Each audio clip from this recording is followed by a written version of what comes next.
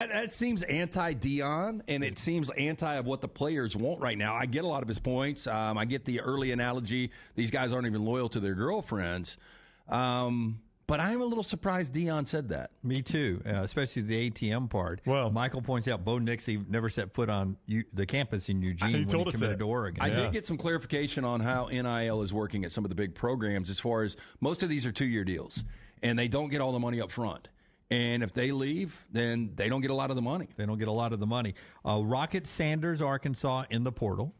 Interest in Rocket Sanders. Got banged up. He was hurt all year, basically, but that guy's a good running back when If healthy. you can get him healthy, he could be a Kenneth Walker difference maker going from Wake to Michigan State. Yeah, you said before the show, boy, you know what you don't get a lot of in the transfer portal is running backs, because most of them, if they got any eligibility, or if they've done it for 3 years, are going to the NFL if they're any good. If they're good, they're usually going to the NFL to save the tread on the but tires. Rocket Sanders would be a good back out of the portal. Mississippi State wide receiver Xavier Thomas, Auburn fans remember he was over 100 yards receiving against them. He's in the portal today. So too is defensive lineman L.T. Overton over at Georgia. I mean, you just know he's a Georgia defensive lineman. He's pretty good into that portal there. So some SEC guys in the portal that are getting some interest there.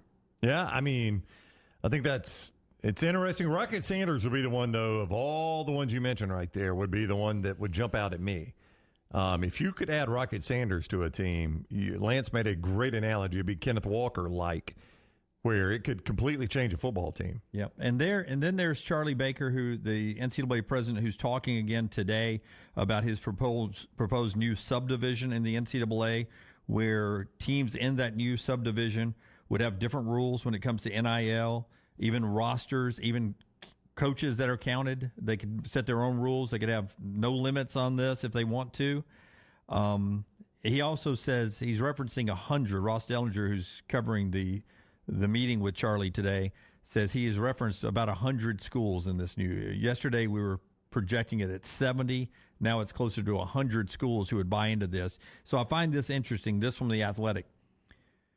59 FBS athletic departments spend over $100 million a year on athletics. Wow. 59 of them. Then it's down to only 32 more spend over $50 million. Everybody else is down around 25 or less million dollars. So you're talking about 59, 100 million or more on athletics, then 32, 50 or more.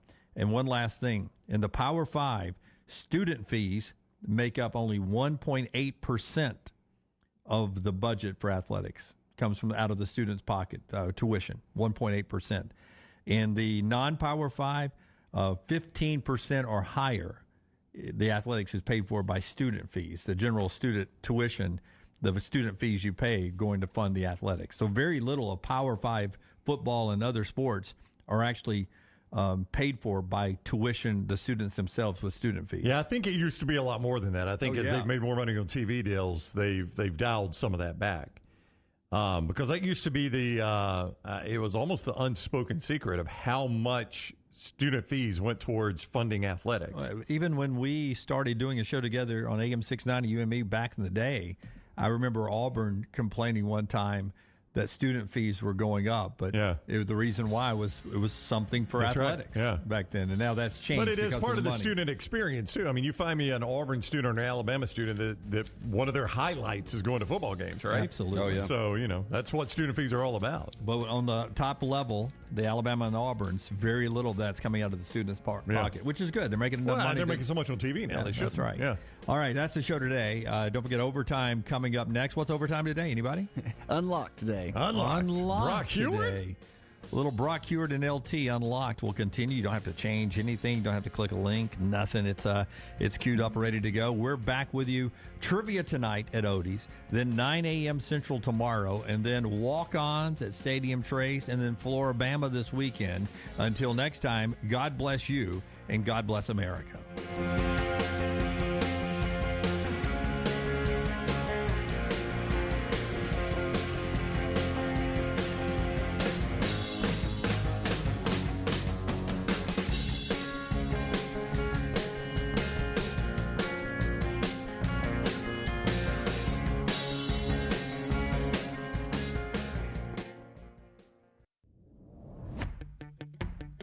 Jim Dunaway, Lance Taylor, Ryan Brown, and Rockstar.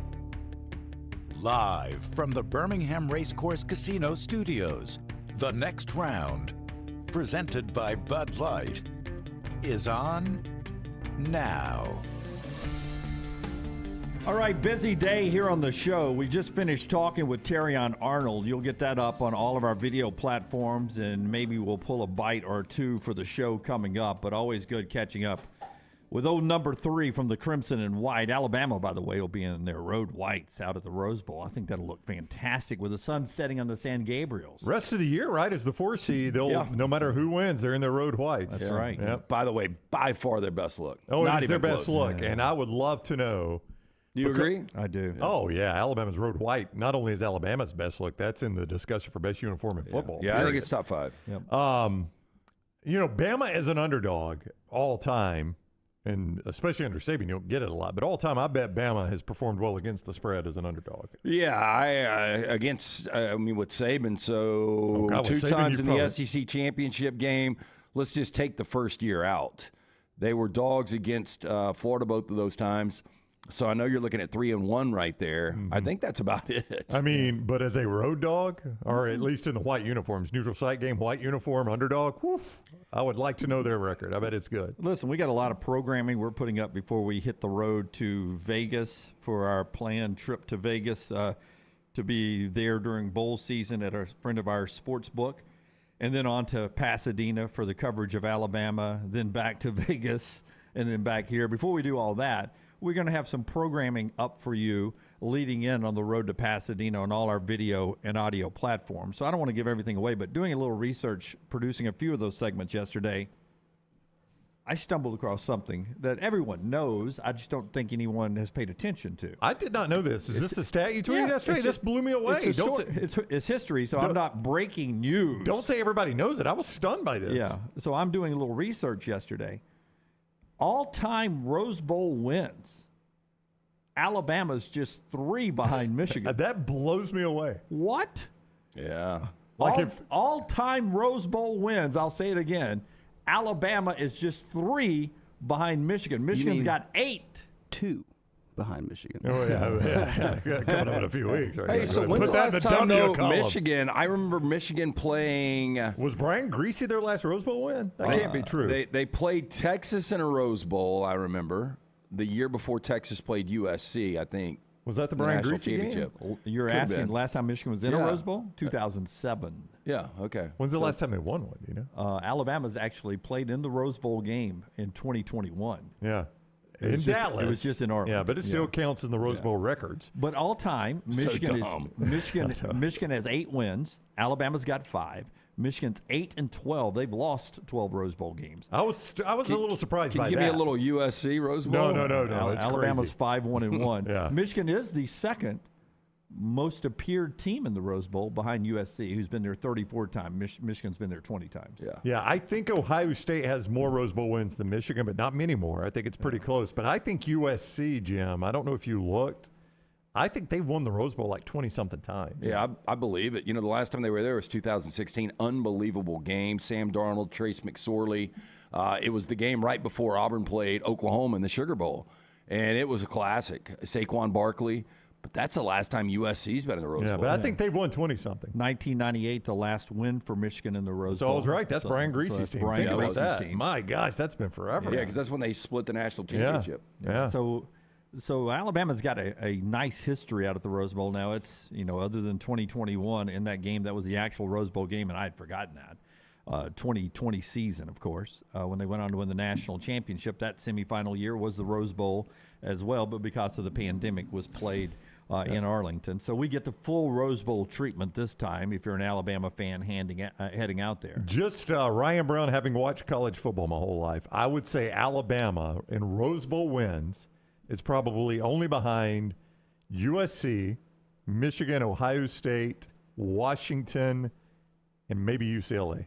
I put UCLA in there. What are you asking now? Just total Rose Bowl wins. I'm just saying if you just teams that have won the Rose Bowl, like if you list them all. I mean, you don't have to do it. I'm just saying I would guess. Oh, do you? Yeah, it's real easy. I would guess Alabama's probably top 5 What does or 6 Alabama all have? time. You I've say got 5 now. I would tell you that Alabama of non-Big Ten Pac-12 teams, because they formed that alliance, I think, in the 30s or 40s. Alabama has more appearances than any other team not in the Big Ten or Pac-12. Okay. As far as Rose Bowl wins go, USC has 25. 25. That's absurd. Ohio State has 9. Yeah. Michigan has 8. Washington and Stanford have 7. I didn't count Stanford, yeah.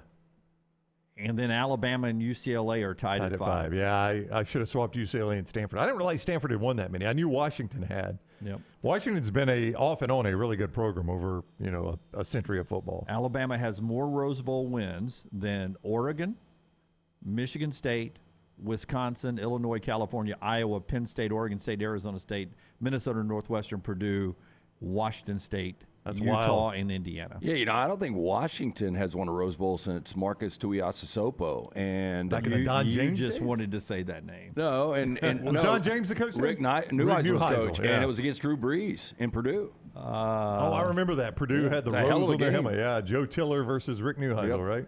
Yeah, they're 7-7-1 all time. Their last appearance was 2019. I don't know the last time they won one. I can look. When you tweeted that yesterday, I saw that tweet, and two things that jumped out at me is that Michigan's that bad in the Rose Bowl, 8-12. That's not a great record, and the fact that Alabama's that close to them in wins blew me away. Well, for a lot of, if you grew up when I did, it always seemed like Michigan and Ohio State were always undefeated when they're playing each other. I know. Winner would go on to the Rose Bowl. And oftentimes, I found myself as little Jimmy Alabama on January 1st cheering for Michigan or Ohio State to lose the Rose Bowl. Yeah, you were all USC then? To give the SEC team a shot Yeah. at the national championship, the public opinion national championship before we played for it. And there were some times when USC was number 1, and I was cheering for the Big Ten to knock them off. And sometimes I was just blocked because it was 1 versus 2, but that was a rarity back then. So I just thought it was unique that Alabama's history, albeit in the 20s Did you always and sit on the 30s. floor when you watch TV? I walked around a lot. I still do. Okay. I pace and walk and such. I could just see little Jimmy sitting in front of the rabbit-eared black and white TV. But do you know when I was growing up, the most meaningful bowl was the Orange Bowl?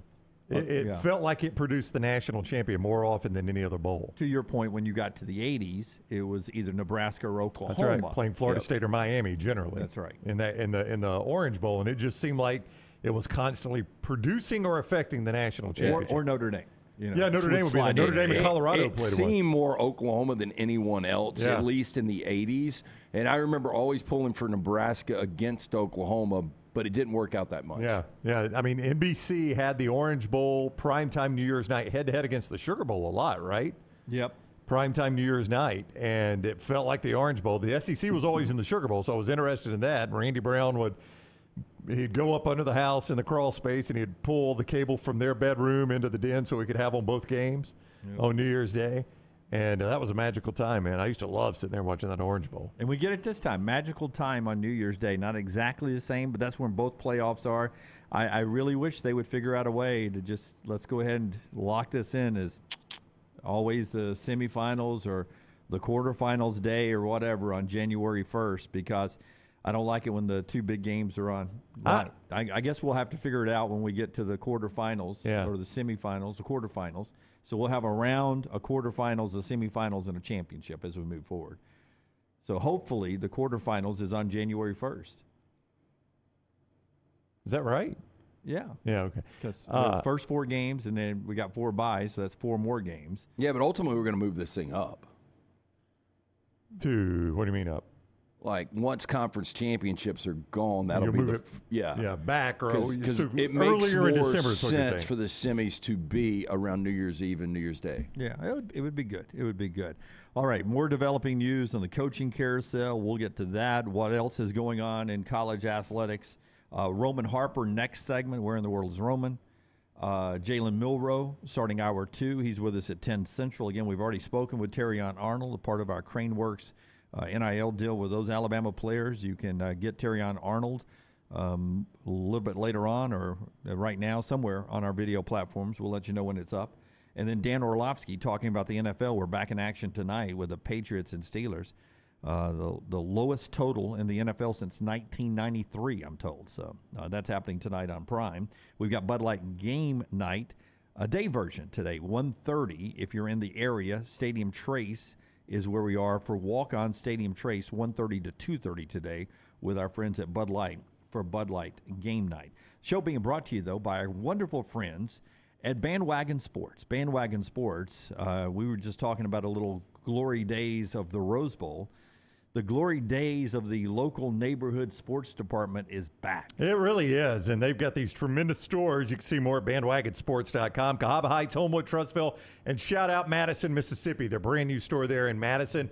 This is the store you go to. I say this when I talk about Bandwagon Sports. You want to sport your local high school where your kids go, right? And you don't mind sporting the gear, but a lot of times it's just low-rent gear, if I'm being honest with you. They've done it as cheaply as possible. That's where Bandwagon comes in. You can get the official logos of the high schools on high-end gear, so you don't have to skimp on the quality. You can get the bats, the gloves, everything you need. You can outfit your travel ball team, your youth league team, your high school team, all right there at Bandwagon Sports. One-stop shop for all of that and great Christmas shopping ideas as well. If you want to see more and jump on the bandwagon, bandwagonsports.com. That is bandwagonsports.com, or visit them in person when in Birmingham, Cahaba Heights, Homewood, Trustville, or over in Madison, Mississippi in the Magnolia State. Always see it at bandwagonsports.com. All right. So as we sit here, it looks like Holy Cross's coach is going to get the James Madison job. But you guys are reacting in the chat room over there about Manny Diaz being the leading candidate and likely going to take the Duke job. And several of you are asking, why does Manny Diaz keep getting these jobs? Well, I mean, it was the Miami job. Did he do horrible at Miami, in your opinion? Was he horrible at Miami? Would you like to compare him to Mario Cristobal? I thought, well, I mean, if you compare him to Cristobal, it's probably not going to be too far off. There's a little more buzz with Cristobal. You'll give me that, right? I will give you that. But he played there. He ignited the donations to come in. Cristobal did. But, you know, Buzz, Manny Diaz. Buzz don't get you in the championship No, game. but Manny Diaz had a lot of ties. His father was the mayor of Miami. Yep. I mean, he was okay, very average. I think it was right around 6 or 7 wins that he averaged. 5-7, 7-5. So he was 12-12, 6-10, and they fired him after 2 years. I'm just gonna go spoiler alert here. They haven't gotten much better since. Maybe it's more program than coach. I know it's hard to say. Again, I just talked about. Wait, I've got 6, 7, 8, 3, 7, 5 at Miami. Yeah. Okay, you're right. I'm sorry, I missed a year for some reason. 6-7, 8-3, 7-5 at Miami. 7-2 in the middle year.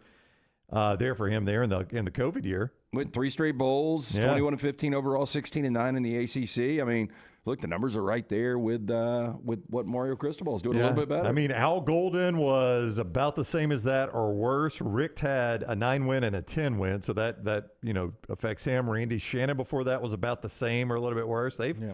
I mean, again, I'm a child of the 80s. Miami was a national power. They're just not that anymore. Yeah, I don't know if they ever will be again. So Manny Diaz looks like he's going to get the Duke job. It's a tough gig. Mike Elko made it look easier than it really is. So that's the buzz that's out there with that. The biggest story in college athletics yesterday continues to be the portal and what is happening to this happened at Florida State. What is happening in the wake of Jimbo Fisher when he's your coach. Jimbo Fisher in those great recruiting classes is falling apart. Just on Wednesday, they had 6 more scholarship players and 4 more starters hit the transfer portal yesterday at Texas A&M, all from one place at Texas A&M. Yeah. They've now got 13 scholarship players, and many of those are starters that are in the portal there. But 4 more starters went into the portal yesterday, including a couple of monster defensive linemen who were 5-star guys. Walter Nolan, the number 1 prospect in the 2022 class, and you just wonder if they even had an opportunity to talk to Elko, or if Elko was able to get in front of those guys. Because Walter Nolan's one of those guys that, hey, whatever it takes to keep you, let's keep you. Yeah, and if I'm being frank, like I don't have to break news to anybody. We don't follow a ton of recruiting on this show. We'll talk about it on National Signing Day. We let the experts talk about it. The last thing I'm going to do is jump on here and tell you where some high school kid is leaning. I don't even know who the good ones are, to be honest with you. And maybe that's a sad admission, but it's true. But this is one of the reasons I don't. Like, do you remember how big a deal this signing class was for Texas A&M? Oh, yeah. They bought every one of them. Nick Saban publicly talking about that Dunaway. Yep. And Jimbo Fisher going on one of the most unhinged rants we have ever seen in athletics. He's the king of college football. Yeah, Go look at his record. Ask God how I got his players. Yeah. I mean, I think he walk on water. Walk on water. I still think there are 3 or 4 coaches that could have got this A&M team possibly in the college football playoffs. and maybe so, and that's why I'm saying, Lance. That's why. I mean, I listen. If you're cheering for a school, I know you want to finish top 10 in recruiting. I get that, but if you can't match it with coaching, none of it matters, right? You can go get all the top 10 classes you want. You got to match coaching with it, and A&M couldn't do that. Well, and that's the thing, I mean, this is going to happen. Even, if you have a coaching stability, guys are going to leave. But you wonder with these top recruits taking off, new coaches coming in. I mean, I think I would at least give the new coach the benefit of the doubt and hear what he had to say, and maybe they did. But it seems like once Jimbo Fisher was out, I'm sure there was a lot of communication between these guys and other institutions. But don't underestimate how significant having your name in the portal could be if you're negotiating an NIL deal. Oh, it's huge. You know what I'm saying? It's I mean, huge. You're basically playing two sides against one another at that point. It's huge. So to your point, these kids could turn around and go back to College Station. My feel, though, just gut reaction, no insider information or anything. Mike Elko shows up. The dynamic, the locker room, if you will, the personality, the DNA of the Jimbo Fisher era is crap. And Mike Elko is trying to reset the course of the program. Yeah, he's trying to uncrap it. And he's gotten in there, and what he is doing is turning off that predetermined NIL faucet a little bit, because those guys are just, by the way, they're paying $17 million a year for 2 coaches, one that's going to do the job and the one that's going to be on one of his 2 Texas ranches. So he's turning off that NIL trickle a little bit to these guys who've already been there, and the program's attitude's not exactly the way Mike Elko wants it. And these are the guys that are already getting big money to be a Texas A&M Aggie. He's coming in and turning that faucet off a little bit. We're going to rearrange some things here, work some things out. And these guys are like, oh, hell no, we're not. Yeah, he could have kicked one of them in the ass and said, look, you might be getting paid, but you're going to earn your money now under me. Different regime. It's going to be a different culture. And, yeah, you're right. A lot of guys don't like change. Now, Nolan committed to A&M, and this is a good player who started a lot his freshman year and was dominant at times this year. Throw Diggs in there, too. Diggs and Nolan both in the portal. Both of them are great guys. But my point on Nolan was going to be he chose A&M ultimately over Georgia and Alabama. Yep. And so you wonder how much those 2 schools are back in the mix with Walter Nolan. That is the first thing I see when a guy hits the portal. Like I said, I don't follow recruiting that much, so I do go back and at least look at who the finalists were for him, right? That's right. Because you got to assume those guys wanted him a year ago, 2 years ago, and he was considering going there. So you'd have to at least make them the favorites if the guy's any kind of player at all. And as everyone's pointing out, Evan Stewart, the big wide receiver, is a guy that we keep, it had been rumored he was going to be in the portal. Now that it's officially open, his name's not there yet. You just keep waiting to see his name pop in at some point. Yeah, and really just out of sight, out of mind this year. Another name in the portal, you can't keep your own kid, Gunnar Gundy. Yeah, that's wild. I mentioned that yesterday, how bad that was at breakfast. Hey, when Dad. you walk in, hey, Dad, I'm gonna hit the portal there. I want to catch up with you. One more portal guy that went in yesterday, LT, I want your reaction, because if you watch Ohio State football this year, he was the healthiest, most consistent running back out there for them. I mean, he was there every week for them. Chip Trainum. Is that how you say his last name? Trainum. Chip Trainum is in the portal with Rocket Sanders and Marcus Major is a couple of good running backs. But, I guess Travion Henderson has another year, can come back if he chooses to do so at Ohio State. But Chip was there every step of the way. When Travion was hurt, Trainium was there every week. And putting up pretty good stats. I like him as a running back wherever he ends up. Yeah, it's going to be weird. He started his career at Arizona State, and Evan Pryor is entered the transfer portal, another back. Mayan Williams is declared for the NFL draft. Travion Henderson, who is so good when he's healthy, hasn't entered his name. He's battled injuries over the last couple of years. If I'm Travion Henderson, now that I know that I am going to get almost all of the touches, I get an NIL deal, and I make sure I come back because – in today's world of NFL running backs, these guys really only get one contract. Yep. And you might as well cash in at the collegiate level with NIL. And I think Travion Henderson probably can name his price to stay in Columbus. Yeah, at least make some money here, and then that one contract, you add those two together and you've had a decent living, right? Yeah, I mean, he could probably make $1 million if he's got the right agent to stay another year in Columbus. Lunsford is back on the back row. We'll talk to him a little bit what he saw in Auburn's one of their prized wide receivers last night is Thompson loses to Cam Coleman's, was that Central Phoenix City last night in the 7A playoffs. And Auburn got a fresh look at maybe one of their future stars on that big state stage in high school football. Tyler and Forrester back there, Taylor Korn, Emily Grace handling everything social media-wise out in the command center. Of course, Rockstar is alive and well right there. Look at that shiny head. Fresh cut, too, for Rocky. Survived trivia. I like that. I did. A little shrapnel, but we're good. Yeah, the whole show there. Yeah. Some carolers last night. LTD&B right here. We'll talk to Roman Harper coming up on the other side. The show being brought to you by Dr. B. My man, Dr. B, got a text from him. They were having what looked to be a little holiday party yesterday. I was going to share the festive text with you guys and break. Dr. B, just the best in the business. When I started to thin out, I asked around. Everyone said Dr. Beckenstein is the guy you need to call. Even a guy that relocated to Utah that used to be in a similar business, he's like, Dr. B's the best. So called him up, got the consultation, started to get the treatment. It's really simple. I do 3 non-invasive treatments, 30 minutes each on the couch a week. That's all I'm doing.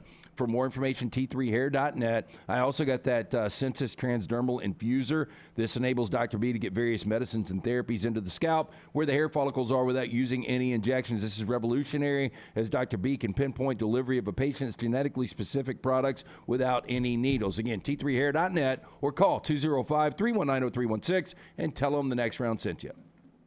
Everything Next Round is on demand now in the podcast section at nextroundlive.com. There are so many things I love about Walk-Ons. Authentic, mouth-watering Louisiana cuisine prepared fresh daily from scratch. A great beer selection and TVs everywhere to watch the big game every day of the week. And of course, they've got 2 great locations on Highway 280 and 119 and at Hoover near the Hoover Met. Walk-Ons is also a great place for happy hour, 2 to 6 Monday through Friday with $5 moonshine swirls, $5 house pours, and half-price appetizers. And it's an easy take-home experience for the family as well. Highway 280 and Hoover with Walk-Ons. Hey, Lance Taylor from the Next Round. You've heard me for years talk about our friends at Bromberg's Jewelers, and we welcome you to stop by and see that great customer service at the Mountain Brook and Summit locations. But we'd also love for you to check out their new online shop. They've got plenty to choose from. Great gifts, big and small. Available online, they've got David Yurman, Tudor watches, select diamond and gemstone jewelry, William Henry, seasonal and favorite giftware items, and baby gifts as well. They've even got an online sale section. For more information, brombergs.com. What would happen if Santa came down your chimney and discovered fire damage in your home? What if he came down the chimney and discovered a wet floor? Santa's elves can't clean it up. You would have a lot of unhappy children Christmas morning. If that happens, contact DryTech Water Restoration immediately and make sure your children have a Merry Christmas. DryTech can clean up the mess and get in touch with your insurance company. Call DryTech 205-637-0143 and make sure your holidays are safe and happy. Happy holidays to all from DryTech Water Restoration. The wait is over. Tonali has arrived. Beautifully distinctive Italian styling and performance. Come test drive the all-new 2024 Alfa Romeo Tonali plug-in hybrid at Alfa Romeo of Birmingham. The all-new Tonali offers best-in-class horsepower and torque, fastest 0 to 60 times in its class, plus best-in-class range with full electric charge. And best of all, qualified Tonali leasees are eligible for up to $7,500 EV tax credit factored into your lease. Hurry down to Alfa Romeo of Birmingham and experience the all-new Tonali. IV therapy, B12 injections, cryotherapy, and compression therapy, all under one roof. It's our friends at Hydra Live Therapy. IV therapy treatments are packed with nutrients to increase energy, reduce stress and anxiety, and boost your immune system, and more. If you mention the Next Round at checkout, save 20% off any service. You can join the IV League today. Members are rewarded with deep discounts. Make sure you ask about that. Hydra Life Therapy open 7 days a week. Homewood, Tuscaloosa, and coming soon to Greystone. Looking for the perfect gift for everyone on your Christmas list? This is Wes McClooney, owner of the New Balance Birmingham store, and I invite you to do your Christmas shopping at the New Balance Birmingham store. Everyone needs new shoes this time of year, and they'll want stylish shoes that fit perfectly. At New Balance Birmingham, you'll find the largest selection and inventory for a specialty shoe store. We have every size from extra wide to extra narrow. Shop the New Balance Birmingham store on Highway 280 next to Chick-fil-A.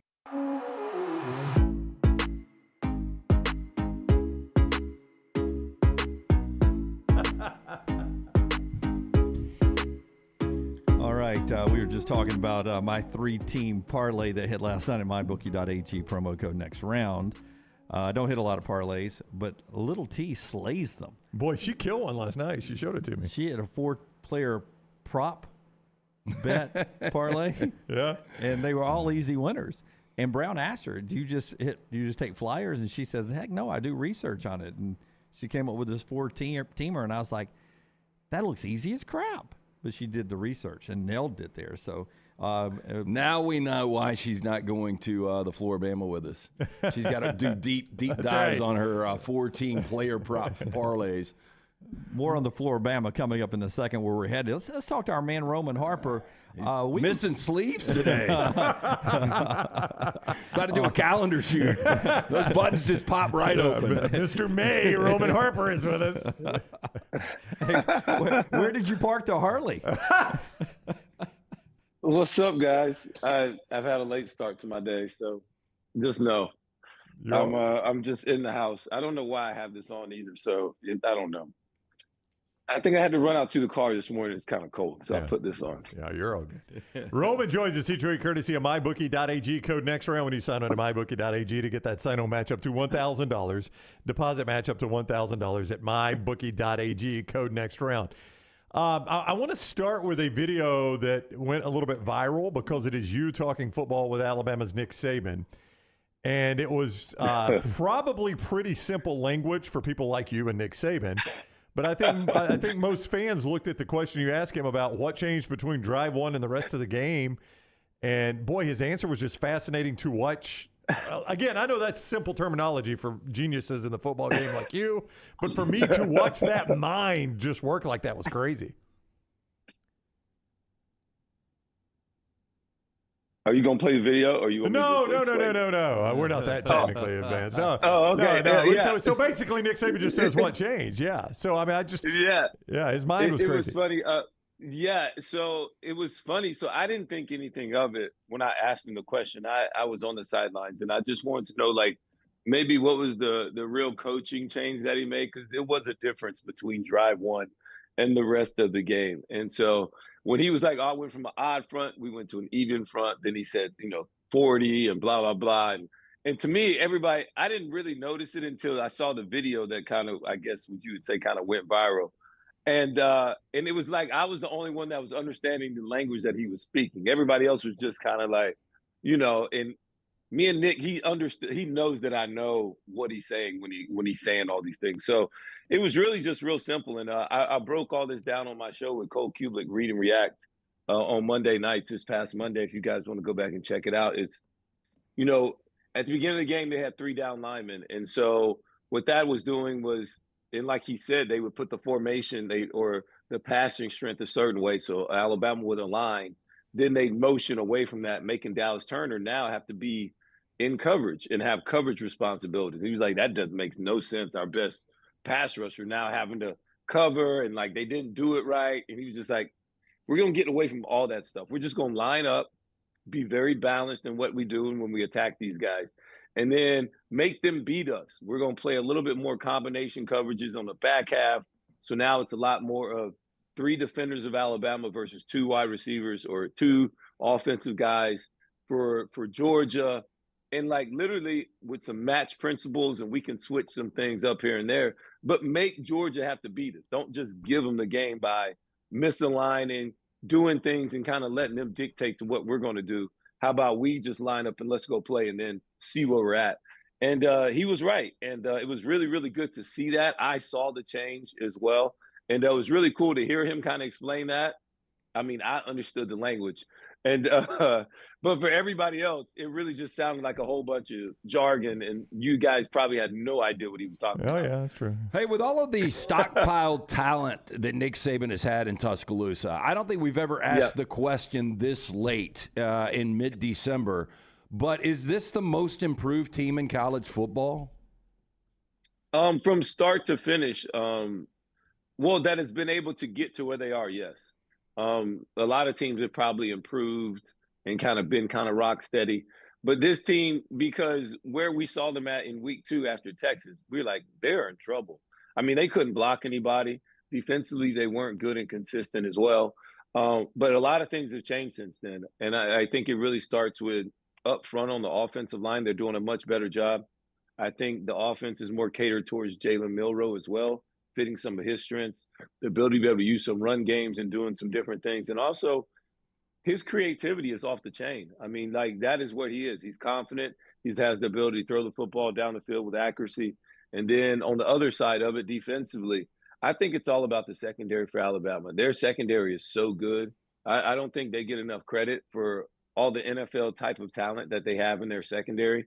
And because of that, it allows them to be so much more diverse. They don't have to blitz to get pressure. But if they want to, they can, because they got guys in the back that can cover one-on-one. And the receivers that they're facing are not better than them. So it's really, really cool to see this team kind of come to who they are and kind of learn what works for them. Like, they thought they were this, but they're really that.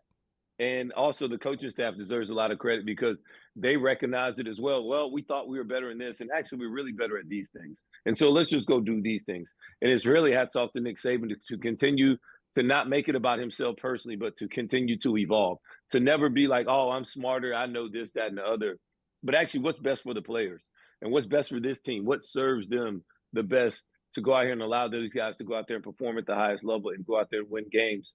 And that is what they're doing. It's been really cool to kind of see that. And I would agree with you that, yes, this has been the most improved Alabama team from start to finish because they don't even look like the same team. I will compliment you and Cole that Read and React has been fantastic all year long, even for those that don't understand the lingo, which is why sometimes I end up eating like things at restaurants that I don't know what it is. Everyone else is talking, and I'm like, I don't even know what that is. I'll order that too because everyone seems to like it, and I'm like, am I eating something with eyeballs? I don't know. But I want to ask you, as a guy who played the game, and I know you didn't come off the bench a lot in your whole career all the way back to youth football, but when Amos comes into the game because of the injury to Kool-Aid, do you know you're going to be thrown at immediately? And then how do you like that kid, the way he was able to step up to that moment? He's done it a couple of times this year. Well, he's been rock solid. That is exactly what. Well, number one, you probably do know they're going to throw at you at some point. But he's been so rock solid. I mean, his technique on that one comeback route was fantastic. Wide receiver tries to give him a little something inside, stabs and boom, boom, works his feet back outside, staying attached, and then be able to jump up underneath a comeback route where really Carson Beck almost hit him kind of right there at the ball. So it was really, really good. But I think their best secondary piece is when you have Kool-Aid on one outside, you got Amos on the other at the other corner, you got Terrion Arnold at the nickel, you put Malachi Moore at one safety, and you have Downs. What's the freshman's name? Yeah, Caleb Downs at the other safety. I think that's their best group. And, and even if you want to put Caleb Downs as more of a dime type linebacker where now he can match up versus any tight end or anything like that, and then have Jalen Key on the other safety. I love that combination of guys too. But that's the diversity piece I'm talking about as far as Alabama's secondary. It's because they have so many guys with all these talents and traits where you can just go out there and line up and cover guys. And you can play in space. And you know how good you are up front. So you're not really worried about teams bullying you up front or being able to run versus you, because I got two guys off the edge that can really go get the pass rusher themselves individually. And so we're going to win those matchups more often than not. That's why I really have to tip my hat to see this Alabama team has really grown. And as I talk to these players individually, it really pays off because they actually really like each other. And it's different than what you've heard out of other locker rooms from Alabama. Despite wherever you can say who's talented, who's going to get drafted where, this team actually likes each other. And when the chips got tough earlier in the year and a lot of people threw this team out, they really just hunkered down and said, we actually know we're good. And they never doubted themselves. And you're starting to see some of those results. Roman Harper joins us courtesy of MyBookie. MyBookie.ag code next round. MyBookie.ag code next round. Get that sign-on deposit match up to $1,000 when you use code next round on your initial deposit at MyBookie.ag. We talk about players coming a long way, and a lot of people would focus on Milroe. We discussed this the other day. I don't know that Caden Proctor hasn't come further on this team than anybody. I mean, oh my gosh, Harp, he was getting guys killed to start the year, and now you can't get past him. I don't know what happened. You know, I agree. I don't know either. His pass protection has been so much better. And it's going to be really interesting to see as, you know, the competition starts to ratchet up even more, how they do it. But I remember the first 2 games, he couldn't block anybody. Like it was bad. It was dangerous from that left side of the quarterback, the backside of the quarterback. It was really dangerous early in the season. And now he's pretty rock solid. He's not giving up a lot of pressure. Even on pass situations, he's not getting beat. Even on switches, TE stunts, ET stunts, where guys are moving all over the place, he's picking it up well. And Milroe stepping up, climbing the pocket well as well. So everybody's kind of on the same page. And I'm just going to be honest. I saw a play versus Georgia, a couple plays, where I have not seen Georgia D linemen get bounced around and thrown out of clubs like that, like ever. They were getting tossed around everywhere. At one point in time, they ran an unbalanced formation, which means they put Caden Proctor on the right side, right beside J.C. Latham. And then Latham was beside big number 77. I forget his name right now at the top of my head.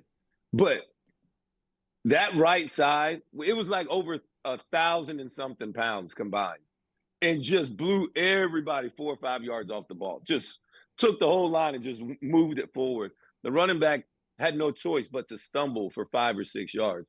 And so seeing who Alabama is and like, okay, these guys are double teaming guys and they're moving people big time right now versus when I saw them versus who's that, South Florida week 3, or was that South Florida, right? Yeah, South Florida, yes. Yep. They played against South Florida and they tried to double team a D lineman from South Florida and missed. I'm just like completely missed. And I'm like, how do you miss a 290-pound guy when you both are 360 and he's lined up right in between both of you guys? I don't know how, but they did it. And so to look at where they were and now look at how they treated Georgia, which I haven't seen anybody do that to Georgia in the 4 years I've been covering the SEC. It was crazy to see how this team has grown. And like you said, it really starts up front. And Caden Proctor was a big part of that. And now they have drawn another physical team in Michigan, a team that's won 26 of their last 27 games. You look at the quarterback in J.J. McCarthy, he's thrown 1 interception over his last 10 games. He's a lot more athletic than he's given credit for. The kid, there are reports he runs a 4.4, 4.5 40. He's had the ankle injury. This gives him a little more time to rest. Initially, how do you see this matchup? So I agree with all those statements you said. I like J.J. McCarthy. I like his attributes. I like his ability. This is a pro-style offense. So because I've been breaking down Michigan the last 2 days, I went back and watched their games versus Ohio State, versus Iowa. I watched them a couple of times early in the season as well. But, you know, they had a long time before they had to play anybody worth a flip. So for Michigan, my biggest question is how does Michigan go about trying to score and be explosive versus Alabama? You're not going to, get bigger and beat Alabama that way. You're not just going that's just not going to happen. So are they going to get more creative? Is J.J. McCarthy, because he had an ankle injury, he's going to need this little bit of time to get a little bit more healthy? Is quarterback run game going to be more up? And so I'm really interested in seeing those things play out, because if you're Alabama, Alabama's not afraid of anybody. Michigan uses their wide receiver, number 1, Roman Wilson, my favorite name in college, actually. Roman Wilson, at times, you get him in motion to be able to attack guys downfield. And a lot of times the motion is the tip for Michigan. And so as they use those things to kind of indicate where they're trying to go, where they're trying to attack you, that's one thing. And then, but Alabama's secondary, I already told you how good they are. They're not going to be afraid of anybody. And when I saw Iowa locking Michigan down on one-on-one coverages with man-to-man coverage, I'm like, Alabama's got a chance. And so Michigan loves to use the tight ends in their pass game. Alabama's not going to be afraid of those guys either. So it's going to be But Alabama has to stay gap solid in the run game. You got to make Michigan pick the ball up because Michigan wants to run the football on first and second down. They want to kind of dictate the game in that way. And I'm just looking at it. I'm really wondering how Michigan is going to score offensively and how are they going to get to not only score, but how they're going to get to 28 points. Because you're going to have to get in the 20s to win this game, period. I mean, you just saw the two best teams in college football, Alabama and Georgia play, and the game still got up into the 20s, and those defenses are rock solid. So it's going to take 20-something to win this game. So how does Michigan get there? I don't know. Alabama's got to take care of the football. They can't give up any big plays on special teams. And defensively, you got to continue to do what you've been doing, which is playing rock solid defense and don't give up the big plays in the run game because that's what they really want to do. You think Chris Doering's going to see this interview and move arm day up a day? I hadn't even hit the gym in like a week, guys. So I'm a little deflated right now. I mean, maybe. I mean, CD don't want to see me. He knows that. He won't go across the middle on Harp. Not Chris Doering. Harp, thank you very much for the time. We'll talk with you next week. Enjoy your weekend. I can't wait, guys. Got a little time off, man. It should be fun. Hopefully, I get to golf, and my birthday's Monday, so it'll be a fun one. Happy birthday, man! I hope your 30s are as good as they were to me. Hey, thank you, man. I appreciate that. They are dead and gone. They've been gone a while now. Hey, good job. Keep bringing my man Terrion Arnold on too. I keep watching his clips. It's been really good. Continue to grow and express himself. He's fantastic, man. Not only great on the field, but his future is bright everywhere. And tell Roman real quick. You saw Terrion walking off the field. Tell him the T-shirt story. This is a pretty cool story, actually. Harp. So they're coming out of the tunnel and walking back after the trophy presentation, and they're all out there giving them the T-shirts. They put on the T-shirts that celebrate the SEC championship. And so Terrion's coming in, and there's a little kid standing next to me. I'm just waiting to go do interviews, right? And there's a little kid in an Alabama jersey standing next to me. And he's, Terrion. He goes, what's up, buddy? He goes, hey, could you get me one of those T-shirts out of the locker room? And he goes, man, just take this one. I'll find another one. And gave the kid his T-shirt. I thought that was really cool, man. Yeah. That is what it's all about, man. I don't think enough athletes understand what it means to make somebody's not only day but life. Like, these people remember these moments. I've met this lady. I took a picture with her in 2005, my senior year, after an LSU game that we lost. I saw this picture. She was a little girl then. And then I randomly saw her like 4 years ago in New Orleans where she was living at. And I took a picture with her then. She told me about this. She actually sent me the picture of like her when she was like 8, then her when she was like 20 something. And then I just saw her at the SEC championship and took another picture with her. So I got these 3 pictures of this lady when she was like a little girl to like a young lady and to like a grown woman, 2 pictures. But you just don't know when you can make that time, that 15 seconds changes that person's life. And it was just 15 seconds for you. And he will definitely be able to get another T-shirt. So there's no these doubt. Things matter. These things matter to fans, and they make us and allow us to live the way we do. Yeah, and that kid was really nice. He gave Terrion his Coca-Cola as well. Old commercial. I don't know if Roman's going to get that one. Old commercial. All right, Harp, good talking to you, buddy. Have a good weekend.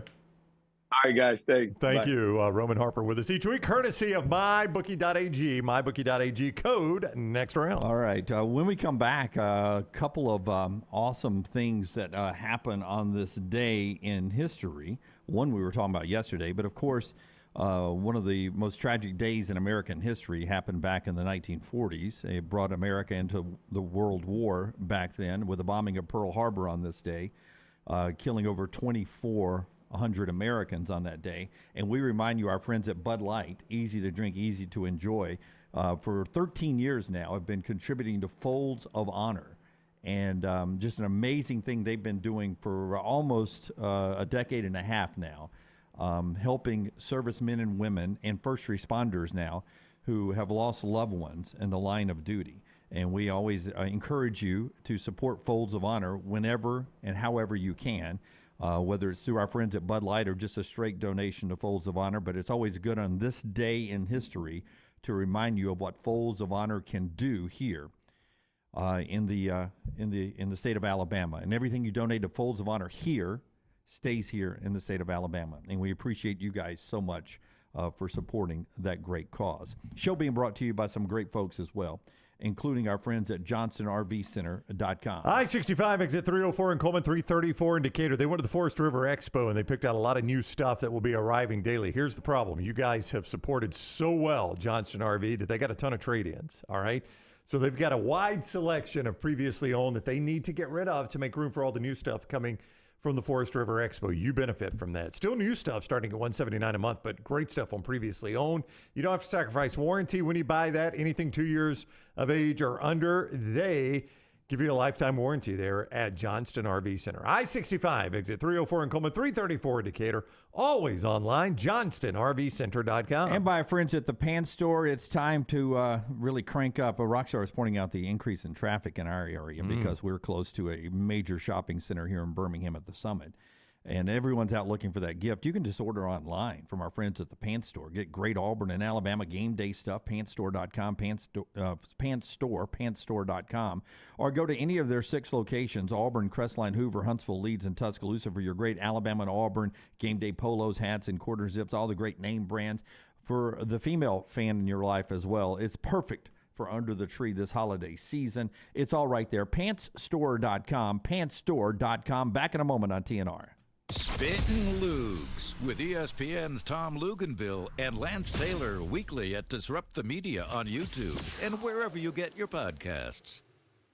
Ryan Brown here for the next round with a question for you. Are you on the bandwagon yet? Bandwagon wants to invite you to one of their 3 retail locations in Birmingham for all your holiday shopping. Bandwagon has the top brands in sporting goods, athleisure, and lifestyle apparel. You can check your entire family off the list at Bandwagon with brands like Task, Bird Dog, and Varley, plus the best in sports equipment. Visit the Bandwagon locations in Cahaba Heights, Homewood, and Trussville, or online, bandwagonsports.com. Next round listeners, it's time to jump on the bandwagon. Stop by the New York Butcher Shop and pick up the finest in certified Angus prime beef steaks and burgers, premium pork chops, ribs, and all-natural chicken cut to order just for you.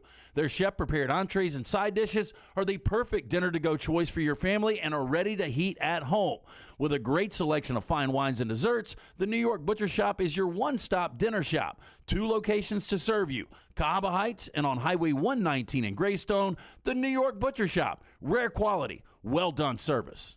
Stop unwanted guests. Save $50 from our friends at Wayne's right now. Call 866-WAYNES-1 this holiday season. Give the gift of peace and security to your home and family with a $50 off recurring Wayne's Pest Control services. Keep your celebrations joyful and free of unwanted critters this holiday and beyond. At Wayne's Pest Control, we don't just promise short-term fixes. We promise year-round protection for your home, keeping your family, children, and pets safe. Again, call 866-WAYNES-1 today. That's 866-WAYNES-1. What would happen if Santa came down your chimney and discovered fire damage in your home? What if he came down the chimney and discovered a wet floor? Santa's elves can't clean it up. You would have a lot of unhappy children Christmas morning. If that happens, contact DryTech Water Restoration immediately and make sure your children have a Merry Christmas. DryTech can clean up the mess and get in touch with your insurance company. Call DryTech 205-637-0143 and make sure your holidays are safe and happy. Happy holidays to all from DryTech Water Restoration. Hey, Lance Taylor from the next round to tell you about our friends at Gutter Cap. Gutter Cap's that patented aluminum cover system that fits over most existing gutters to keep out debris and eliminate that gutter cleaning. It's backed with a lifetime warranty, almost 20-year service record right here in Birmingham. Stay off that dangerous ladder forever. 45% off the retail price now if you call guttercapbirmingham.com. Call my good friend Chris Stewart now, 205-823-2212. Cap it, don't snap it. It's Gutter Cap. Tom Luganville here for Jack's Western and Outdoor Wear. For great holiday shopping for the whole family, this place is a must. Jack's carries all the name brands in boots, hats, and apparel, including the Kynes Ranch brand, as seen on Yellowstone. You might not look like Kevin Costner, but you can dress like him. Jack's also has the only Ariat shop within a shop in the state of Alabama. Come see us every Monday through Saturday from 8 a.m. to 8 p.m. and Sundays from 1 p.m. to 6 p.m. Just look for the big red building off I-65, exit 304 in Coleman.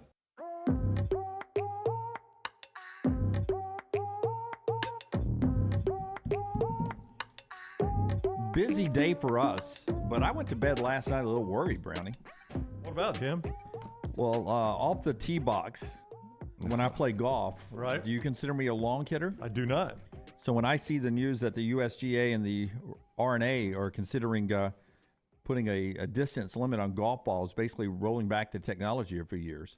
Well, and that's going to take three to 5 yards off my drive. Yeah, and I don't know how everyone will react to this. I would imagine the manufacturers will continue making their normal golf ball, but you'll have to play a specially designated one if you're playing a event that's ruled by USGA or RNA rules. So I can hit some juice balls? You can hit the normal ball you've been hitting, yes. I wouldn't call it juice. So I don't need to run to my local I would not. golf store and stack up the I don't 20 know that years, now. 20 years worth of golf balls. You're gonna need to do a little research on that. I don't know. Did you see John Rahm's going to the Live? Did you see that? If you were offered $600 million, I'd go to the Live. It'd be hard to say no. I think I'd go to the Aliceville Women's Prison. I'd go anywhere I needed to go for $600 million. Can you believe that? Got to wash that money somehow. Unless they wash it with the next round. They wash it with you. $100 million. Yeah, it's crazy. Hey, Floribama's where we're headed tonight. And we'll be there live with our show tomorrow, LT. Yeah, looking forward to that. So a few things going on. The 2024 membership cards, they're on sale now. The first drink every Thursday is free, no cover charge, including the mullet toss, and the membership line is back. They make great Christmas gifts. Get online now at FloridaBamaStore.com for more information on that. And don't forget, we're going to be broadcasting in the main room 11:30 to 12:30, getting you ready for Army-Navy. If you're around the area, please come see us. Come say hello. It is so much fun. So pregame with us. We'll be there by 11 o'clock. 2 free drinks for any active or retired military. They're going to have raffles throughout the game. Don't miss Army, Navy. They push-up contest at halftime. It's awesome as well. Again, for more information on all of this stuff, just go to Floribama.com. But we will be out there tonight, tomorrow, Saturday, maybe even Sunday. Who knows? Yeah, and 11:30 is sort of the target time, Troy, before the Army-Navy game on Saturday when we'll do our live show down from the Floribama. And Michael says I was talking about the bushwhacker yesterday. No more so talking. good. Come tomorrow. I was talking about the bushwhacker last night with our friends Woody and Poochie, and that we'd have a few of those down there. Some people say the greatest invention when sports television was the yellow first down line. I don't know who was the first network to do that. I know it seems like it was Monday Night Football or maybe the Fox NFL game, but I'm not certain. Fox, I know, was the first to do the score box. That's the best invention to me because unless you lived when we were growing up and you turned the game on, had no clue what the score was, how much time was left, nothing. No quarter. You didn't even know what quarter was in sometimes until the announcer reset it or they went to a commercial break. And you have some of those announcers that are really good at what they do, but they don't reset enough. Yeah. That's something, still that's an art when you're listening to a game on radio. But to me, it's the ticker. And CNN was the first to ever do the ticker. But just rolling scores at the bottom, so important because you guys remember being at games at Jordan-Hare or Bryant-Denny or Legion Field, and you would have to wait about 30, 45 minutes in between, and the games were already delayed. Georgia Tech now leads Virginia 14-7 in the third quarter. But the greatest invention, really, though, happened on this day in the Army-Navy game in 1963. It was the first time ever that a network used instant replay. A guy had worked on it for 6 years. I bet it was so awful, too. Yeah, well, I mean, it was. So much so that Lindsey Nelson, because there was no fancy spin or graphic or anything, they literally had to put the word replay up in the corner of the screen, and Lindsey Nelson, the announcer, had to say, fans, this is not live. This is Army. Army is not scoring again here. This is what we're calling instant replay. And they did that first in 1963. Can you imagine a game? Because big plays happen, and you're like, did he catch it? Oh, was he in bounds?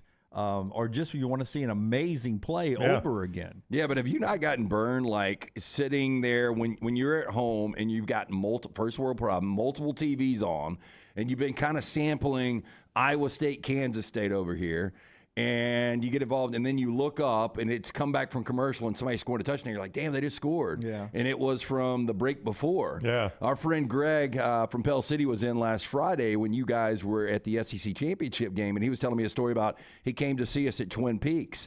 And he said that he was drinking a beer at the bar, and he was all into this Braves game. And the bartender came over and said, that's from last night, right? Yeah. And he's like, I take pride in being a big Braves fan. Yeah, that's last night.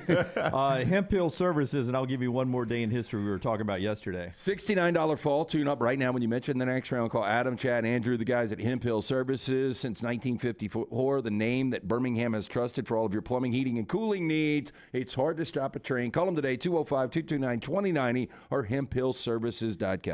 On this day in 1972, Apollo 17 took off. That was the last time humans have walked on the face of the moon. All right, so when 1972. Why have we not done it since 1972? When we were talking about it the other day, whether or not we went to the moon, there were a lot of people in the chat room that said, and Jonathan Hardis at Fox 6 texted me the same thing, and Jonathan's a trusted journalist, right? That we're actually trying to get back to the moon, that the goal, I think, was 2030, but there are a lot of people that think China can be there by 2028. So here we go again. We were racing the Russians before. Now we're going to race Red China. But what is the point of going to the moon? Colonization? Can we get great minerals? If we're chasing China, it's going to be some sort of national pride. I mean, I don't know that there is any benefit. If you're China, aren't you like, you owe me $39 zillion. Maybe that's Why it. in the hell are you wasting money trying to beat us to the moon? Maybe we'll tell China, I'll tell you what, if you'll cancel that debt, we'll stop our race. You know what to they're the going to do? They're going to repo our rocket once they get up there on the moon. That's right. Our guys won't be able Our to get pink home. slip is gone. They'll leave them on the moon. They're towing it back, Johnny. They're towing it back. But at some point, they're going to go to the moon now. I mean, can't we just point at the school board and say 1972? Well, China will say they did it better, right? And there are probably a lot of people in China that will think, oh, that's the first people on the moon. And they go, Stanley Kubrick. Yeah. And we'll say no. Go ask Neil Armstrong. No. Jalen Milroe, Alabama quarterback, SEC champion quarterback, joins us next. By the way, awards come out yesterday. Eli Drinkwitz is the SEC Coach of the Year. Should be. Yeah, I've got no problem with that. Jaden Daniels is your offensive player Certainly of the no year. problem with that. And then it all turns crimson. SEC Defensive Player of the Year, Dallas Turner. SEC Freshman of the Year, Caleb Downs. SEC Specialist of the Year, Will Reichard. I mean, he is the leading scorer in NCAA history. He forgot how to kick a little bit at the end of the year. Yeah, see how he maybe cranks it up at the Rose Bowl as we continue our countdown to Pasadena. Being brought to you in part today by our friends at Bromberg's. It's the holiday season. We'll talk to the Bama quarterback coming up on the other side. Since 1836, family owned and operated. Our friends at Bromberg's Jewelers. 2 great locations for you. They are the diamond specialists. Think about popping the question. Whether it's this holiday season or as we run into the new year, you need to go see our friends at Bromberg's. 2 locations, Mountain Brook and the Summit. You can also shop online right now. Check out their vast selection of gifts. Go to brombergs.com. Follow Rockstar on Twitter @RockstarBHM. Are you ready to make this holiday season one to remember? Legacy Credit Union is here to make your dreams come true with their lifestyle loans. Whether you need a little extra cash for gifts or you want to take that unforgettable holiday vacation, Legacy has the right loan for you. With affordable monthly payments, flexible terms, and absolutely no collateral required, Legacy Credit Union is your trusted partner for your stress-free holiday season. Apply in minutes. Go to LegacyCreditUnion.com to get the financial support you need to enjoy the holidays to the fullest. Again, LegacyCreditUnion.com. Some restrictions apply. See credit union for details. Federally insured by the NCUA. Stop unwanted guests. Save $50 from our friends at Wayne's right now. Call 866-WAYNES-1 this holiday season. Give the gift of peace and security to your home and family with a $50 off recurring Wayne's Pest Control services. Keep your celebrations joyful and free of unwanted critters this holiday and beyond. At Wayne's Pest Control, we don't just promise short-term fixes. We promise year-round protection for your home, keeping your family, children, and pets safe. Again, call 866-WAYNES-1 today. That's 866-WAYNES-1.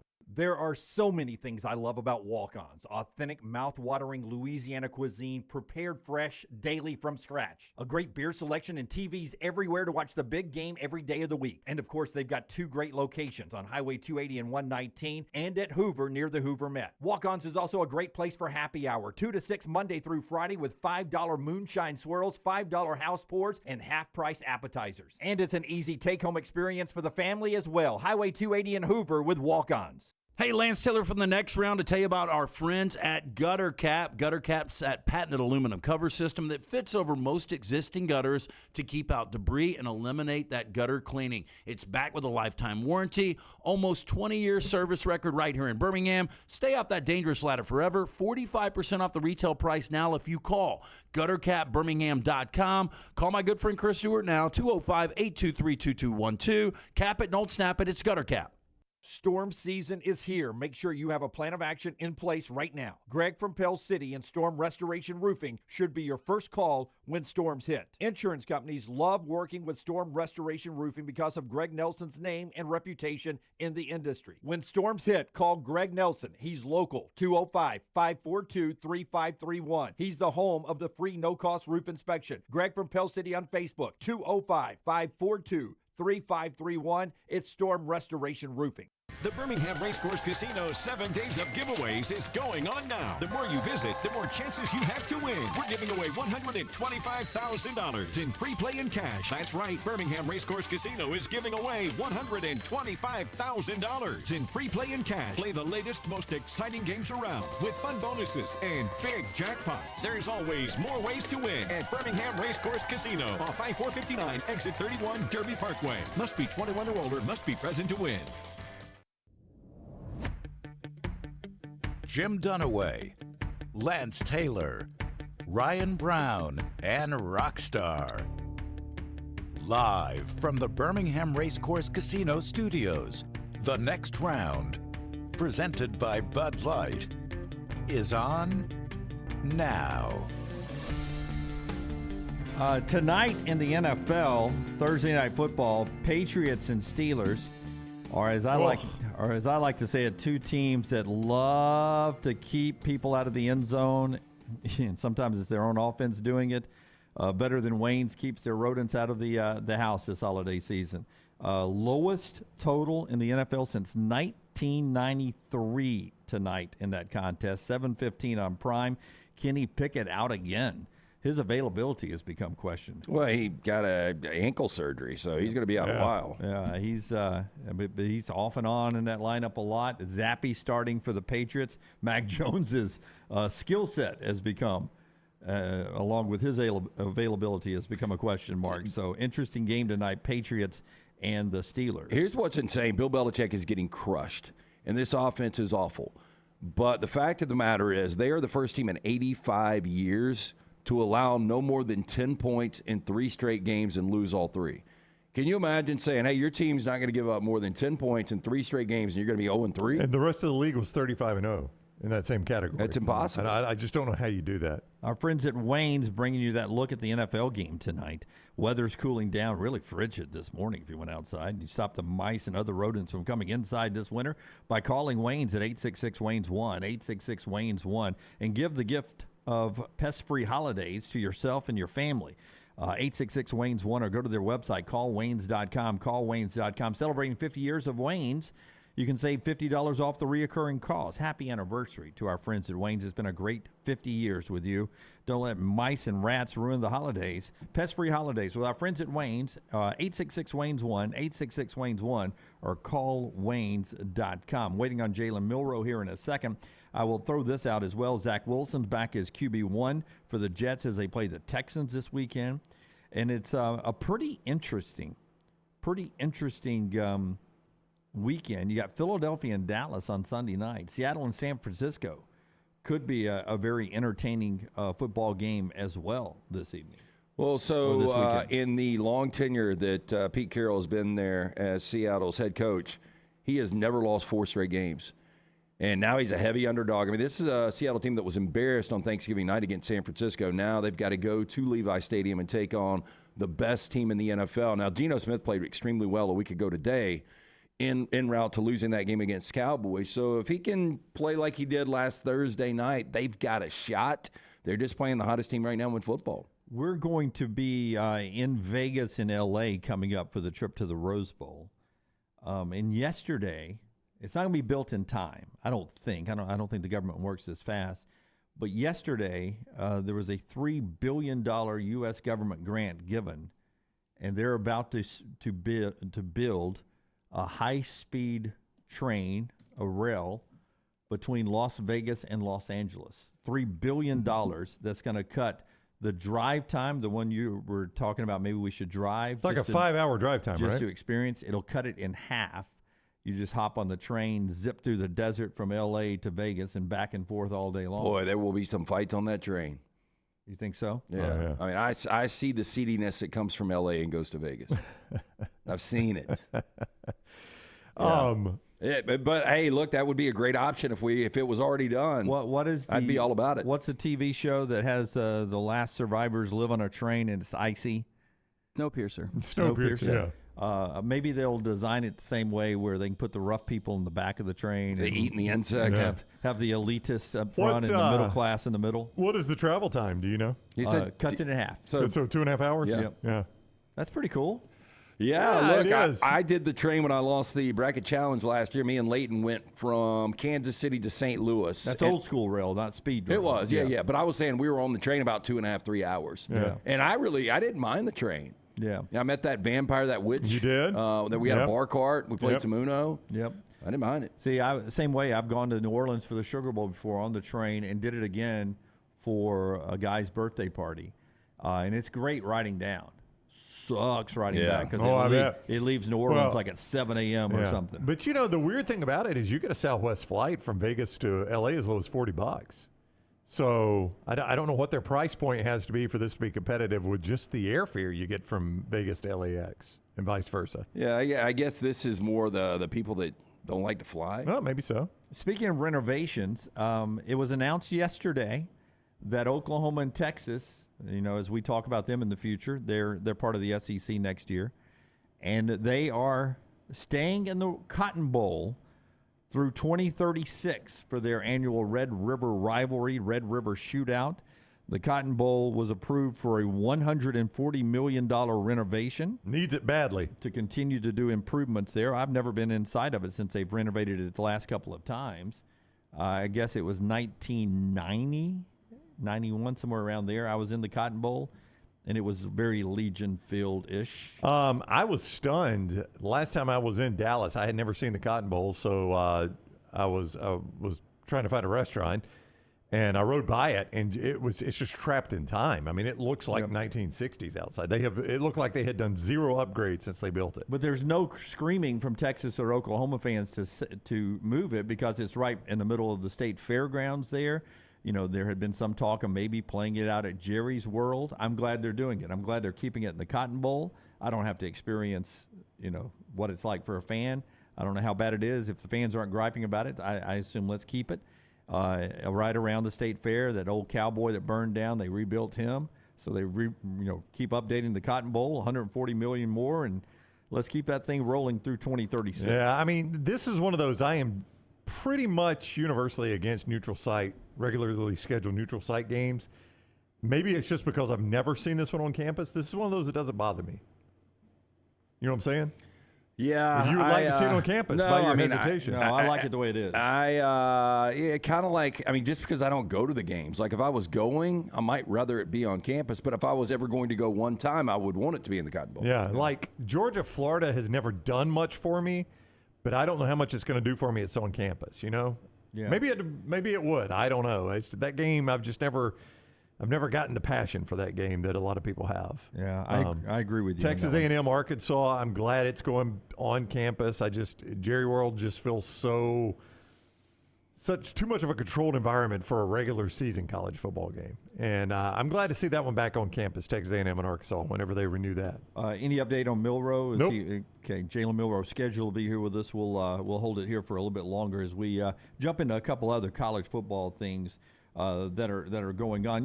We get emails from you guys occasionally. I don't always get to always respond or bring them up on the show, but I wanted to bring up a couple of them. Philip in Huntsville, who loves to email the show, he can't comment in the chat room or call in because he says sometimes he catches us on replay, which we love for those of you that can't join us live every day, 9 to 12 Central, to always do. Remember, like, subscribe, and give us a thumbs up. He was talking about after Auburn not to waste a miracle with the win at Auburn and go win the SEC championship game. He was very pleased with the way Alabama handled what happened at Auburn this past week in Atlanta. You could, and they have had, obviously a little bit of experience doing that. If you just go back to 2021, almost the same exact scenario played out. You could make an argument, and I was just somebody that mentioned something on Twitter that caused me to think this, that in terms of the college football playoff field, you can make an argument the two biggest plays of the season were 4th and 31 and a hit on Jordan Travis against UNA. I mean, if you think about it, without those two plays, Florida State's probably in the playoffs and Alabama isn't. I mean, there are other big plays. I'm not saying that's the only two big ones, but how many singular plays can you boil it down to and say, without that play, Michigan's not in?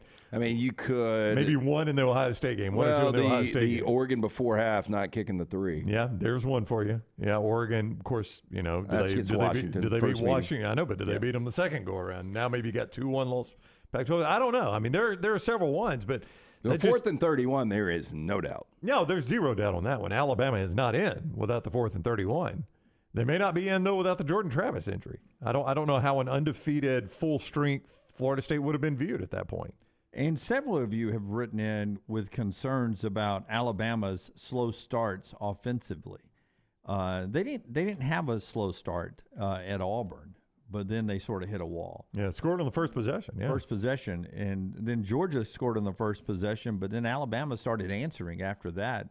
So I don't know. Those slow starts seem to be a thing of the past with this team. Well, they had really kicked it, Jim, against specifically LSU and Kentucky. They started both those games very fast on offense. So, I thought they had moved past that a little bit. But, I get you can make an argument in totality in the Auburn game. It was a bit of a slow start. You score on the first possession. And then you score on the second possession, but it gets called back. Yeah, that is true. I mean, that is another – that was something that had played Alabama early in the year is touchdowns called back by penalty. And that was another one. But, against Georgia, you got to understand that is a high-level defense. You're just not going to go up and down the field on Georgia. And I know, you went 3 and out in the first possession and Georgia scored, so that magnified a 3 and out. Our friends at Harbin's, bringing you part of the show today, Harbin's Outdoors, they have changed the way LT's backyard looks. Yeah, absolutely. Jeremy and his team do such a fantastic job. It's a one-stop shop, too. Again, we built a pool over a decade ago. Wish we would have had Jeremy and his crew around then because we had way too many people, consulting, making decisions. Harbin's Outdoors, they are a one-stop shop for pool construction. They do it all from the install to the lighting, final hardscapes around the pool, everything in between. It's beautiful work. You can find them on Instagram at Harbins_outdoors. See it for yourself or call or text Jeremy directly, 205-300-0718. At Harbin's, you and your home are the center of all that they do. Call them today for all of your landscaping needs, 205-300-0718. Richard Johnson, who covers college football, big in the podcast game, reports from a source of his that Michigan is working on a contract extension for Jim Harbaugh. Yeah, this had been going on even before the suspension the last time. They had been talks about them, giving money back and all of that. And then the suspension happened, and we talked about on the show that that had been put on the back burner until this played itself out, that it was going to be a bad look while he was suspended to give him a contract extension. Yeah, $11 million per year for 5 years. $11 million per year for 5 years is what it is. Here's the catch, according to the report. The main hurdle remaining, a commitment in writing from Harbaugh. He will not pursue an NFL job this cycle. That's right, and it'll be hard for him to end up doing that. Let's talk to the Alabama quarterback. Jalen Milroe joins us now. The Bama quarterback joins us each week, courtesy of our friends at Craneworks, Rentalworks, and Wasteworks. The big guy says check out the big dog and rent from the big dog at Craneworks, Rentalworks, and Wasteworks. Jalen joins us each week on the JohnstonRVCenter.com hotline. Jalen, I think he's with us. He'll be with us in a moment. We just got to get video and audio from him. There we go. There he is. All right, Jalen is with us now. We're catching him on the run. How are you today, Jalen? Welcome in, man. He's in the facility, man. That's a facility. Good. How y'all doing? Good. You doing all right? Yes, sir. Yes, sir. Good. First of all, congratulations both on winning the SEC championship and winning the MVP. I mean, that is That is a heck of an honor. That list of SEC championship game MVPs is a college football Hall of Fame list, basically. I appreciate you. I appreciate that. I just put you in the College Football Hall of Fame, so you're welcome. Maybe one maybe one day I'll get a cut of the check. Is that okay?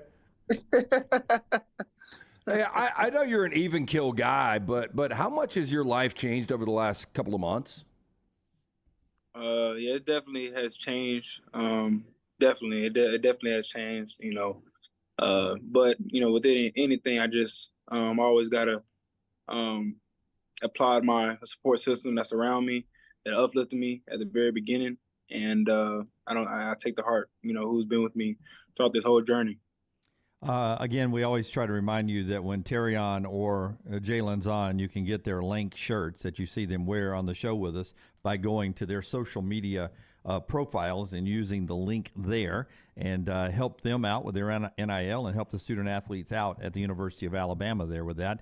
The SEC championship in that atmosphere.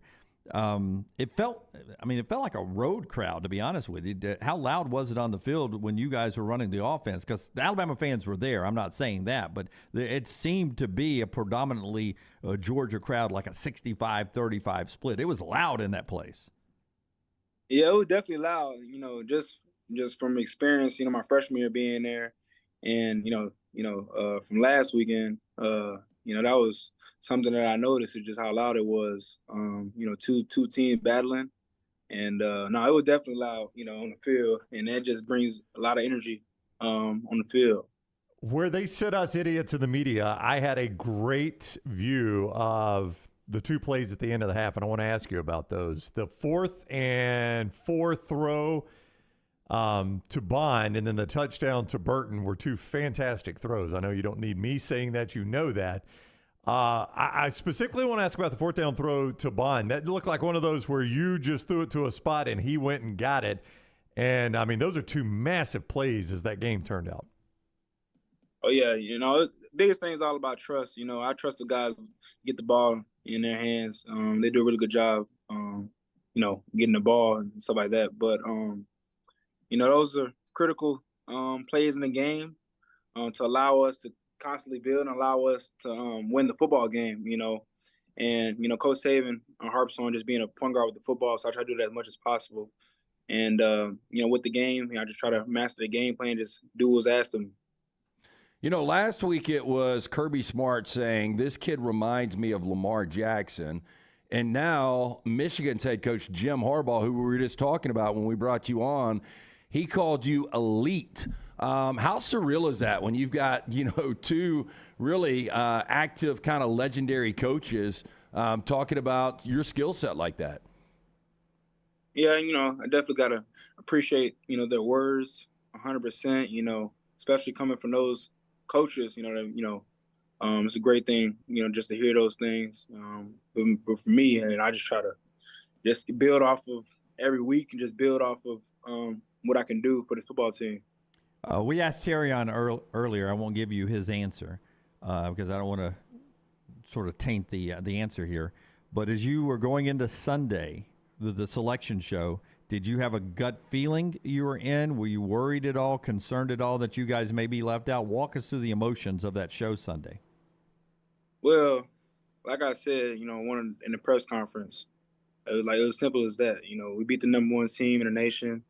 So what does that make us? So so on Sunday, seeing the selection, I thought we deserved to be in, just of our strength of schedule and what we had to do to get to this position.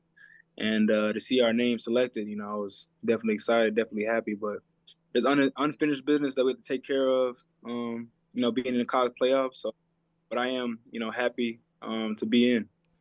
Jalen Milroe, the Alabama quarterback, joins us weekly courtesy of Craneworks, Rental Works, and Wasteworks. The big guy says, rent from the big dog, Craneworks, Rental Works, and Wasteworks. I think Terrion also told us you had some food recommendations for the West Coast trip. They made it sound like you were doing the planning there. Is that true? Not yet. Okay. I'm down to Tuscaloosa right now. Yeah, I ain't got the food spots yet. Okay. I think there's some pressure on you, though. Did I mishear Terry? Yeah, I thought that's what he told us. Said you guys were discussing it because we said, what are you going to do in L.A.? He said, eat. Eat. He wants to eat. And he's like, Jalen's already picked some places out. Yeah. Man, I know you got a lot of stuff going on right now, but you just got named a permanent team captain along with Dallas Turner and Malachi Moore. I mean, how cool is that to be able to put your hands in cleats right there in front of Bryant Denny or in front of Denny Chimes? I think through all the things that took place, whether it was positive or negative, I think the takeaway that I had from the season is being a captain. You know, I take a lot of pride in being named, you know, the captain of this. And you know, I don't take that. So I definitely appreciate being named the captain and what all that comes with being a captain. But you know, with all the stuff that went on this season, you know, that's something I really do appreciate and take to heart. Yeah, I think fans are always interested in what's going on in your life. They see that you're in the complex. So finals week, and what are you doing today? Have you been watching film? You've been doing a little treatment? Getting a little food? What's your morning been like? Film, watching tape, and just trying to prepare my mind mentally. And then I finished my last class today, so I'm excited for that. You know, and then I graduate next weekend, so it's a lot of good that's going on in December. You got Christmas going on. You got college playoffs. You got my birthday. You got graduation. So there's a lot of good things that go on in December. Well, I don't want it to slip past without congratulating you on graduating.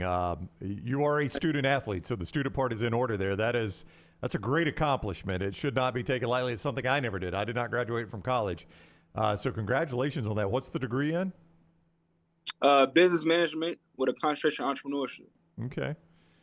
Was Link your final exam? It was actually an innovation project. Oh, yeah? Yeah. I love to spread. So. What is the hardest class you ever took in pursuit of that degree? Do you remember? Hardest class, GBA 490, 100%.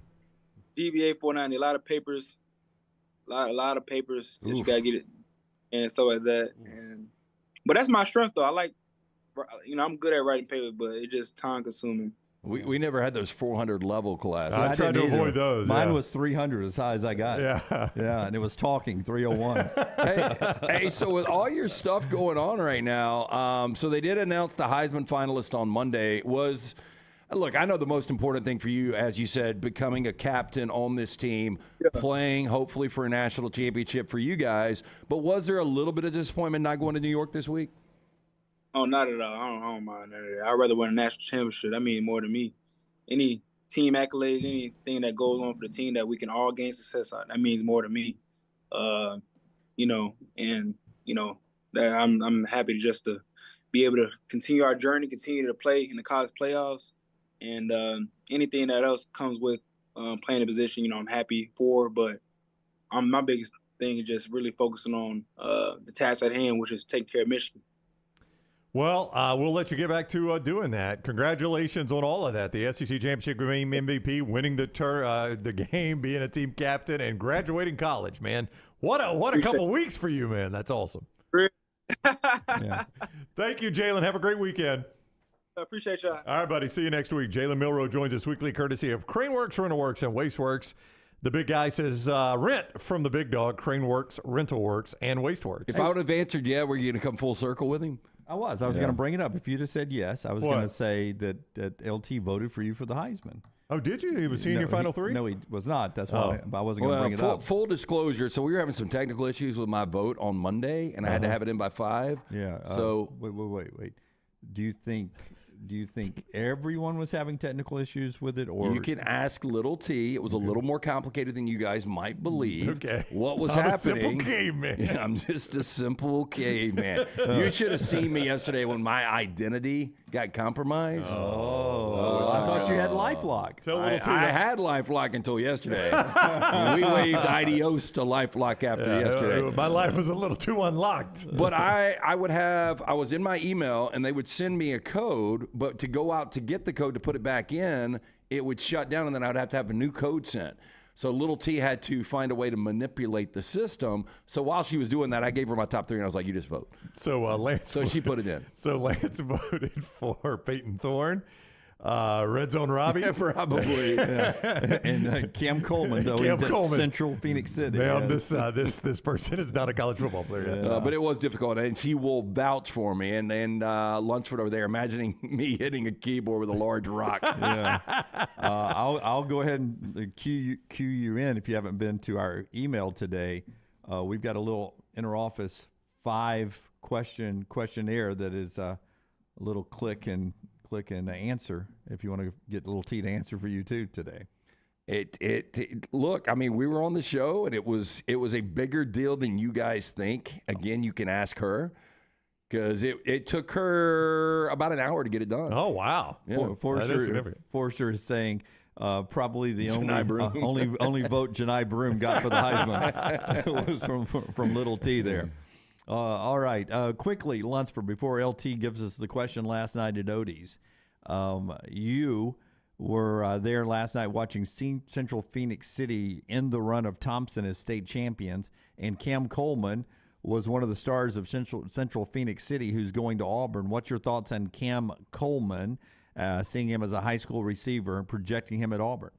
I mean, he's good. He's as advertised. Scott showing the final play not the final play, but the one that ended up being the game-winning touchdown. The thing is, a lot of people are looking at him, but you also got to look at Patrick Nix being the coach there. Obviously, Auburn ties there. Bo was there last night as well. And they kind of held him in check for the first half. He was going against Caleb Harris, another Auburn commit there for Thompson, and Anquan Fagans, who got a couple of interceptions over him and the other receiver as well in the first half. But when they would get like 3rd and 3, perfect time to run the ball, give it to Cam Coleman. That was like a 10-yard pass. He caught it and then just broke past everybody. Good speed. It's one of those, as he's running, he's so fast getting past everybody, but it looks like he's moving in slow motion. Yeah. At least kind of watching it from the press box. And, that was ended up being the game-winning touchdown. He's a big kid, man. He's got that long gait. He is. So you're telling me that it's good news, bad news for Auburn, that Auburn receiver beat Auburn DB? Is that what happened? Yeah, well, I mean, the cornerbacks for Thompson, they've lost some talent there the last couple of years, so it's 2 safeties in Fagans and Caleb Harris there. But, they played okay. Like I said, they got a few interceptions. I think the guy threw 2 interceptions maybe, but, 143 yards on 5 catches, and then that long touchdown, 73 yards for Coleman. Josh says he threw a little crimson crane there at the end. He did. That was part of the they did that a couple times in the game last night. Yeah. Playing at Bryant Denny. Chase says hopefully he remembers how to get to that particular end zone later on. Well, they do play there every other year, regardless of which side of the rivalry he's on. So that's right. You may not want to wish that if you're an Alabama fan, if that's what you're hinting at there. So he looks the part for sure. 5-star guy who is committed to Auburn. National Signing Day coming up December the 20th. Later in the show, we'll talk NFL with Dan Orlovsky. Last night, we all, at some point or another, were down at Odie's. Yeah, you guys got to hear the question last night. What came first, the Pop-Tart or Brad Pitt? See, I left before the question. I didn't hear it because people were singing carols behind me at the bar. Yeah, I don't know what happened. Rocky, I don't know if you ever got the gist of that. But it was an office party, I heard. I'm guessing it was like a little bar crawl where they just come in and do their fun. Where it's going to be funny as hell if 10 of us guys have Santa beards on and Carol Jingle Bells out of tune and really loud and aggressive. I think they didn't really scan the room first. They did come in and start singing when I was in the middle of that question, which was what came first, the Pop-Tart or Brad Pitt? I did miss that because they were, we wish you a Merry Christmas. So I did not even realize that was the final question. We so I wish you a Merry Christmas. Pop-Tart. Pop-Tart 19. Go ahead. Jim was there. He stayed. I left before the answer. I did not hear the question or the answer, but I put Brad Pitt right at 60, which would take you now back to you shaking. I'm wrong on Brad Pitt. No, I'm not saying that. I'm just... Right at 60, which takes you back to what is that? That'd be 63. 63. So I think the Pop-Tart came after we landed on the moon. I think we discovered the Pop-Tart on the moon. On the moon. On the way to the moon. Look at this, Buzz. So I'm gonna say the Neil, we gotta toast this. Pop-Tart 67. I got to be honest, I haven't had a Pop-Tart in forever, and I used to absolutely love Pop-Tarts. Are they still as good as they once were? I haven't had one in forever. They got a bazillion flavors because my son still eats them. It's his on like the road. The go-to frosted strawberry was always my go-to. Tyler seems like a guy that would still eat a Pop-Tart. Tyler does, yeah. Are they still good? Oh, yeah. He says, oh, yeah. Oh, yeah. We have Pop-Tart 1964, Brad Pitt 1963. You were right. Brad Pitt came before the Pop-Tart. Little facts that you learn when you come out to OD's Team Trivia. We do it every Wednesday night, the Crestline location.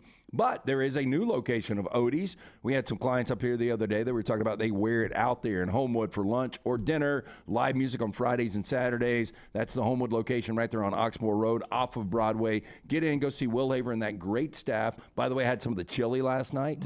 Fantastic. Great always. time. I mean, for lunch today, chili and a grilled cheese at Odie's. You're going to love it. 2 locations. Go see Will Haver and that great staff. It is Odie's Tavern. Rockstar has 4 downs when we come back to, and it's always non-sports related on a Thursday.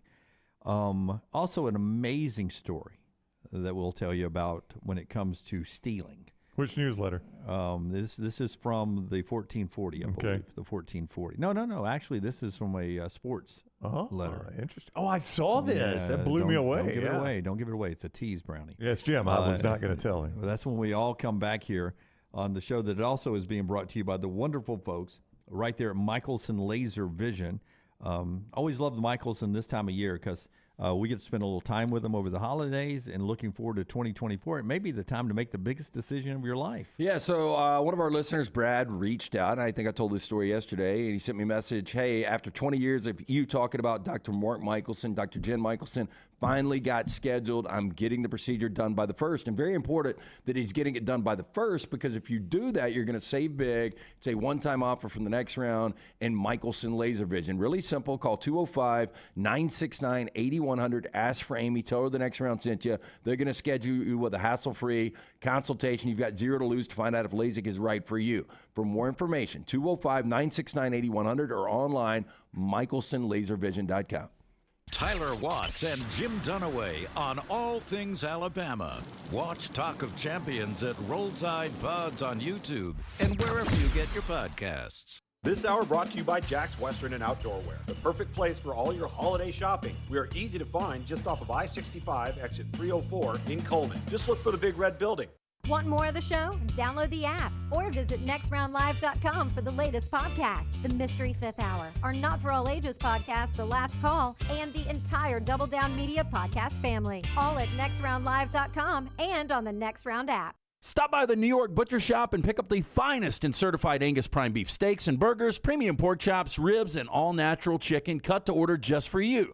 Their chef-prepared entrees and side dishes are the perfect dinner-to-go choice for your family and are ready to heat at home.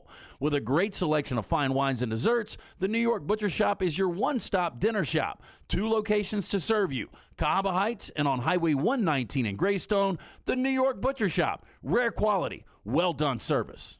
Ryan Brown here for the next round with a question for you. Are you on the bandwagon yet? Bandwagon wants to invite you to one of their 3 retail locations in Birmingham for all your holiday shopping. Bandwagon has the top brands in sporting goods, athleisure, and lifestyle apparel. You can check your entire family off the list at Bandwagon with brands like Task, Bird Dog, and Varley, plus the best in sports equipment. Visit the Bandwagon locations in Cahaba Heights, Homewood, and Trussville, or online, bandwagonsports.com. Next round listeners, it's time to jump on the bandwagon. What would happen if Santa came down your chimney and discovered fire damage in your home? What if he came down the chimney and discovered a wet floor? Santa's elves can't clean it up. You would have a lot of unhappy children Christmas morning. If that happens, contact DryTech Water Restoration immediately and make sure your children have a Merry Christmas. DryTech can clean up the mess and get in touch with your insurance company. Call DryTech 205-637-0143 and make sure your holidays are safe and happy. Happy holidays to all from DryTech Water Restoration. Hey, Lance Taylor from the Next Round. You've heard me for years talk about our friends at Bromberg's Jewelers, and we welcome you to stop by and see that great customer service at the Mountain Brook and Summit locations, but we'd also love for you to check out their new online shop. They've got plenty to choose from. Great gifts, big and small. Available online, they've got David Yurman, Tudor watches, select diamond and gemstone jewelry, William Henry, seasonal and favorite giftware items and baby gifts as well. They've even got an online sale section. For more information, Brombergs.com. This holiday season, give yourself the gift of peace of mind with a credit card from Legacy Credit Union. Why risk shopping with cash when you can enjoy the safety and convenience of shopping with their contactless credit card? With a Legacy credit card, you can enjoy incredible perks like rates as low as 8.9% APR, no annual fees, and no balance transfer fees. But that's not all. Earn fantastic rewards for travel and merchandise through Scoreboard Rewards. Apply online today at LegacyCreditUnion.com to make your holiday shopping not just safer, but smarter. APR annual percentage rate. Certain restrictions may apply. Subject to approval. Federally insured by the NCUA.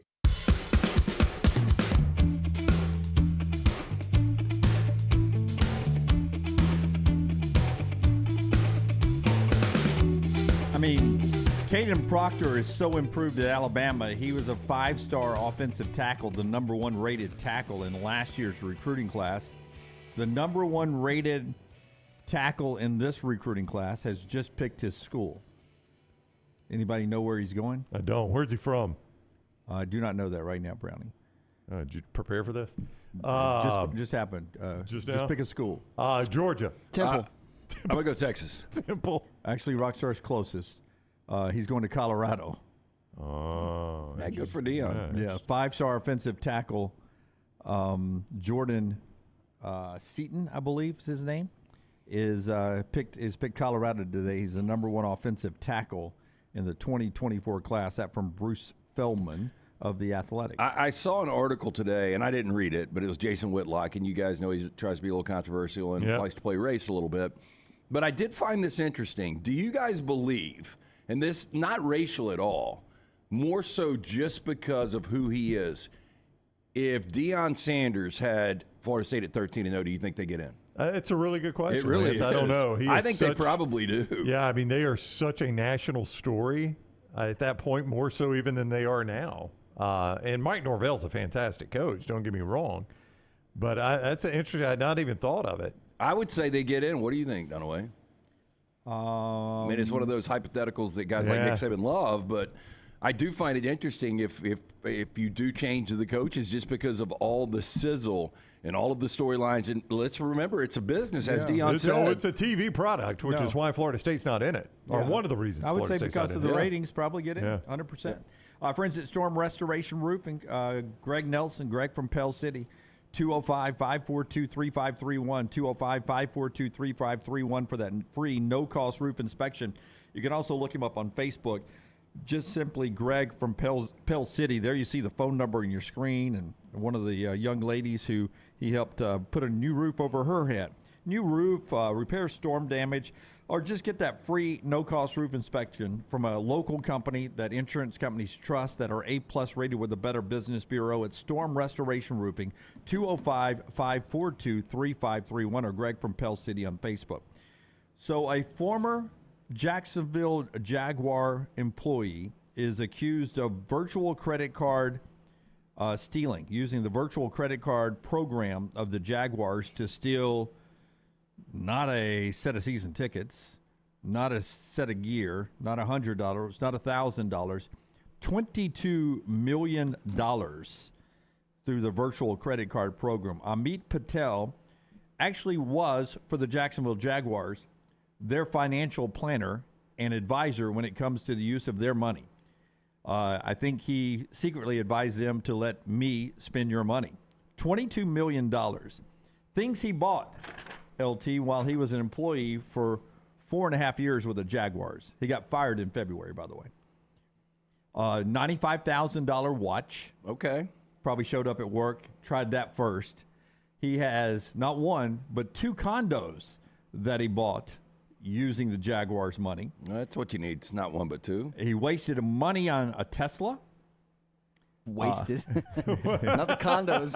Hey, wasted money on a Tesla. It is funny. I went to this tech party last night. Long story. But it was before trivia, and there were so many Teslas outside. He joined an exclusive country club with their money, Brownie. Smart.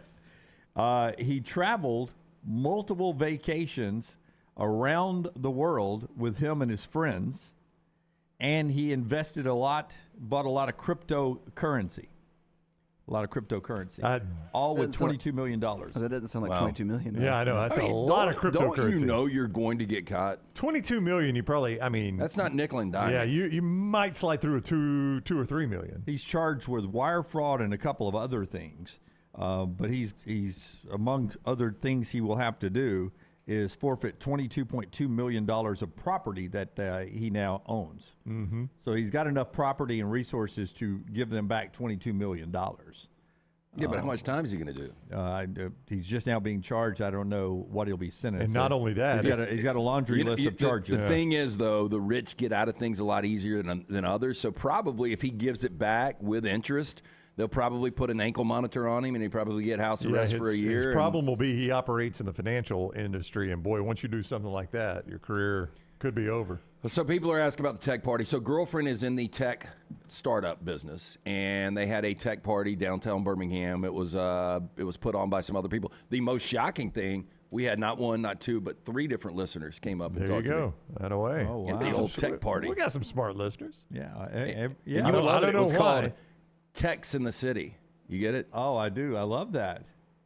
There's a popular HBO show called Sex in the City. Yeah. Is that what they're playing off of you there? Techs in the City. Yeah, I like that. Nice guys, man.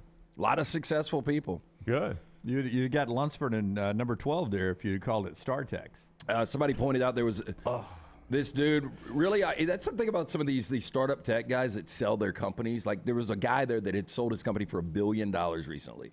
Wow. And does so he live in Birmingham? I don't know if he lives in Birmingham or not because a lot of people had flown in, but he might. I don't know. He flew in on a PJ. I didn't get the details. I was just kind of floored. I was like, damn, that dude's got $1 billion. Yeah. Have you ever thought about a multimedia sports platform?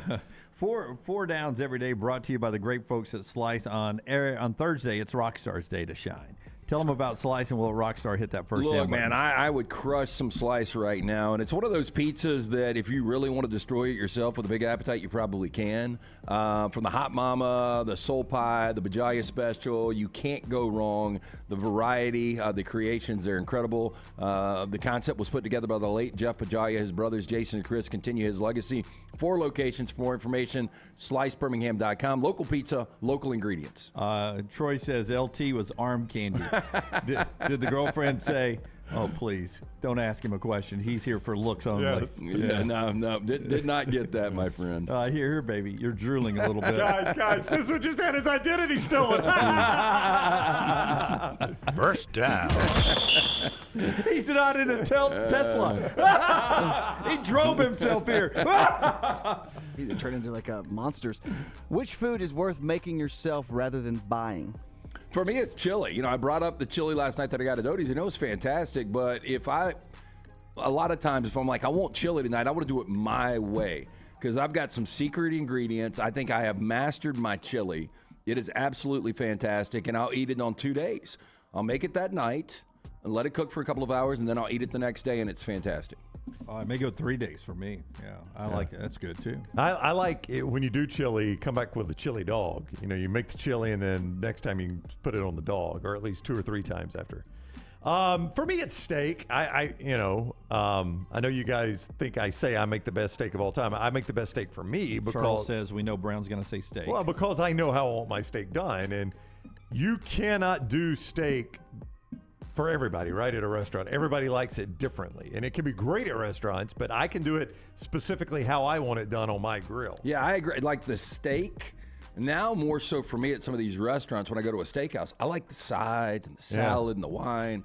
But you're right. I got a New York butcher shop, and I think I've mastered my steak. I can just do it the way I want it best. And I'm an iron skillet guy, which you want. I am not. See, that's the whole point in what I'm saying. I will tell you, last night I was at a steakhouse and decided because I like my steak at home better, I chose to go a different route. That's a good idea at that specific place, I personally believe. Yeah, but he came up and he was like, he didn't like it, I'm sure. I'll tell you, I think just kind of grows old. And I was like, I haven't had it in like 6 months. I haven't either. 9 months. And when was the last time you had it? Oh, it's been a long time. It grows old because I like this part and I like this part. And when I start eating the main part, it's like I wish you could. I just wish I could. Parts. Yeah, I just want the eyelash. Just give me a bunch of eyelash. Mm-hmm. Did I give it away? A little. Yes. I start swirling around in the applesauce. Yeah, that stuff's good. Yeah, it's really good. I get extra applesauce. Yeah.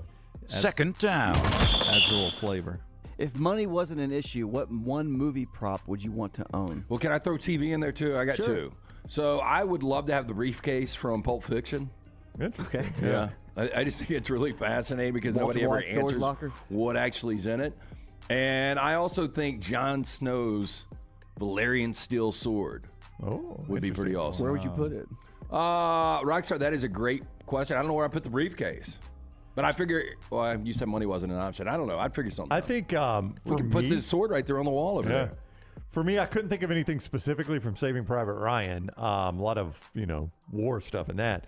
But from Shawshank Redemption. The bloody note that Vin Diesel wrote to his you family. can have that. Yeah, the dagger that was put in Adam Goldberg's chest. Yeah, you can have. God, I hate that scene every time. Poor Adam Goldberg, man. He is just begging for his life.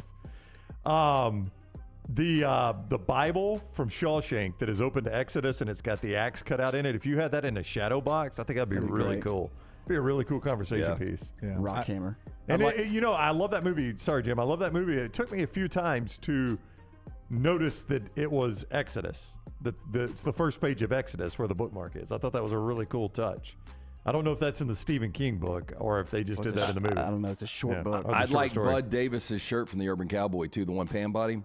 The black and red one. You had that buttons up. I wore that thing for Bama all weekend long. Where were you when you had that shirt? Ocean City? Well, it's the security detail guy at what hotel were we at? No, it was in Nashville. Oh, it was in Nashville, yeah. I gave it to Jace for his birthday. I would like the poster board in that scene in Love Actually where, the married girl is at the door and the guy's got a crush. Andrew Lincoln? Yeah. Doesn't want the husband to hear that he's in love with her. Well, it'd been so good if that guy would have gone out and whipped his ass. Yeah.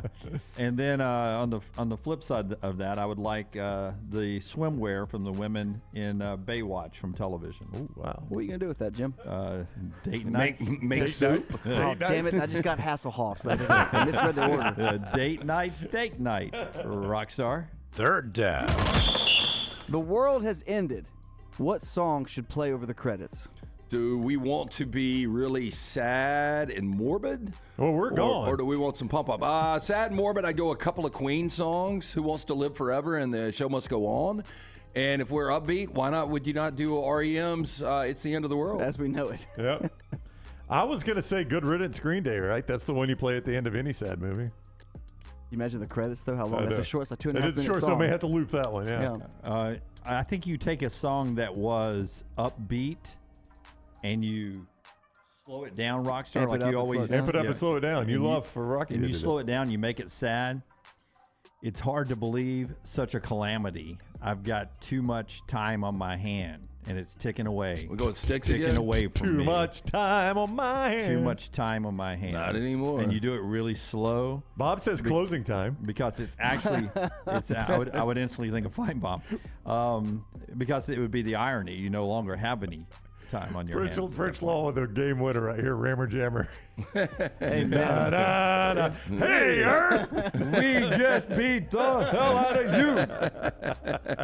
Fourth down. What random world record do you think you own but have no proof of? Well, ironically, because we're going back to the Fourth Amendment, this is a bold statement. Uh-oh. I think on the final day we were there, the last time we were there, you and I had a little stake bet on drinks consumed versus Alabama receptions against Middle Tennessee State. And, I don't know what the record is, but I'll tell you, in that 12 hours, I pushed it. I don't know, Rockstar. I tried to think of something. This is a random one, and you know this because there's a television next to Rockstar that has been there since day one. Yep. That was hung pretty early, right? Yep. How many times do you think I've hit my head on that TV? Yeah, probably 12, 13. I just hit my head on stuff that I know is always there. I don't know why. Maybe I'm taller than I think You've I am. run into the glass a couple times. Well, I did run into the glass one time. All it takes is once. You said a couple times. It was one time. Lip print. Everybody made a big deal about it. This summer, I went 112 days with a passive-aggressive comment at work. Yeah, I think it was more than that. 112? I've got them. Yeah. We talked about this like 3 years ago, so I keep it in my little journal. The clock broke. Yeah. It's a red star for everyone. I think, And I mean, it is. It's Cal Ripken-esque. Lance is on volume 3. It's a thin red line. It goes on and on and on and on. That is 4 downs today, bro. That is the downs of 4. What now? I said those are the downs of Ford. What prop would you want, Rocky? Indiana Jones's whip. No. Ooh, Could we go cars? DeLorean? Could I we thought go? about that. That'd be pretty cool driving that around. For my band stuff, I could have the A-Team van. Have my gear in. Yeah. Didn't somebody have an AT? Like we saw back in the day of the General Lee's, but somebody had an AT. I know there was a General Lee in Calhoun County, like totally legit flag and everything, but I think I remember seeing an A-Team van somewhere. Maybe it was in Birmingham. My buddy Jimmy Stanbridge in high school. Y'all are pretty tight. The senior year. Well, it's been since the 80s, back in the 1900s. Since he had a pork chop. My senior year in high school, he got a car, remade it, and he painted it and everything to look exactly like Starsky and Hutch, an old, I think, 1970s TV Was that show. a Barracuda? It was a fairly big car. Yeah, no, I remember. I liked Starsky and Hutch. I liked Huggy Bear was my favorite. But was the thing street legal? Did he make it in shop? I don't know if it was street legal. He drove like Brown did. He's fast and right on somebody's bumper. It was a Gran Torino. Gran Torino, that's what it was. It's a good movie. Yeah. All right. Get off my lawn. Show being brought to you by our friends at Hydra Live. Probably should have had them up here before we went to the floor. You know, I thought about that. Damn, we should have done that. It really is the upset of the day. Yep. IV therapies, B12 injections, cryotherapy, compression therapy, all under one roof. Hey, maybe you're coming to the floor, Bam, and you've got time to stop into one of those two great locations, or they can actually send a nurse to your place of business or home. Go to Hydra Life Therapy for more information, and make sure you mention, very important, next round at checkout. They're going to give you 20% off any of those great services. You can follow Hydra Live on Facebook and Instagram at Hydra Live Therapy. But again, make sure you mention next round at checkout. They're going to save big for you. Great stocking stuffer from our friends at Hydra Live. Follow Scott Forrester on Twitter at Scott Forrester TV. Twin Peaks is the best in the game. Here, you're in the red zone for every college rivalry and divisional matchup all season long. I mean, where else are the scenic views as good as your view of the game? Only at Twin Peaks, the #1 sports bar. Looking for the perfect gift for everyone on your Christmas list? This is Wes McClooney, owner of the New Balance Birmingham store, and I invite you to do your Christmas shopping at the New Balance Birmingham store. Everyone needs new shoes this time of year, and they'll want stylish shoes that fit perfectly. At New Balance Birmingham, you'll find the largest selection and inventory for a specialty shoe store. We have every size from extra wide to extra narrow. Shop the New Balance Birmingham store on Highway 280 next to Chick-fil-A. It's time to start thinking about employee holiday gifts. Consider getting your hardworking guys a pair of Red Wing boots. Each day, your employees are on the job site helping your company succeed, so reward them with comfort at its best. The Red Wing mobile shoe truck can visit your shop and fit your employees with a great selection of boots. Or Red Wing gift cards can be purchased at your local Red Wing store, available in all amounts. Whichever program you choose, your employees will appreciate the quality, service, and selection from Red Wing shoes, and they'll also be thankful they have such a great boss. Reward your employees this holiday season with Red Wing shoes. Ryan Brown here for the next round with a question for you. Are you on the bandwagon yet? Bandwagon wants to invite you to one of their 3 retail locations in Birmingham for all your holiday shopping. Bandwagon has the top brands in sporting goods, athleisure, and lifestyle apparel. You can check your entire family off the list at Bandwagon with brands like Task, Bird Dog, and Varley, plus the best in sports equipment. Visit the Bandwagon locations in Cahaba Heights, Homewood, and Trussville, or online, bandwagonsports.com. Next round listeners, it's time to jump on the bandwagon. Hey, there's nothing worse than waking up to a plumbing problem. Don't get caught in a flooded house. Call the guys at Hemp Hill Services. Adam, Chad, and the team at Hemp Hill are the only ones I trust to fix it and fix it right the first time. Hemp Hill Services does it right and always at a fair price. For all of your plumbing, cooling, and heating needs, trust the name that Birmingham has trusted since 1954. That is Hemp Hill Services. Call now, 205-229-2090. That's 205-229-2090. Stop by the New York Butcher Shop and pick up the finest in certified Angus prime beef steaks and burgers, premium pork chops, ribs, and all-natural chicken cut to order just for you. Their chef-prepared entrees and side dishes are the perfect dinner-to-go choice for your family and are ready to heat at home. With a great selection of fine wines and desserts, the New York Butcher Shop is your one-stop dinner shop. 2 locations to serve you, Cahaba Heights and on Highway 119 in Greystone. The New York Butcher Shop, rare quality, well-done service. The Next Round Golf Cart is here. Your chance to play 4 area golf courses for just $89. Get 18 holes in Cart at Limestone Springs, Cross Creek, The Meadows, and the newly renovated Woodward Golf Club. A $247 value for just $89. Get your golf cart now at nextround.store.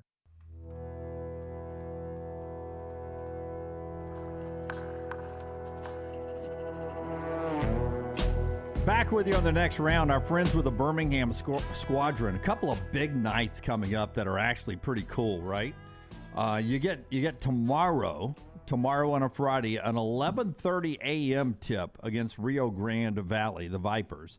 It's STEM day, so there'll be a lot of local students there, so it'll be a nice, loud crowd in attendance. You can use it as a business person special and take a long lunch and watch great basketball with the Squadron down at Legacy Arena, 11:30 tomorrow. And then back that up on Saturday night, 7 o'clock, same team, Rio Grande in town. It's Golden Ticket Night.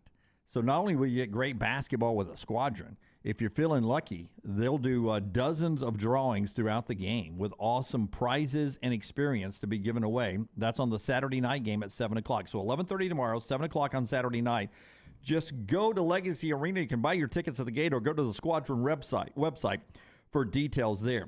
By the way, television legend Norman Lear passed away yesterday. He was 101 years old. Yeah, and a guy that was so influential when it came to controversial TV. You know, characters like Archie Bunker and George Jefferson, and just one of the pioneers. But boy, what a long life. I stumbled across the interview with Carol O'Connor and did not realize, like, Archie Bunker just sounded like a dumb old man, and Carol O'Connor sounded like a very, very smart person. It's just funny hearing him interviewed out of that character. Yeah. Well, I mean, look, I think in that time, because he was so controversial, like if you were to reboot that, I don't know if you could do it. Well, I don't know that people would get that you're making fun of the stereotype. They were using the stereotype to make fun of the stereotype, to break down walls.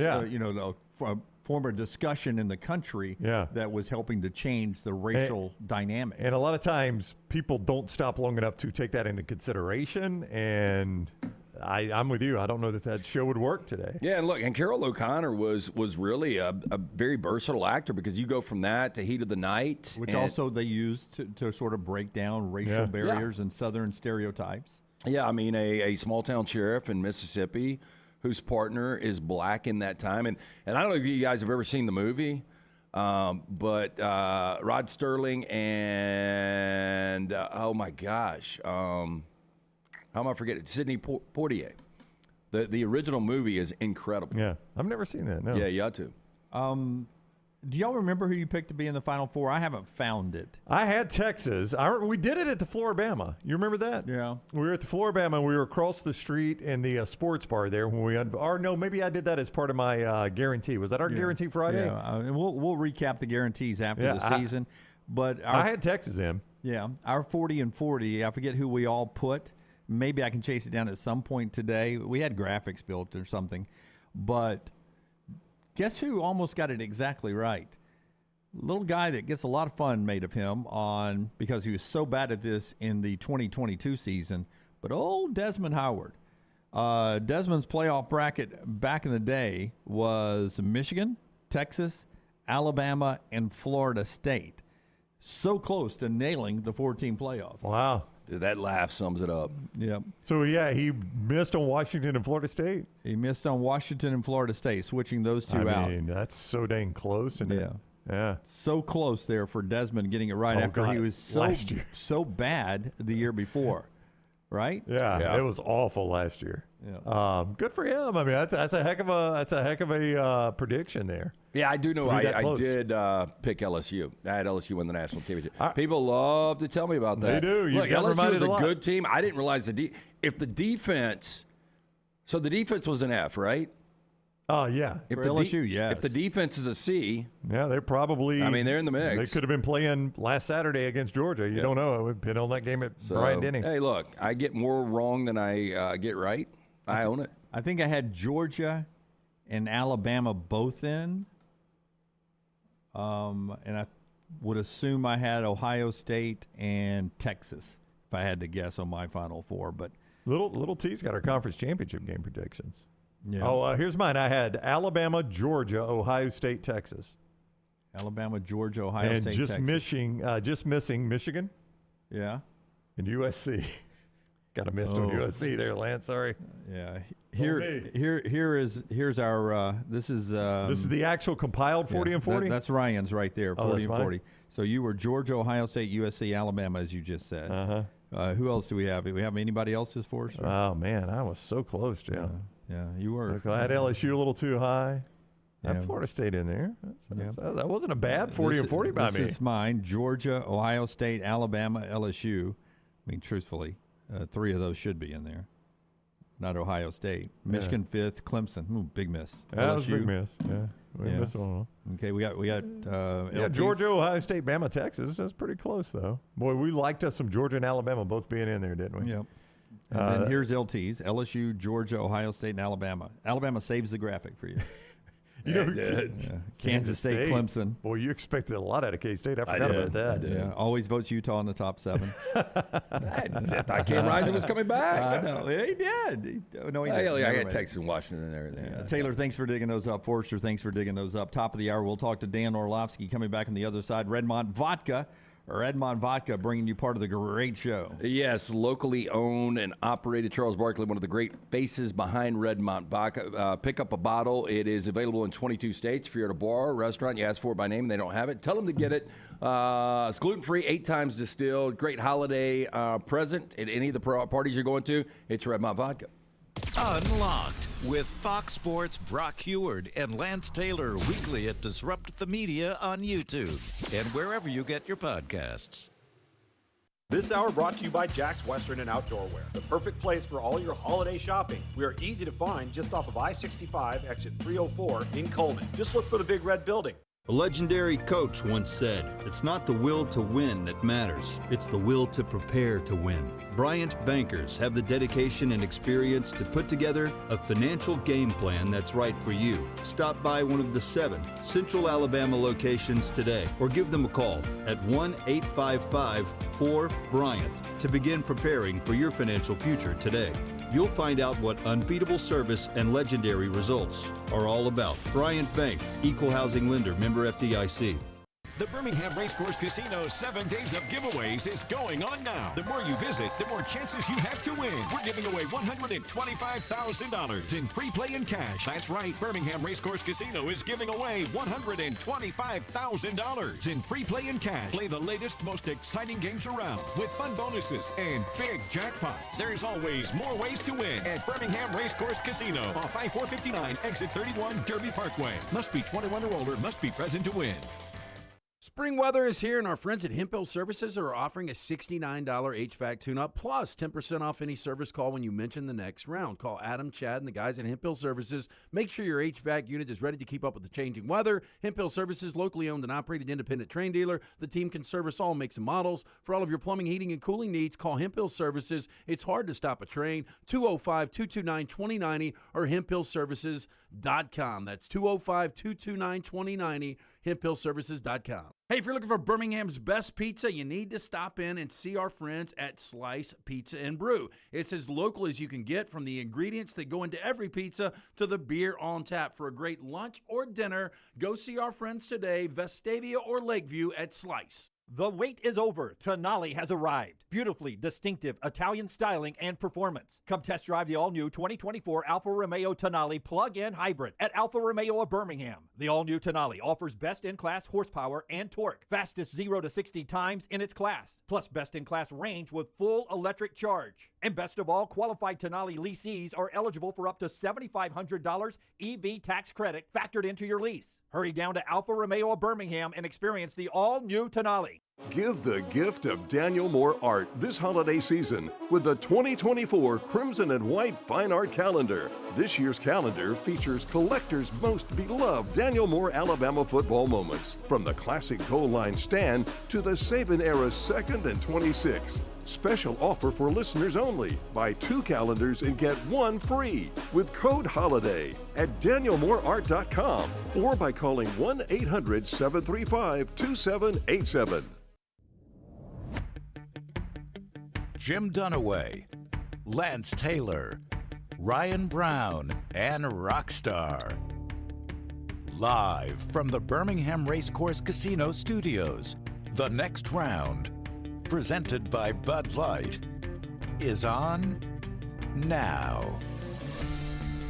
Dan Orlovsky, who I think was a big proponent on Alabama being in the playoffs, will join us coming up in just a second to talk NFL football. This hour of the show brought to you by Champy's world-famous fried chicken, right in Alabaster, Alabama, where the 4-time state champions and now state runner-ups reside. That's the Thompson Warriors.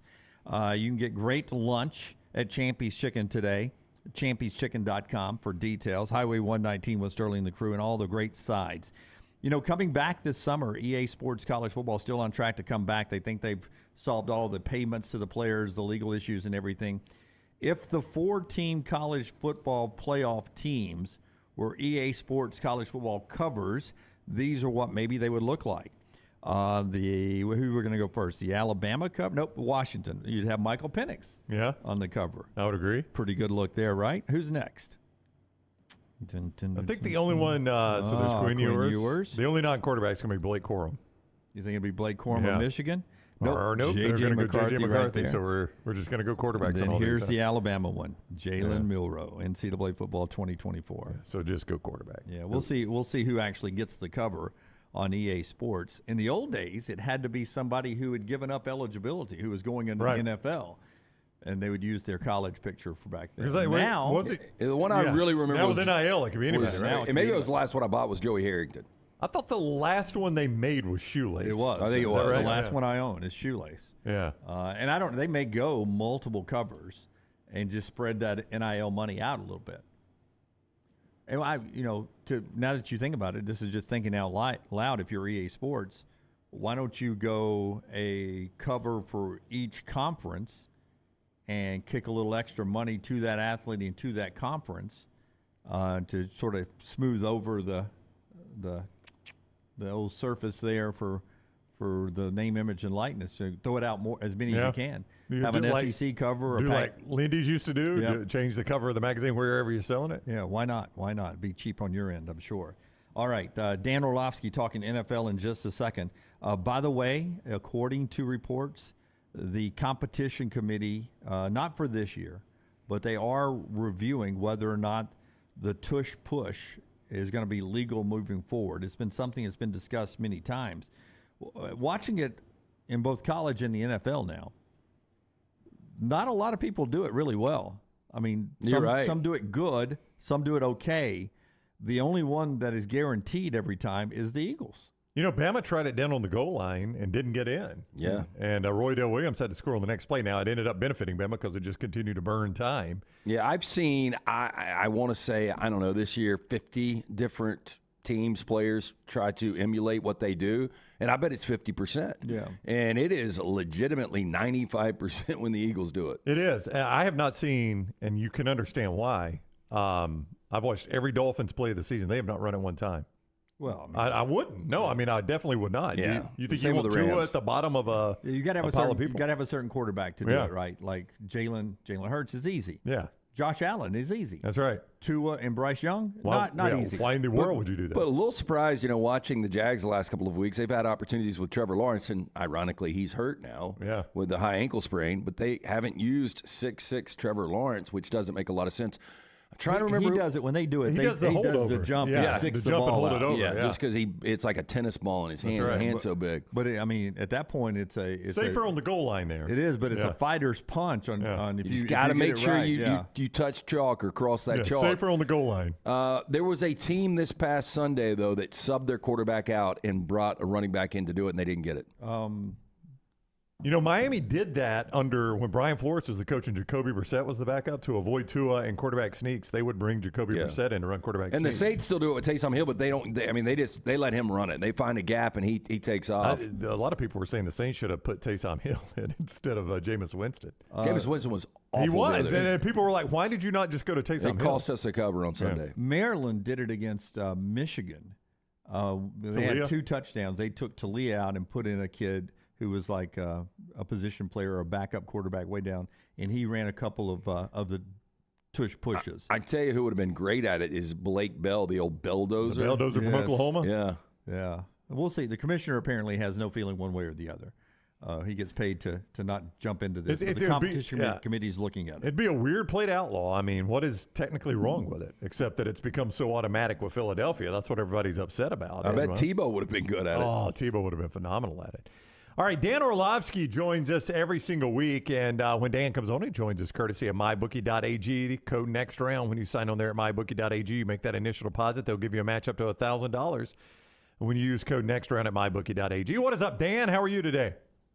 I'm doing really good. How are you guys doing? Doing awesome. Let's start with the college game because, like some people here in the South, and Dan is not in the South, obviously, you were fairly confident the SEC champion was in, whether it was Bama or Georgia winning that game. Georgia was obvious. What was your confidence? Why was your confidence level so high, even if Alabama won? Because I've done the mock committee for ESPN. I sat in there years ago, and they kind of teach you exactly what the committee's kind of process is and how they go about reviewing all of their stuff. And there was no way that it was either Georgia was obviously, if they win, going to be in. And if the committee had seen Georgia as the number one team in the country for what has been almost 3 years now, and certainly this year, and Alabama went and beat them, that Alabama was going to be viewed as one of those four best teams. And certainly the way that the game went, I have said this, I don't think that Alabama dominated that game, but they controlled it. After that first drive, they were in complete control of that game. And I just knew, and rightfully so, that the committee and the way that the committee views that conference when it comes to good football teams, whoever won, that team was going to be in. It was really just a question of if Georgia lost, were they going to be in as well?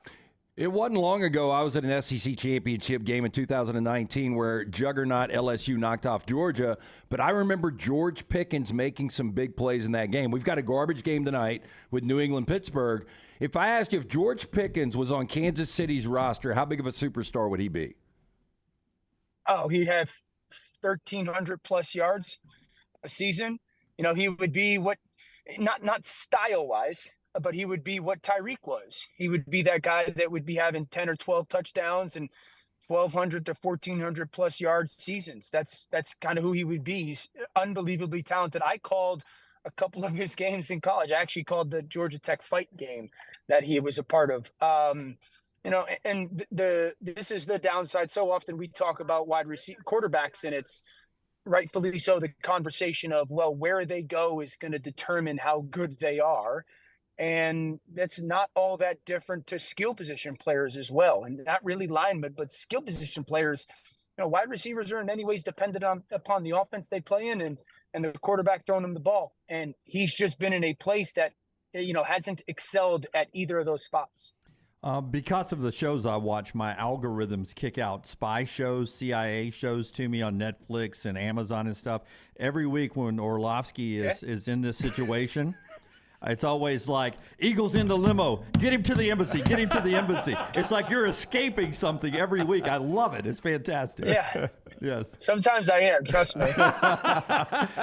So I wrote down, no particular order, the teams I think are the 6 best teams in the NFL right now, and Kansas City is not in there. It was 7 before I got to Kansas City in this listing right here. Is that fair? Do you have Kansas City out of say your top 5? No, I would put them in my top 5. Can you give me your top 6? I in no particular order. In the NFC, I got San Francisco, Dallas, and Detroit, and Philadelphia, and I've got Miami and Baltimore out of the AFC. Okay, I would definitely put Kansas City above Detroit. Kansas City is in every single game, no matter opponent, because of their defense. And I know everyone's probably going to point to last Sunday night. No offense had done to Kansas City's defense what Green Bay did, and Green Bay was play call, play design, quarterback, play wise was almost flawless. I think that now I'm not going to ignore the issues on offense. I've tried to kind of believe that they would fix themselves in Kansas City. Both tackles have struggled, and that's been the case for the year, both run block, pass block, and penalty wise. Everyone points to the drops for their offense. It's not as big a concern for me as the lack of communication and being on the same page pass game wise. But I can't overlook how good their defense is, how well they can play man coverage, and know that really no team offensively outside of San Francisco do I think can run away from them offensive versus their defense. So I'd still put them above Detroit. Dan Orlovsky joins us each week courtesy of MyBookie.ag. Code next round when you sign on to get that deposit match up to $1,000. He is on the JohnstonRVCenter.com hotline like all of our guests. Jim mentioned Philadelphia, and I don't think anybody would have them out of their top 5 or 6 teams. However, they have continued to get outgained by a significant margin week after week after week, and it had not caught up with them, Dan, until Sunday when they got scalded by the 49ers. Why is Philadelphia in this situation right now? Defense is not nearly as good as it was last year, and their offensive line doesn't dominate the line of scrimmage like it did last year. You know, when they went on that 4 or 5 game win streak through some tough teams, I think it started with the Commanders, not a tough team, but then it was Kansas City and Miami and Buffalo, and I gave them credit. You know, if you keep them in the game, they're going to find a way to win it because in many ways, Jalen. But if you don't hurt yourself, and all those teams hurt themselves early in those games, if you don't hurt yourself, Philadelphia had not played well. Their offensive line doesn't control line of scrimmage and dent the defense. That's kind of the way I describe it. They don't change the line of scrimmage in their run game this year the way they were last year. Still good offense and still a good offensive line, just not as dominant as last year. And their defense, it just can't cover. They're the 24th or 25th ranked defense in football. They give up a QBR, which is a measuring statistic, obviously, to tight ends of 95. That would be the worst by a team since 2016 on defense. Their corners have not played up to par, given the expectation of their salaries. Their linebackers are, and so if their defense, if they don't get a lead and their defensive line doesn't dominate, they're gettable. So, Dan, we just had Jalen Milroe, Alabama quarterback, on the show a few minutes ago, and I asked this question last week: from September to where they are now, the more improved quarterback, Jalen Milroe or Jordan Love? This Jordan Love progression has been amazing. What has been the difference for him turning the corner? Yeah, great question. Milroe's a unbelievable story when it comes to development and trust in him. For Jordan, a couple things. Number one, there's been an emphasis on using play action pass in Green Bay. Now, teams use play action for a multitude of reasons. Sometimes it's to create chunks in the pass game. Sometimes it's to make sure that they could push the ball downfield. Sometimes it's because the quarterback's not intelligent and you don't want them to have to handle protections. I think Green Bay found out, okay, Jordan isn't flawless mechanically. And it was often showing up in their drop back game when you have to just play like a fraction of time faster. And the mechanics, when they weren't good, he would have some like silly misses, even completion, silly misses that weren't good for yards after the catch. They've leaned into using so much more play action to prioritize the protection aspect of it. 7 guys in protection, getting the defensive line to go laterally instead of vertically. And I think that's allowed him to just have a moment longer to get set to throw. And then you see some of the talent throwing the football. And that's the big jump for him. And also, I think they've realized who their young guys are. You know, Christian Watson has started to win one-on-ones. Jaden Reed, their draft pick out of Michigan State's a touches guy, get him touches. And so I think that's the understanding of who they are and how they get used is a big part of it as well. Philadelphia and Dallas this weekend. Has CeeDee Lamb gotten that much better this year, or is it just that Dak's having a magical season? Because Lamb looks like he is playing elite football. No, I think it's a little bit of all of that. Dak is playing tremendous. CD is a little bit more of a consistent route runner. So go back to last year and a lot of the interceptions. I don't want to say a lot. There's probably like a handful of interceptions that Dak throws in kind of CeeDee Lamb's way, that they what we call choice routes. You're giving the receiver multiple options on that route, given how the defense plays you. Now, they're great if you see it the same way as the quarterback, and the quarterback sees it the same way as you. You see it differently. If you guys bring your minds back to the Green Bay ones last year, those are the two that stand out. Both of those are choice routes. They've taken those away.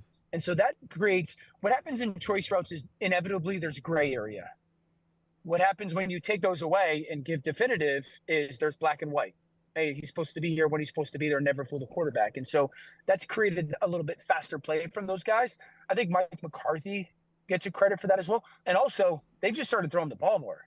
Going into in that San Francisco game, they just didn't throw him the ball enough. They now have kind of seen him as that number one target when it comes to you should get 10 to 12 throws a game.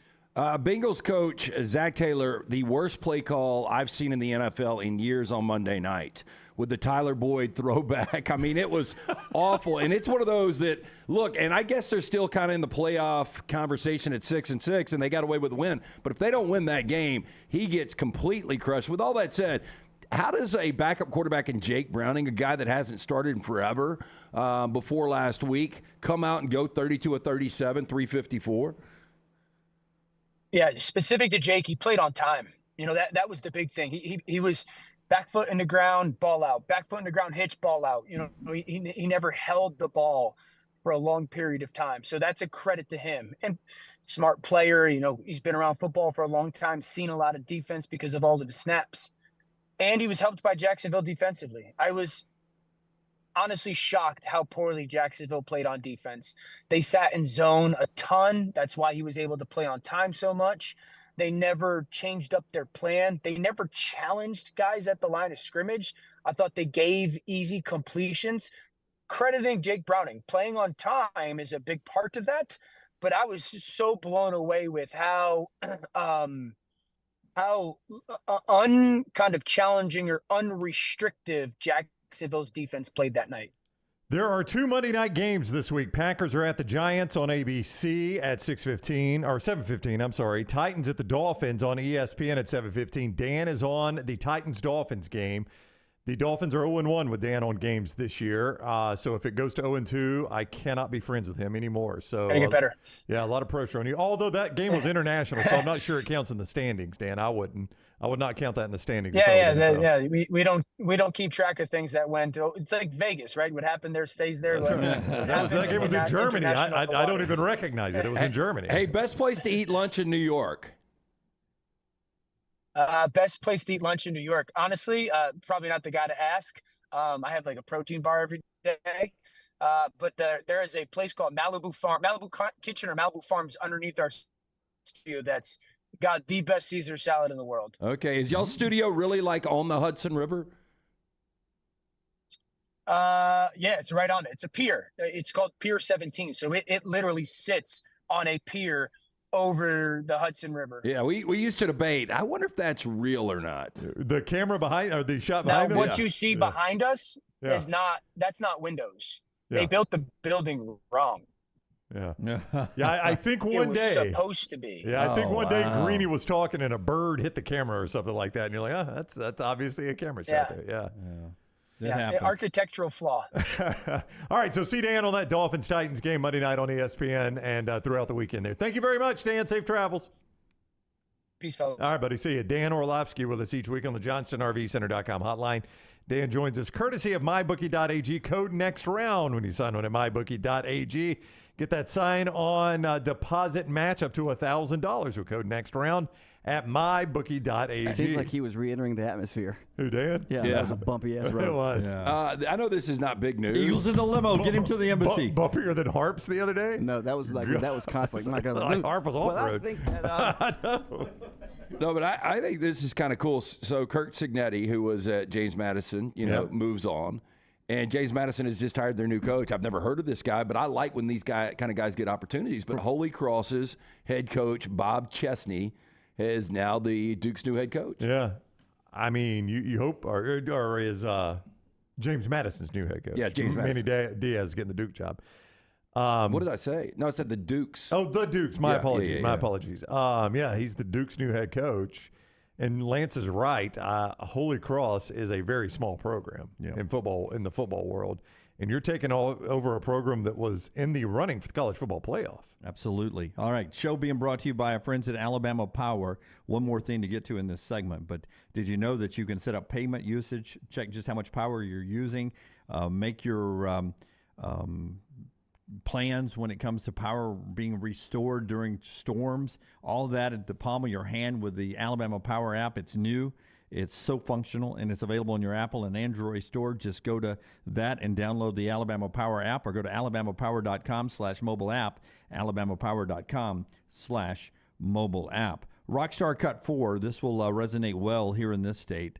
Gus Malzahn, head coach UCF, like everyone else, giving us a comment about Florida State being left out of the college football playoffs. Do you think rival Florida State being left out is a pro for UCF's coach, or do you think that former rival Alabama being in is a negative for the former UCF coach? I think he's going to go pro-Bama here. He's got so much money in the bank from an SEC institution.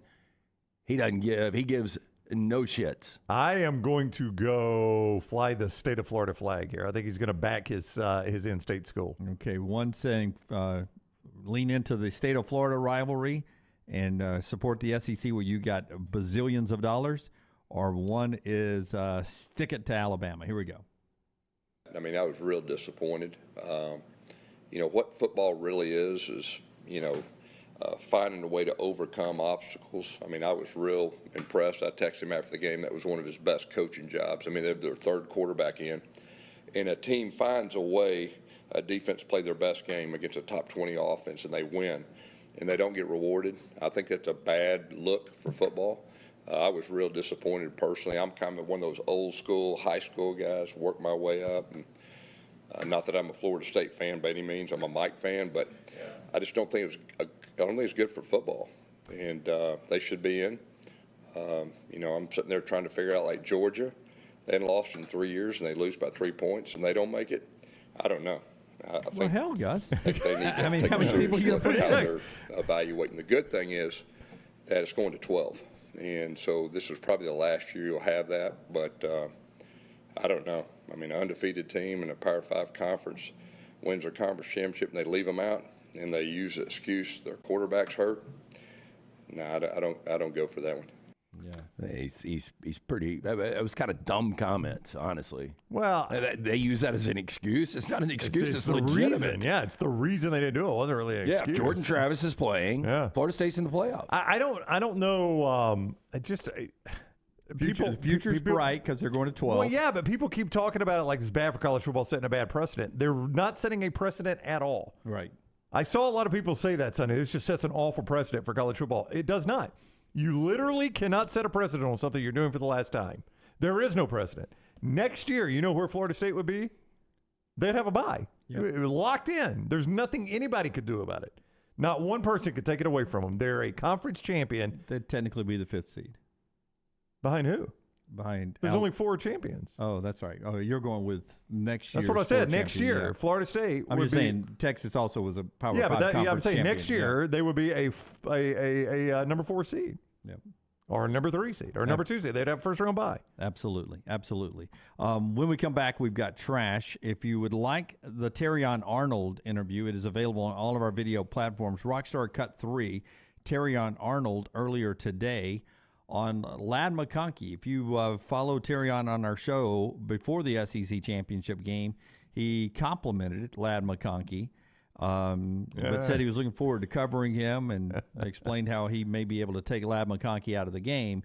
And then this happened on the show earlier today. I was on the show talking to y'all about Ladd McConkey. When he caught the quick corner route, he gave me a look. So as soon as he gave me that look, I'm like, that's all you get. That's all you get.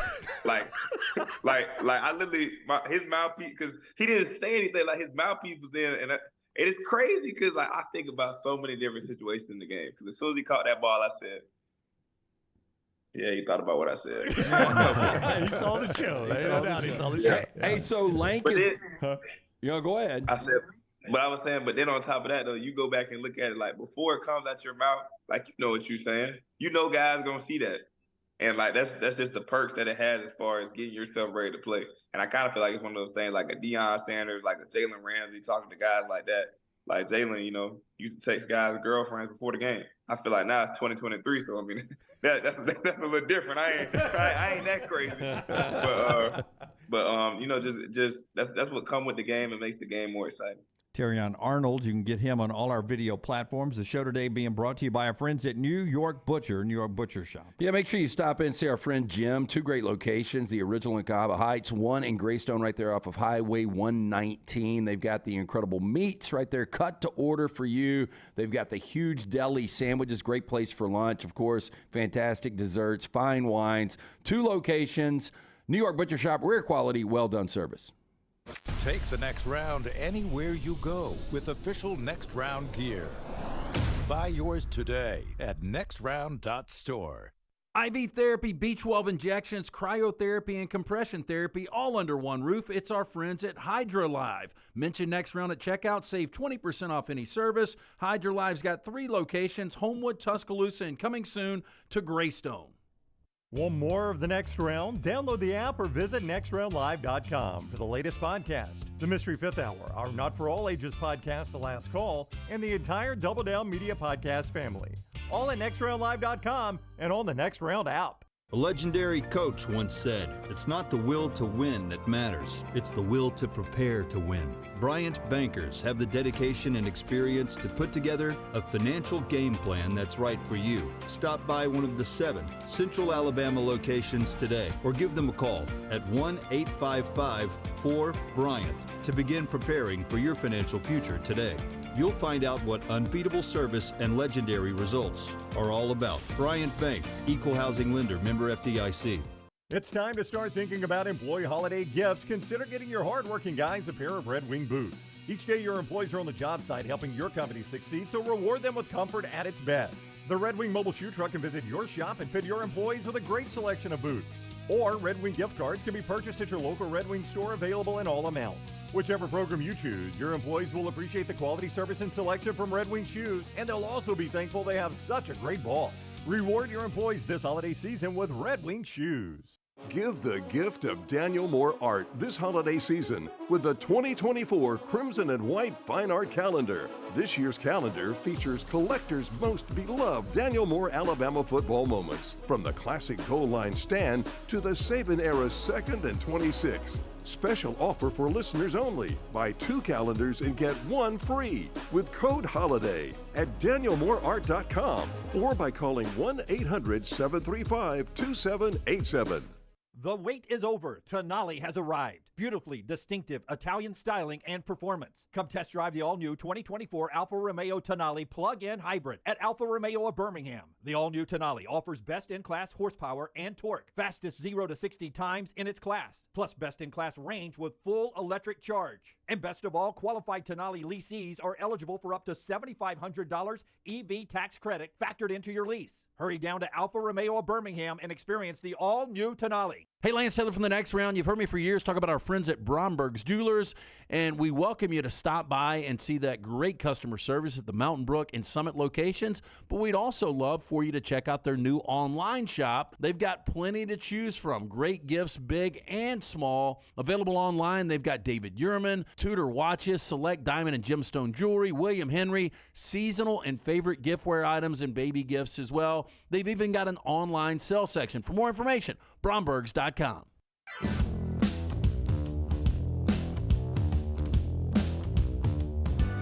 Our friends at Weight of Wellness getting you ready for 2024. Go ahead and jumpstart that weight loss with Leslie and her board-certified team. All you have to do is go to their website. What is that website? It's aplanforme.com, aplanforme.com. Right there, you'll find out there's no contracts, there's no sign-up fees, and your first consultation's absolutely free. Leslie and her board-certified team, whether it's the use of their meals, I choose to eat my own lunch and dinner, throw in their protein bars to fill in the gaps in between. Weight loss, blood pressure control, cholesterol control, they can help you with all that. Aplanforme.com, aplanforme.com. And you get that free consultation right there because you watch the Next Round. It's Weight of Wellness, your journey to healthy living. So many of our viewers and listeners over the year have gone by there, and always are very complimentary of our friends at Weight of Wellness there. A couple of, there's one transfer portal addition while we were doing some interviews there. Trevor Etienne, the running back at Florida, is now in. So their leading receiver, Ricky Pearsall, is in. No, he's in the NFL. He's going pro. Yep. And their second leading rusher, Trevor Etienne, that's some significant losses for a guy probably coaching for his job next year against a really difficult schedule. Etienne's brother had said he's got to hit the portal, and Trevor ends up hitting the portal. I bet he will be a commodity in the portal. Yeah, that's good. Etienne's good. Yeah. I guess Montreal Johnson is coming back. I think so. That's who led them in rushing. Reports earlier today, haven't seen it confirmed yet, Ollie Gordon is going to hit the portal as well. Supposedly, people are saying on 3. I have not seen on 3 actually report that. It might have been message boards. Ollie Gordon would be a great upgrade. It seems like it anyway. For a lot of people. If you can go year to year. Let's do trash. It's brought to you by our friends at Mortgage Right. Hit the big button, Rockstar. Well, shit. What are y'all doing? This is awful. It's still March. How many days in March? LT's Trash is presented by Mortgage Right. Mortgages done the right way. Are you a veteran looking for a VA loan? Mortgage Right has been advocating for veterans since their company began. As a veteran-owned, operated company committed to your well-being, they can help you find the best terms available, guide you through every step of the process. Visit their locations. Run right there, Highway 280 in Birmingham. You can apply online, mortgageright.com/TNR. Call 205-815-9200. NMLS 2239, Equal Housing Lender. Ultimate Class Rock, ClassicRock.com has released their 10 greatest rock trios of all time. You guys ever been to UltimateClassicRock.com? I have not. Tony Curry used to show it to me all the time. I've been to Rock Hub. Have you now? Yeah. Rock Hub. You typed in the wrong thing, didn't you? There's an abs place I went to, rockhard.com. Totally not about abs. Trios mean just like three-person bands. That's it. Yeah. No, 2 guys that would think about having another one. So your trio would be 3, yeah. So, now, look, I understand one on the list. I have never liked their music, so to speak. But do you guys just want to give me some Well, I'm trios? trying to think who are trios. So, well, I mean, Reichard just showed it. Usually you've got a guitar. I didn't see it. I didn't see what he showed. I didn't either. So usually you have a guitar, a drummer, and another guitar. Or you could have 3 singers with the main people are the 3 people, like the main. Like Nirvana is a good example of this, Yes. though I don't really think of them as a trio. That's what they are. Well, what about the Beatles then? The Beatles. Well, that's 4. That's what I'm saying. Are you counting the drummer? Ringo Starr's got to be a big part. Okay, that's what I'm asking. Yeah. Okay, so it can like Taylor Swift is not a trio. Yeah, I really did not expect this to be confusing. I know, but like the Tower of Power, not a trio. The Black Keys are just 2 people. That would be a duo. That's a duo. That's a duo, Jim. So that's what I'm saying. It's just 3 people. It's a drummer, and somebody. I'll work my way through this. Yes, why don't you? Number 10 on the list, the Beastie Boys. Number 9. I just thought it was 2 of them. There's only Look 2 at that now. picture right there. There's 2 now. 3. Yeah. One has passed away from cancer, unfortunately. Number 9, Crosby, Stills, and Nash. Now, they added Young, Jim, Yes. which would take them out of this I when know. Neil Young joined them. But They were this Young is- first. They actually kicked him out. Yeah. Number 8, Nirvana. And they added Pat Smear, so I don't know. That's 4. I don't know. That's 4. How dirty is Kurt's hair there? There? Well, I mean, there, here, everywhere. So is that the guy from Foo Fighters right He there? looks like him, doesn't he? Dave Grohl. Is that him? looks like That is him. You were having a tough segment, buddy. Might be that. No, I'm just saying that doesn't look like Dave Grohl. You said top 5. Does that include 6? This is 25 years ago. Number 7 is Cream. Cream. Eric Clapton. Yes. This is the top 10 greatest rock trios of all time, according to UltimateClassicRock.com. Number 6, Rush. My brother loved them. I was never been a a huge fan. I'm with you. They sing Tom Sawyer? They do. They do. Who knows the bones? Jim with his first correct answer of this segment. I can't tell you their second song. Number 5 on the list, Genesis. I'm a bigger fan when Phil Collins took over Peter Gabriel. I'm one of those. Really? I love Peter Gabriel. Yeah. I don't like Peter Gabriel Genesis. So those 3 guys were just on the stage together. Nobody else playing instruments or anything. That's insane. Eventually, yeah. That was a big sound for them. Number 4 is Motorhead. All right. Lemmy is now gone. That one guy looks like Ted Nugent. That's Lemmy. That's Lemmy. Lemmy. Had one of the most infamous moles in rock it's history. huge. It's very big. Number 3 is the Bee Gees. Oh, I should have known that one. Good teeth. Yeah, All boy. the same haircut. Yeah. DNA's undefeated. Number 2, not good teeth. Yeah. Those people got laid. Imagine that. a lot. Number 2, the Police. I think I do not like Sting's solo stuff. I like some of the Police stuff, though. I liked the Police a lot as a kid. I mean, when Synchronicity was out, it was huge. But then Scrantonicity with Kevin from The Office. Wasn't that his cover band? That was his cover band. He's a drummer that sings. It's awesome. Yeah. I am just not a big fan anymore. I'm not a huge fan. Do you like Sting solo stuff though? Not really. I don't Fields either. of Gold is beautiful. It's a beautiful song, but Desert Rose. Yeah. Brand new day. And the number one greatest rock trio of all time, ZZ Top. Oh, hate not ZZ Top. a fan at all. Hate Never ZZ have Top. liked ZZ Top. And honest to goodness, didn't know there was a third guy. Just thought it was the two big guys with a beard. Bassist died, and sadly, the guy that doesn't have a beard, his last name is Beard. It's crazy. Interesting. Yeah. The irony. Do Rockstar, are you a ZZ Top guy at all? No, I respect the sound. I mean, they've got an original sound. The guy can play guitar, but I'm never like, I want to listen to some Sharp Dressed Man. Yeah. Well, I just never liked him. As a kid, though, you loved the videos. You know, as a teenager, just because they always had the trashy 80s girl in the video. They did have that, yeah. Okay, just for the record, Rockstar, Oh, show boy. me the picture of ZZ Top. That's them. Now, I know, but they had to put it back up, Brandon. Sorry, Jim. It's a tough segment. So you don't have to lash out. You got two people that played guitars? You got a bassist and a guitarist. Okay, and then that guy who died played... The guy who played bass died, then there's the drummer. So Okay. that's three people. Okay. Now, every now and then, during a live performance... Did they ever have a keyboardist? Well, see, what happens is, every now and then for a live performance, you have guys, additional players that add layers to the live sound, like a keyboard player. So at that point, it's not a Taylor- trio. No, but Taylor trio Smith has a band behind her. But the Taylor trio, Swift? Yes. Yeah. But the trio is getting the majority of the money. They're not in the band. Yeah. The guy that Okay. plays keyboards not doing the photo ops. Like, hi, I'm John. I play keyboards. Like, no, Yeah. it's the GZ Top Trio. Okay. Okay, we move on. Speaking of Taylor Swift, if you're an artist out there and you don't think you can make any money with download streams, how about this? Pop star was recently crowned Spotify's top global artist of 2023. She has racked up over 26 billion streams on the platform. And now Billboard has estimated that Swift will bring home $100 million from Spotify alone. Is Paul McCartney the highest earning musician of all time, Rockstar? I think it's probably Taylor Swift. Or- now. yeah, I was going to say she's getting close. I mean, I don't know how. I mean, she will be. I just didn't know who she had to pass to get there. What's her net worth right now? But she's had to buy also back some stuff. but- She's also by herself. He's got to split it between three other people. That's a good point, One yeah. other person. Now, according to their royalty calculator, the 26 billion streams Swift has accumulated will have earned her $101 million in royalties by the end of 2023. So this is just one calendar year, over $100 million, plus what she made on the Eras tour, plus what she's made on everything else, the Eras movie. T Swift's is 1.1 billion according to the Google search. Her net worth. Yeah. You know what's going to be, and this will be a landslide, will it not? When they do Forbes top 50 earning celebrities of 2023, she's got to be number one. Yeah, nobody will be close. Yeah. Well, it's interesting. I'm trying to think of. He came out with an article. I'm trying to find the number. While you're looking at the number, Lunsford, do we know where the movie ranks right now of the year as far as like top movies of the year? When it comes to gross U.S. income or something like that? Yeah, I mean, it's up there.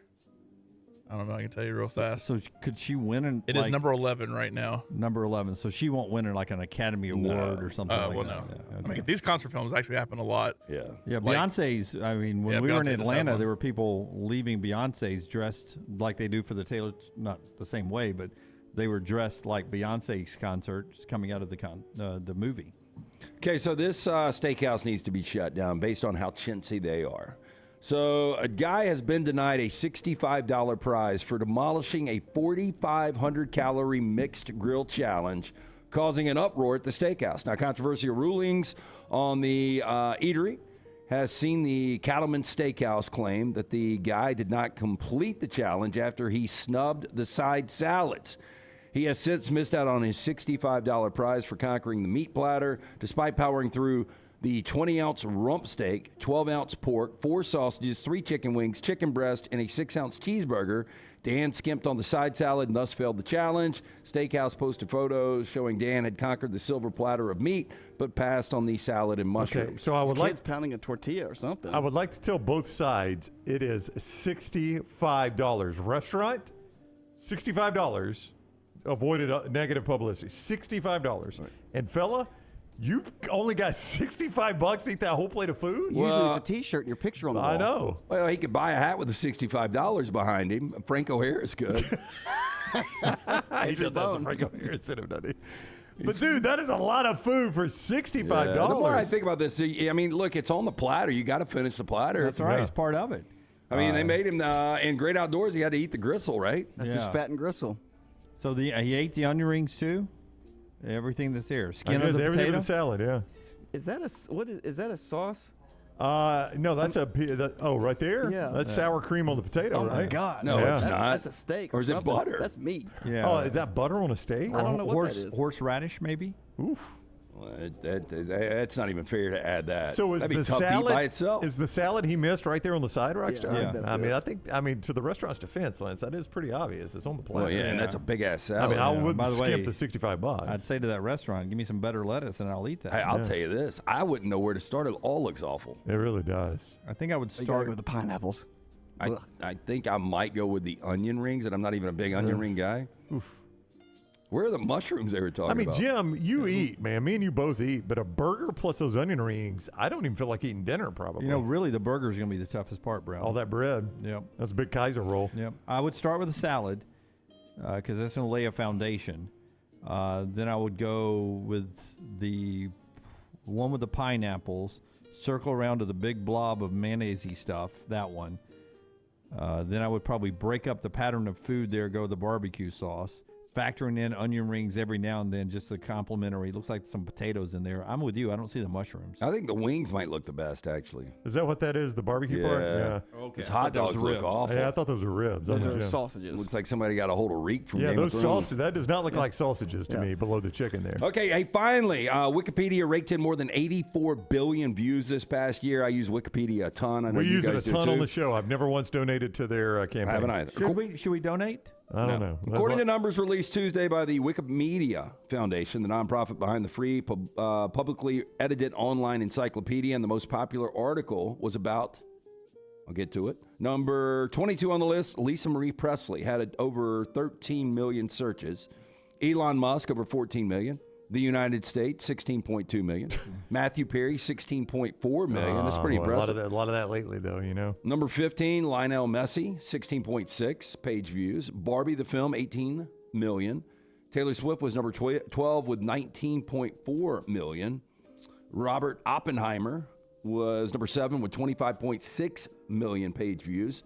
The 2023 Cricket World Cup, don't say it's not popular. Yes. 38.1 million page views. What is cricket? Out of the top 10, there's like 2 or 3 editions of this because there's 2023 Cricket World Cup, then there's Cricket World Cup. Like out of the top 10, I think it appeared 2 or 3 times. People love that game, man. Number 2, deaths in 2023, 42.6 million page views. Grim. And number 1, direction we're heading, Jordan Travis. It is Chat GPT, 49.4 million. There you go. That was a big conversation last night at the tech convention. Yeah, Techs in the City. I don't like it. I do not like ChatGPT. Well, somebody just made you say that. You use my platform, you'll love it, loser. Wait till I'm controlling your dreams. You use a Palm Pilot? Yeah, why? I used to have a Palm Pilot. Quickly, everybody out to Ghost. Let's get out of here. My Tesla. All right, that is Trash Today, brought to you by our friends at Mortgage Right. Yeah, buying a home, major milestone of life, getting it right comes down to the right advice at the right time. That's why we're proud to partner with our friends at Mortgage Right, who do mortgages the right way. Locally owned and operated, Mortgage Right standing by to help you today. Visit their locations. You can also call and apply online, mortgageright.com/TNR, 205-815-9200. Hey, next Wednesday, we'll be doing the Auburn basketball game against UNC Asheville on SEC Network Plus up in Huntsville. Tickets are sold out, but if you want to get on the secondary market and make it out to Von Braun, do it, or just do anything to support the fine folks in Huntsville when it comes to their sports marketing group up there, bringing great events to the Rocket City. Opposite of us, some of you may be interested in the SEC football schedule release on main SEC Network. Of course, the way it's leaking out now. If you are, Brownie, when we come back, we're going to go to one of those leak outs. That's right here on TNR. Never miss anything Auburn. Watch Village Vice at Wardam Pods on YouTube and listen wherever you get your podcasts. Hey, Lance Taylor from the Next Round to tell you about one of our favorite places for breakfast, lunch, and dinner. That is Hamburger Heaven since 1982. Hamburger Heaven has been serving Birmingham's best hamburgers, cheeseburgers, French fries, hand-spun milkshakes, and sandwiches made fresh to order. All of their ingredients are fresh and prepared daily. This includes their beef, always fresh, never frozen, hand-pattied each and every day. For breakfast, lunch, or dinner, visit any of the 4 locations, Highway 280, Irondale, Gardendale, and Homewood. Storm season is here. Make sure you have a plan of action in place right now. Greg from Pell City and Storm Restoration Roofing should be your first call when storms hit. Insurance companies love working with Storm Restoration Roofing because of Greg Nelson's name and reputation in the industry. When storms hit, call Greg Nelson. He's local, 205-542-3531. He's the home of the free no-cost roof inspection. Greg from Pell City on Facebook, 205-542-3531. It's Storm Restoration Roofing. Hey, Lance Taylor from the Next Round. You've heard me for years talk about our friends at Bromberg's Jewelers, and we welcome you to stop by and see that great customer service at the Mountain Brook and Summit locations. But we'd also love for you to check out their new online shop. They've got plenty to choose from. Great gifts, big and small. Available online, they've got David Yurman, Tudor watches, select diamond and gemstone jewelry, William Henry, seasonal and favorite giftware items, and baby gifts as well. They've even got an online sale section. For more information, Brombergs.com.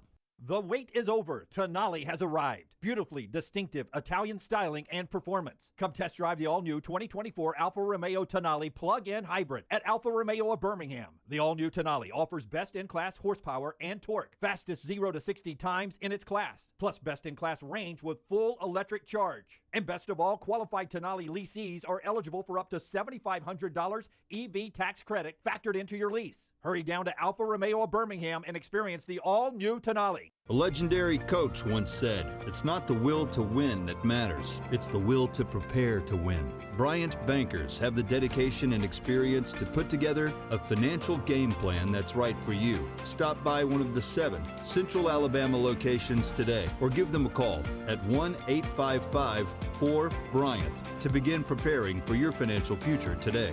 You'll find out what unbeatable service and legendary results are all about. Bryant Bank, Equal Housing Lender, member FDIC. Twin Peaks is the best in the game. Here, you're in the red zone for every college rivalry and divisional matchup all season long. On game day, you never have to decide which teams to watch, only what combination of bites, burgers, wings, and more to order. Plus, where else are your favorite draft beers always poured at a frozen 29 degrees? Only at Twin Peaks, the #1 sports bar. Stick around after the sun sets. Twin Peaks is open really late. Wind down with bourbon and late-night bites. Only at Twin Peaks.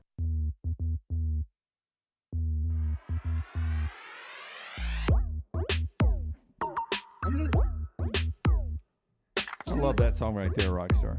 Well, that's all Cash Machine right there. I feel like that is it was this movie. I'm trying to forget what it was. I don't forget what it was. It was in the 80s. You're not gonna get this. It was the Tron? quirky fraternity guys. Revenge of the Nerds. Revenge of the Nerds, and they had to do that singing clap competition. Your hands for the Land of Lambs and Omega Moose. That's what it sounds like. That was the beat behind it. That movie does not hold up. I bet I still like it. I mean, it is awful. Hey, can I remind you, we're coming up to walk-ons, right? Yeah, and I did walk-ons. get pricing.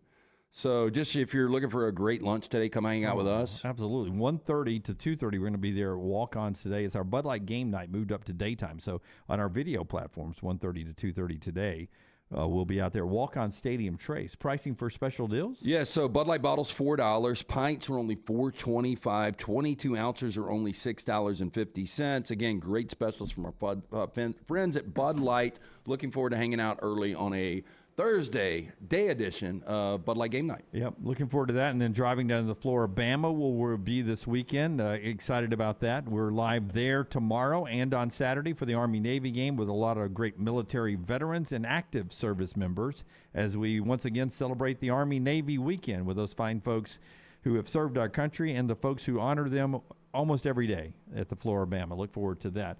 This final segment of the show today brought to you by our friends at Simpio, and then we'll talk about this Georgia's schedule that was leaked out. One of the first calls we made here at Disrupt the Media was to our friends at Simpio because we had no idea to handle how to handle the 4 pillars in every office. That is the compliance, HR, payroll, and benefits. When your company joins Sympio, you gain access to healthcare and employee benefits at prices only large organizations get. On average, Sympio is saving most companies over 18% net of their fees. You can join any time of year, no annual contract. With that being said, 99% retention rate. Call them today, 205-635-7467 or Sympio.com. As they say, at least they did on Friday when we were driving over to Atlanta on Georgia Sports Talk Radio, hella. They kept using hella a lot. It takes a hella effort, hella luck, and this is a hella schedule from Georgia. Did they say that Bama had dudes?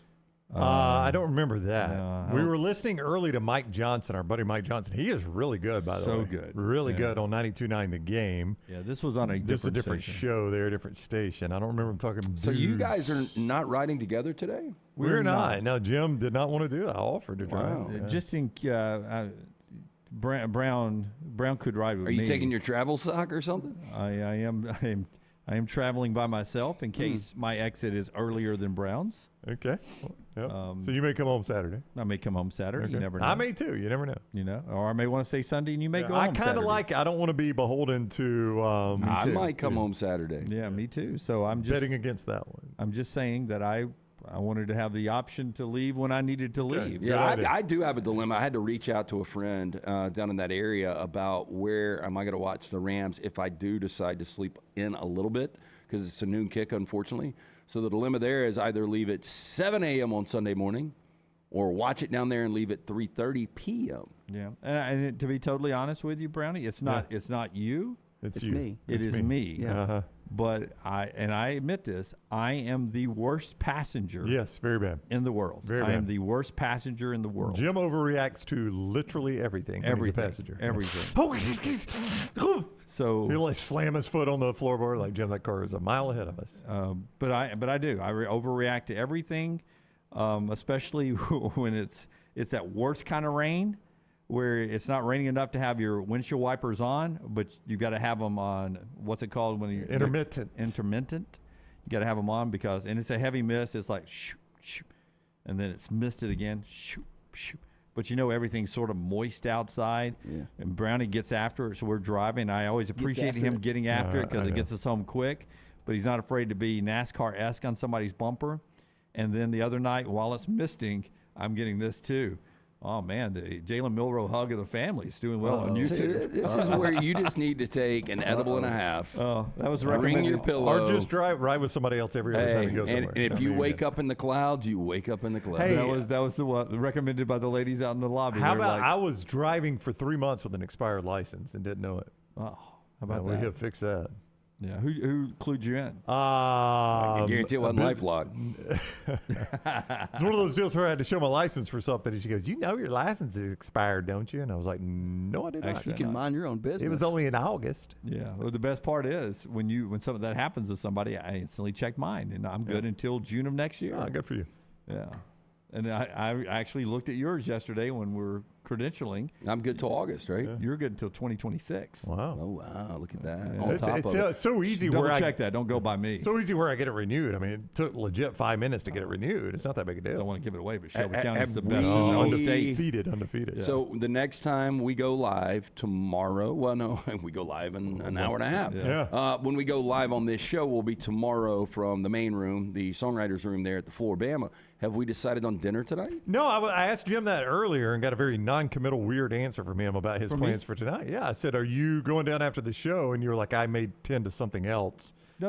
I'm going down after the show. I said I'm maybe 30 minutes behind you. Oh. Yeah. I said we go to Old River Grill where we can watch the games. Yeah, I'm all about us all having dinner together. I'm not far behind you. Truthfully, I may need to go get my toes taken care of. It's been a while since I've had a pedicure. I was going to say that means a lot for you. We may be on the beach. How often? Yeah, I mean, how much are you going to be on the beach? Yeah, there'll be 3 people on the beach. Nobody's going to see 72 and sunny tomorrow. Okay. And Saturday. Sun's out, guns out. No. It's raining Saturday. Yeah, Saturday could be tricky. And Sunday's cold. It could rain a little tomorrow, I think. Yeah. Well, okay. Well, I'm not hooking up because Maggie's not going. So you're basically telling me I don't need to worry about my toes. I wouldn't if I were you. I'd just drive All right. home. Well, then I'm right behind you, Brown. All right. I'd say I'd keep up with you. I'd be riding your bumper, but I can't keep up with you. You outdrive me all day long. Yeah. Here's the Georgia golf course. Here's the Georgia schedule that leaked out in its entirety. This is brutal. Browner, is the SEC happy about these leaks? They are very unhappy about these leaks, Jim. They got a show that's coming up. On3 Sports built this graphic, so give them full credit up in the right-hand corner. We don't block them out when they build this stuff. Clemson in the opener in Atlanta. Hello. I mean, the way Clemson played this year, Georgia would have easily won that game. Johnny Orr's Texas Tech team, week 2. Then they're on the road at Kentucky. Tennessee Tech. Then they're on the road at Kentucky, on the road at Alabama. Yep. Then home in the Deep South's oldest rivalry, Auburn. Mississippi State at Texas, Cocktail, at Ole Miss, Tennessee, UMass, and Georgia Tech. The thing that jumped out most at me about this schedule, Lance, is that they are on the road against 3 teams that would be in the 12-team playoff this year: Alabama, Texas, and Ole Miss. Yeah, and that's a tough schedule. Well, I was going to bring up, there is a possibility that Georgia, they will be underdogs in Tuscaloosa. There's a possibility they're underdogs twice on this schedule. At Texas? At Texas. Yeah. Wow. Possibly. You don't see that very often. But, I mean, that's 3 playoff teams, 3 teams that would have been in the 12-team playoff, and you're on the road at all 3 of them. And, by the way, I don't know about you guys, I anticipate all 3 of those teams, even Ole Miss, contending for a playoff spot next year, don't you? Yeah, I mean, Jackson Dart's coming back. Yeah, Quinshon Judkins is back. I mean, they got a lot of pieces back on a team that was a 10-win team this year. So my question is, if we go to 9 SEC games like we should, do we lose the Tennessee Tech game or do we lose the Clemson game off of schedules like this? I don't know. I hope you lose, with all due respect to Tennessee Tech and UMass. I hope those are the games you lose off a schedule like this. Well, you'll keep one. Yeah. Those types of games. And you keep a Clemson game. I don't know. I think, Jim, the way you see people scheduling in the future, they don't think that's that big a deal. Well, you've already told me, and I appreciate it. You're going to give me a chance to, after losing 3 consecutive stakes in 3 straight seasons. I'm going to take unbeaten Georgia again for a stake. I feel really – what do you think, Brown? I feel really good that Georgia at least strips up once. I thought they were going to lose a game in this year's schedule. Next year's is much more difficult. Yeah. Of course, they're going to the be streak's motivated. Over. Part of the reason I thought they would lose a game this year was that streak. You just don't do that. They'll be playing with a mat on next year. Yeah. By the way, I feel good if they make it through the Tennessee game. I'll start smoking cigars week number 11 and 12. You think they can handle UMass and Georgia Tech at home? Yeah. November's not their games to remember. All right, there you go. That's the show today. In about 90 minutes, we'll be at Walk-Ons. Don't hold us to 1:30, maybe 1:40. We're going to try to do it as quick and timely as possible. Set your alerts, thumbs up, like, and subscribe. Floribama tomorrow. Until next time, God bless you, and God bless the United States of America.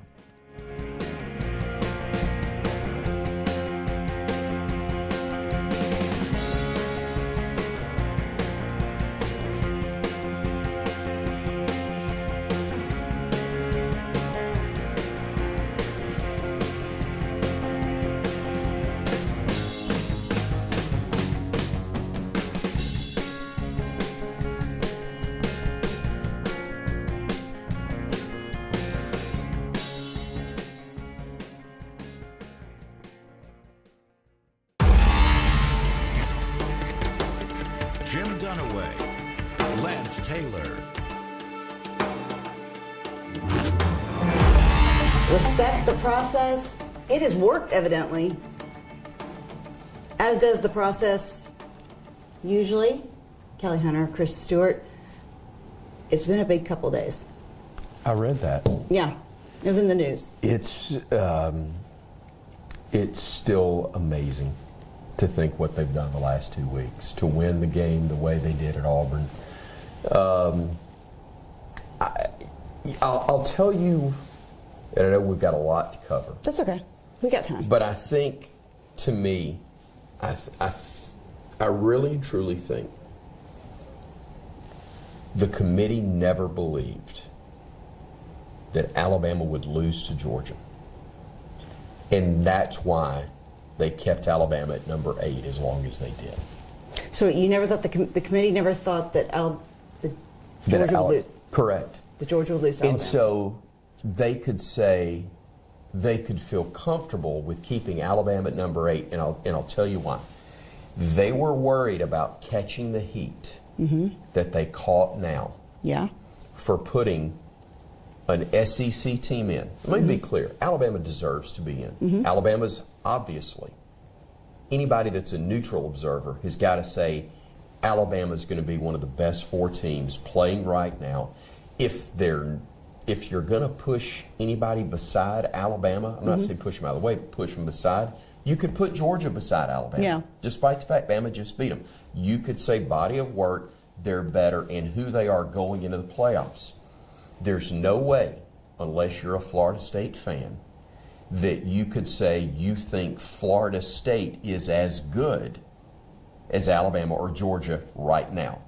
And I'm not saying they don't deserve to be in. Yeah. I'm simply saying if you're trying to put the best 4, which is what, by the way, their criteria says, right? There's no way that you could put them ahead of Alabama, Georgia. Also, Alabama's been a better football team than they've been given credit for the last month. They kept them at 8 to avoid having to hear from everybody, oh, I see what you're doing. You're trying to put them up there so that if they beat Georgia, they're going to be in. Y'all are just making sure that there's an SEC team in the deal. And all of the non-SEC people could chirp and complain about it happening and all the conspiracy theories with Disney and ESPN and all, or ESPN, I guess Disney doesn't own it anymore, but all that stuff that's out there now. Yeah. They were trying to avoid that, never believing that Alabama might actually beat Georgia. How much? They did that.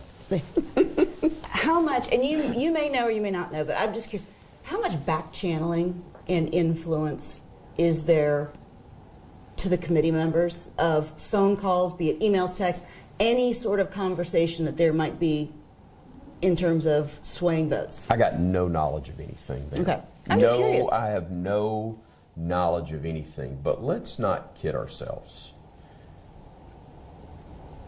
The old Bob Kessling line, the voice of the Tennessee Vols, it's not about the money. It's about the amount of money. Correct. Everybody knows Florida State has no chance against any of the 4 teams that are in the playoff right now. I say no chance, no logical chance. Especially Michigan right now. It's about TV ratings, about TV dollars. I don't know how much of a bath they took the last 2.5 quarters of the national championship game last year when Georgia was absolutely destroying TCU. But nobody was watching that game in the second half. No. They spent a lot of money all year long hyping up the playoff and the championship game. Nobody believed that Florida State was going to give Michigan a ball game or anybody that's in there a game. But everybody is talking about Michigan, Alabama. In the Rose Bowl. So that's why I think they're able to say, yeah, I know we got them at 8. I know Florida State won again. Weren't expecting that to happen. Bam. Bama's number 4. Again, Bama deserves to be where they are. Yeah. But they should have been coming to 4 from number 6 at worst. And instead, they kept putting them where they did, thinking they could avoid having to deal with any backlash. And then Bama messed up the script for them and beat Georgia.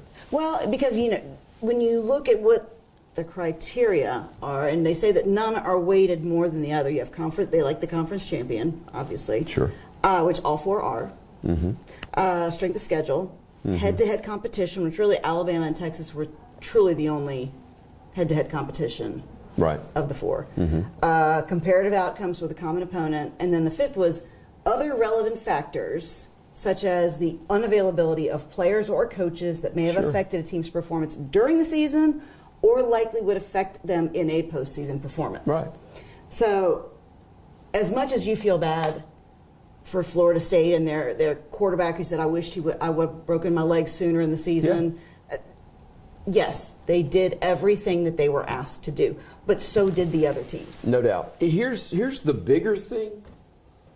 It tells me the ACC has lost relevancy. I would agree. Among the, we said Power 5. It's 2. Yeah. It's the Big Ten. It's the SEC. And if there is a third, it's the Big 12. Yeah. Which I never thought would happen. No, I know. I never thought that would happen. Especially with the bailouts that are coming to the SEC. They did a phenomenal job of keeping themselves not just relevant, but formidable. Right. And good for them. Yeah. Good for them.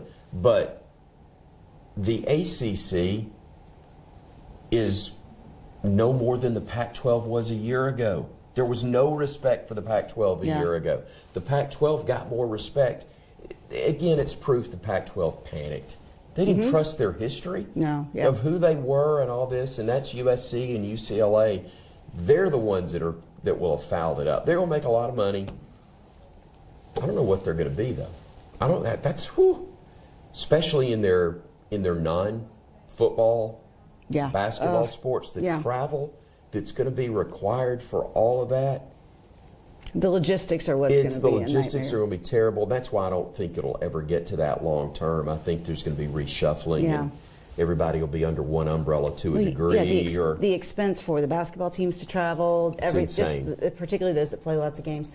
In a perfect world, if you picked your top four, is it the four that are in there, or does Georgia have a place in the top four? I know it's irrelevant now. I'm just curious as to whether you think that, a team that has run the table. First of all, and I mean it with all due respect to them, I'm glad they're out. Don't want to have to beat them again. I wouldn't want to have to play them again. Don't want to have to play them again. Beat them. Yeah. Don't want to have to play them again in a month. Although I think Bama's better equipped to beat them a second time now than they were by the end of that ball game 2 years ago. I'm trying not to sound like Texas and if Colt hadn't got hurt. But there's a full four-quarter body of work the first time when Alabama had at least one of its receivers available. And Bama beat the breath out of them 2 years ago in the SEC championship. They were better by far that particular day. Bama was better, I think, at halftime than Georgia 2 years ago in the national championship game, then lost their receiver. Yeah. And that's on them. That's on Alabama for not having other guys ready. Actually, it's on the guys themselves for not getting ready, but you know my point. So it doesn't take away or tarnish Georgia's success. I'm simply saying I'm glad we ain't got to play them again for whatever circumstances. Would I still say Georgia's one of the four best with Alabama, with Michigan? Yes. I think it's still to be determined. If I'm taking the two teams that have got to play their way in based on who they are today, just on who they are today, I'd want to see Texas versus Washington. Yeah, I agree. I still think Georgia-Florida State's going to be a great game. I think it could have been. I don't think Georgia's going to care because they hadn't been in, and Florida State may rally. But if they get popped early on for whatever reason, if they get punched in the mouth by Georgia, I think it'll be. But you think the dog's heart isn't in it? I think their best, I think the two teams' best going at it would be a really good ball game. Entertaining ball game, entertaining storylines. Georgia's still 2 scores better. Yeah. They're still 2 scores better. The problem is, and I think Ryan's talked about this on Next Round, they all have, but Ryan's right, it's an exhibition because most guys from Georgia, when you've played for the national title, they're not going to be as spirited for this. And Florida State can act like it matters and they'll rally. It still doesn't mean they're better than Georgia. But to that credit, you think about last year with Alabama, the guys that did come back and play in that game. And I think that's a tribute to Nick Saban and to Bryce Young. Well, here's the thing. The message it sent to the rest of the entire team, knowing what's at stake for Bryce Young and Will Anderson, if those guys are here and those guys are laying it on the line, by golly, I can lay it on the line. Because they risked. They had insurance policies, but they risked millions to just play in that ball game. And if they were going to play, you knew they weren't going to go halfway on the thing. So that's why that sent such a big message. I just think this one is different. And look, Coach Saban called this years ago when they went to the playoff. He goes, to me, what you're saying, the more teams you add, the more you've got involved.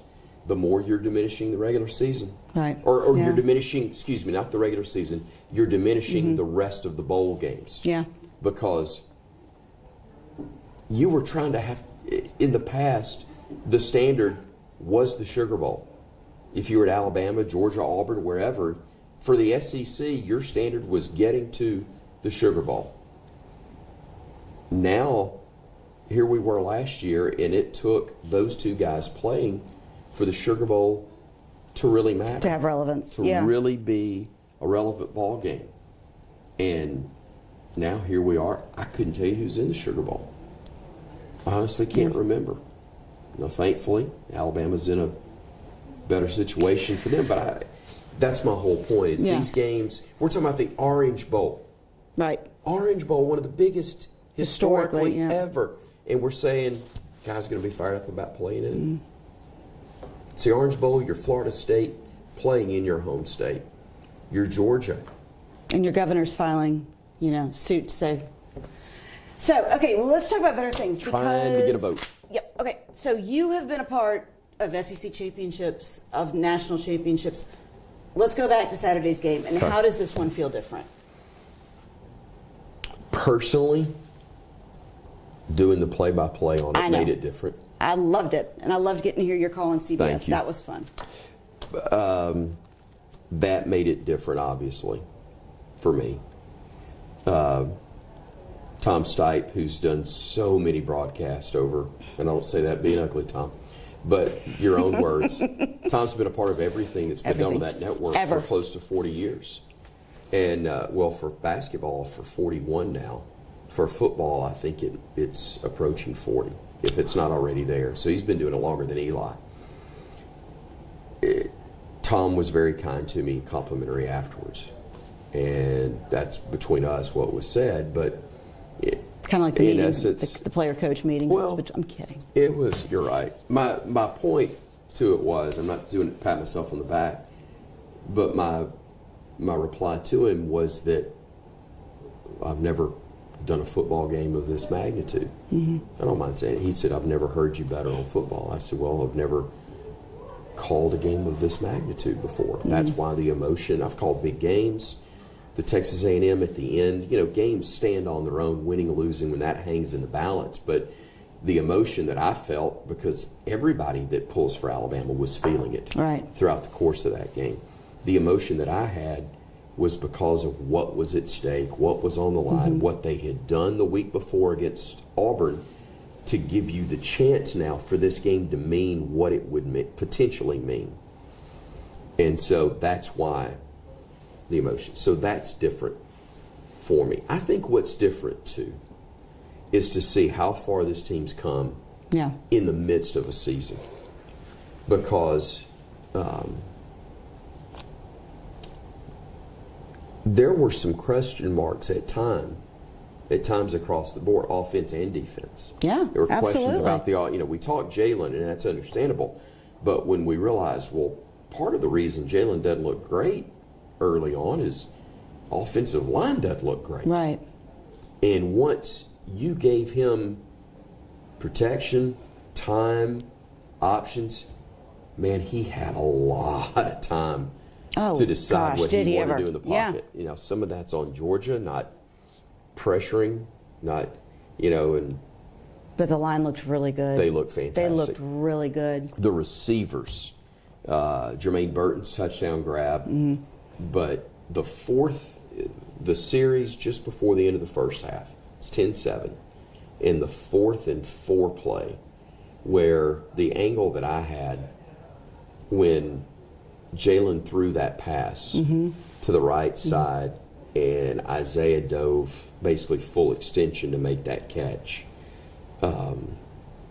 That was huge because it's the next play, I guess, that they get the touchdown to Jermaine or 2 plays later.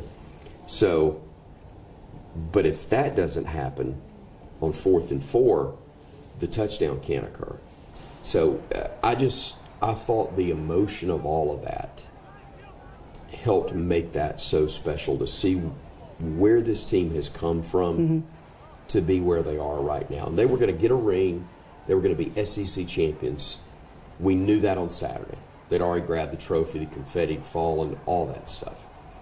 We didn't know until the announcement the next day that they for sure were still in the hunt for the national title. But we knew they were SEC champions, and for those guys to be able to celebrate that and that fact alone was going to be incredibly meaningful. At what point did you feel like they had that game in hand? Was there a point that you thought, we've turned the corner? I felt really good at halftime. And I want to say, though, Alabama fans felt, from what I could gauge, felt good going into this game. And I really felt, I was over in Atlanta, and every Georgia fan I encountered thought this was their year. They really thought this was the year that they were just going to eliminate Alabama from the conversation. I understand why they would. Yeah. Because 3 straight national titles. And a 29-game win streak, too. They hadn't lost in a long time. You're exactly right. 29 straight. They'd won the most recent meeting against Alabama, albeit 2 years ago. You know, they act like they've won 2 straight years over Alabama. They beat us one time after they'd ended, a 6-7 game losing streak to Alabama, something like that. Georgia, and I said this, Georgia, up until Saturday, had a stretch of almost 3 full years where they were finally as good as their fan base has acted like they are for the last 40 years. Since they last won a national title, they've acted like they were national champions every single year. To a degree, I respect that. Small degree, I respect that. But that's the arrogance they've had. So when they won 29 straight games, of course that's going to continue and maybe go to another level. I have zero doubt they felt like they were ready to absolutely, they had us on the edge and that they were going to watch us tumble off the cliff. No. Because I think early in that game, most Alabama fans felt comfortable that this was going to at least be a competitive game, that they were not going to get run out of the building like a lot of Georgia fans thought they would. And the first drive didn't help matters. No.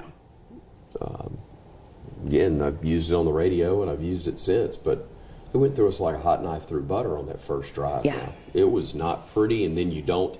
So Bama doesn't do anything on its first drive. Georgia does what they do offensively, and then you, I think, go 3 and out on your second drive. You certainly don't get points. Defense gets a stop. Now you get 3, then you get 7, then you get 7 more right before the half. Yeah, I felt good, not to the point that I was going ahead and making reservations for either Pasadena or Houston, or I knew I'd drive to New Orleans, so I didn't have to worry about that. But I wasn't looking at flight options. Yeah. But I knew they had a great chance. And it was so impressive to me when Georgia makes it. Golly, I forgot, but they made it a 3-point ball game, and then Alabama goes back down the field and scores again. And then very late, Georgia makes it a 3-point game, and you don't give them the football back. Yeah, that's fantastic, and that's the type that looked like old school Alabama. And I say old school, you know, where are we going back? 2 years? Yeah, but 3. But that's the kind of thing that's been missing. The joyless murder ball that we've joked about and heard fans talk about, that's what joyless murder ball was. You take away the other team's will, they may think they have hope, and then it's gone. They have no hope. Sometimes no hope comes late in the first half. Yeah. Sometimes it's having to watch your opponent take a knee and run out the clock, and you can't stop it, and you're not going to be able to beat them. That's what Georgia and Georgia fans had to watch. Yeah. And I said it in the air.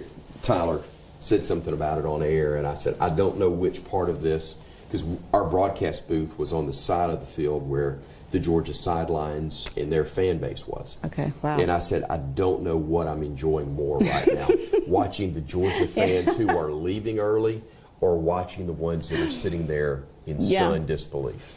Both were pleasant. One of Coach Saban's part of a quote he said was turning the passion into execution. Yeah, I love that. I love that concept of channeling your playing with emotion, but playing in control. Right. Because you can play with emotion and just be completely out of control.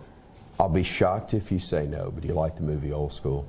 I love the movie Old School. Okay. When it's if you're Will Ferrell in the locker room going, let's don't have anybody freaking out in here, okay?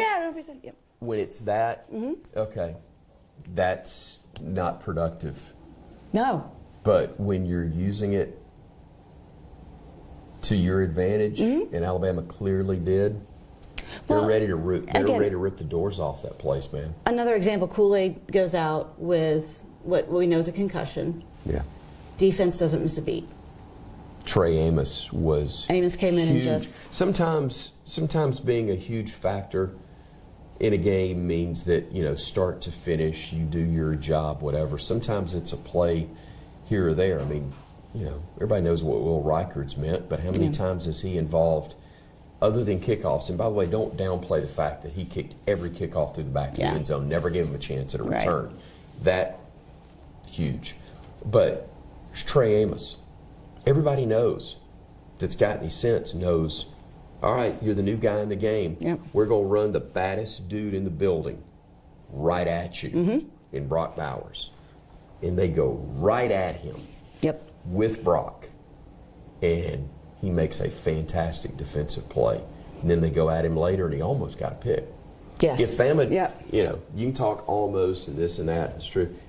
If you want to go the almost game, if Bama gets 2 of the 4 picks they had right in their hands, that's not even a one-possession ball game.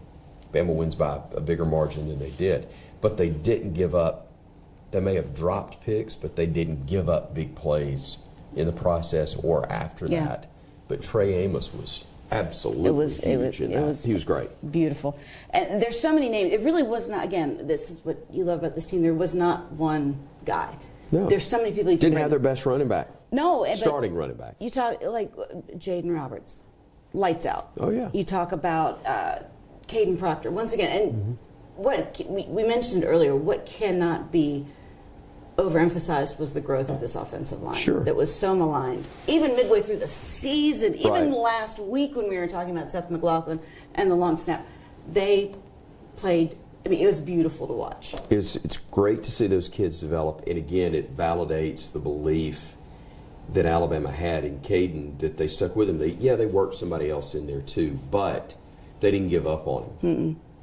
And to his credit, this guy who's been so dominant, I'm going to guess from the time he first stepped on a football field, because I'm going to guess he was bigger than everybody else. And when you're that much bigger and you've got some talent, and you're coachable, you can dominate everybody up to a certain point. Well, he got to that point. You're a freshman on the offensive line in the SEC, and in week 2 you're playing Texas. You're going to get exposed. There's stuff still to learn, but they stuck with him. He, like you said, was coachable. He got better each week and put himself in a position that he was a force in that ball game on Saturday. And obviously, by no means am I putting speculation out there, but do you think Tommy Rees will be back next year? I mean, I know coordinators come and go. I'm curious. I think they're really happy with him. If you're asking me, if you're asking me if I think they'll make that Nick Saban wants to make a change, I would be shocked if he did. If you believed in Tommy, if Tommy Rees may get a head coaching offer. You don't know what's going to come to him, but I hope he's back, especially with Jalen, in all likelihood, back again next year. I would think now that he has a season under his belt, and not thankfully the season's not over, but he's had a chance to learn it. He's not going to go put it this way. If he is still a coordinator, there is nowhere in the nation he's going to go where he'll have a chance to work with better talent, make more money, and have someone better to learn under for another year than Nick Saban. it's a grind. Coach knows and has said he's not the easiest to work for. There are a lot of guys that have left him, needed a break, but have gone, you know what? Learned a hell of a lot from him. Learned a hell of a lot. I'm going to go back. You know, Kevin Steele's a prime example. Right. Oh, yeah. You know. He's on the hat trick, isn't he? With his. This is his third time there, and second time as a coordinator. And good gosh, we ain't talked enough about the job he's done. I know, and you know, it's putting those people. You can have all those guys, but to get them to believe you and what you're trying to get done, and to push buttons when it's the right, and knowing when to just let the dogs run. Right. No exactly. Yeah. No. Exactly. That's been great, and I'm happy for Coach Steele. I'm happy for all that staff under Nick Saban, including him, obviously. But besides the players, those guys have worked really hard to get this team from where they were to where they are. Well, and we really don't talk enough about what Coach Steele has been able to do, but the defense, they do seem to, okay, we're going to see what the offense is going to show us. And then we're going to, okay, that's what they're going to do. Here are the adjustments we're going to make.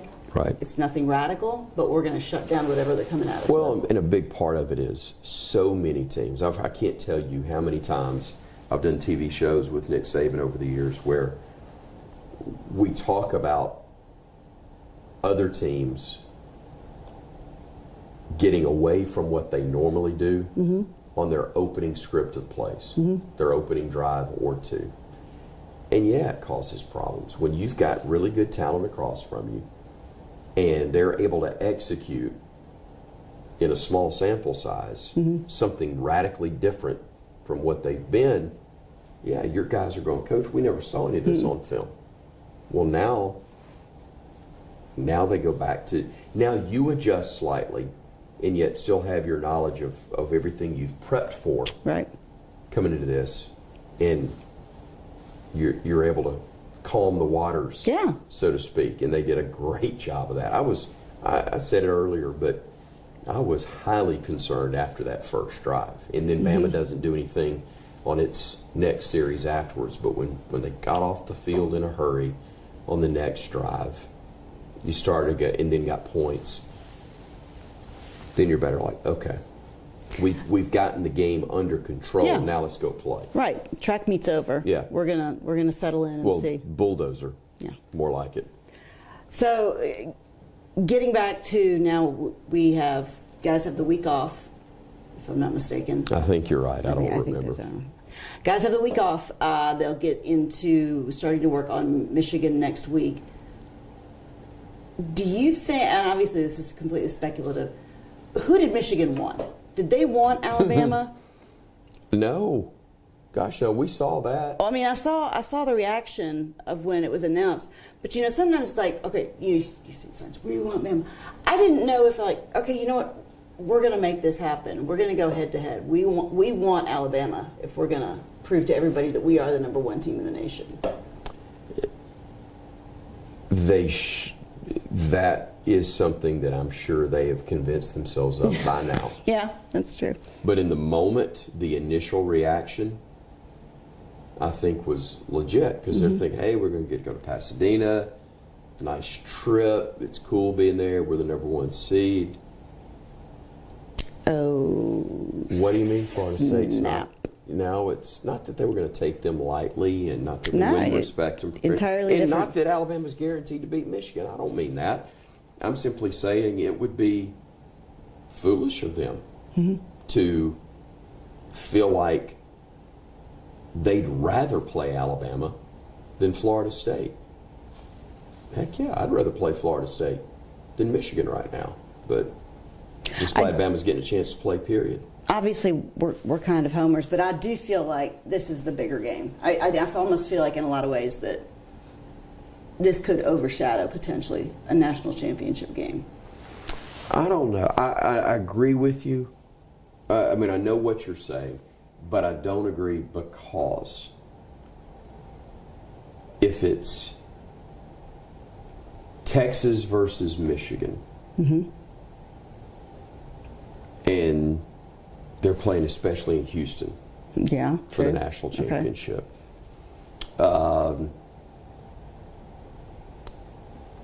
If it's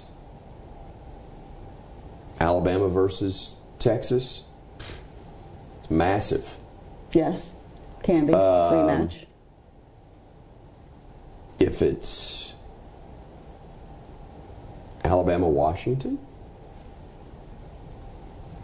I think. Look, I'm just looking at it like Alabama Washington. That's potential of happening. I think of the matchups you could have, that'd be the least appealing nationally because everybody would think that Alabama's going to smoke Washington. I don't necessarily believe Michigan, that Washington. To be the case. I don't know. I think either one of those is like. I don't know. I think Michigan has enough speed. Again, if Michigan can beat Alabama's speed and strength, they can certainly handle Washington's. No doubt. Yeah. Texas, I think, is a different. Let me tell you, signal stealing or not, Michigan beats Alabama and Texas back to back for a national title. Then yes. I'm not a fan. Still think you cheated, but I'll tip my hat to you for getting those two question. done. Yeah. Without question. Still think the coach is goofy, but I'll tip my hat to you. That's okay, because after whichever game they lose, there should be the rumor that he's going to go to the NFL. He's not going to go to the NFL. He's going to come back. It's the same script every year. You put some of Lance's money on that? Sure. Okay. I guess. I love spending other people's money. I think he's gone, but that's just my guess. You think this is the final time he's gonna flirt? Harbaugh? Yeah. I think he knows he's got to get out. Does he have to? I think the NCAA is whatever they are. Yeah. Keystone Cops. They'll, and I think that's you take that money at this stage of your career. You go the NFL Pete for 2 Carroll years. role and figure it out. Okay. Or do your 2 years and then come back to college.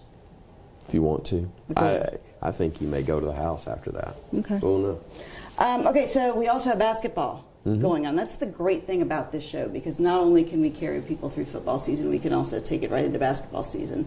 So teams going up to Toronto. They are. They are going to play very good Purdue team. A very good Purdue team. This next 2 weeks, it's a tough run because you've got Purdue, Creighton, and Arizona all on the road. All of which have been in the top 5 the majority of the season so far. Creighton in Omaha it'll be a packed place. Yeah. They'll be going nuts. It'll be a tough environment. After you've already gone to Toronto to play Zach Edey and a Purdue team that was number 1 in the country until I guess they had a loss, so they were 4th. So I guess they had a setback. So plummeted all the way to number 4. But they're good, man. They're good. They're tough. They're sound. They shoot it well. It's a heck of a test for Nate's team after they had a better showing against Arkansas State. But you can play really well and be 0-3 in those ball games with Creighton and then Arizona in Phoenix. I'm sure this sounded like a good idea at the time. Well, it still is going to be as far as the league is concerned in helping you strength of schedule, all that stuff. If you want to pad your, I'm of the opinion, if you're going to play a dog, play a dead one. I mean, if you're going to play somebody bad, play somebody really bad. But if you're going to play somebody good, play somebody really good. Yeah. And they've got a chance to play really well and go 0-3. They have a chance to play poorly and be embarrassed. That's how good those 3 teams are. I think they're going to play well. I think they're going to have some success. I can't tell you a record. I can't tell you matchups. They've got to make I will say this, they've got to make a sizable jump on the defensive end if they want to be able to win any of those 3 games that we're talking about. Are they pretty healthy right now? Yeah. They are.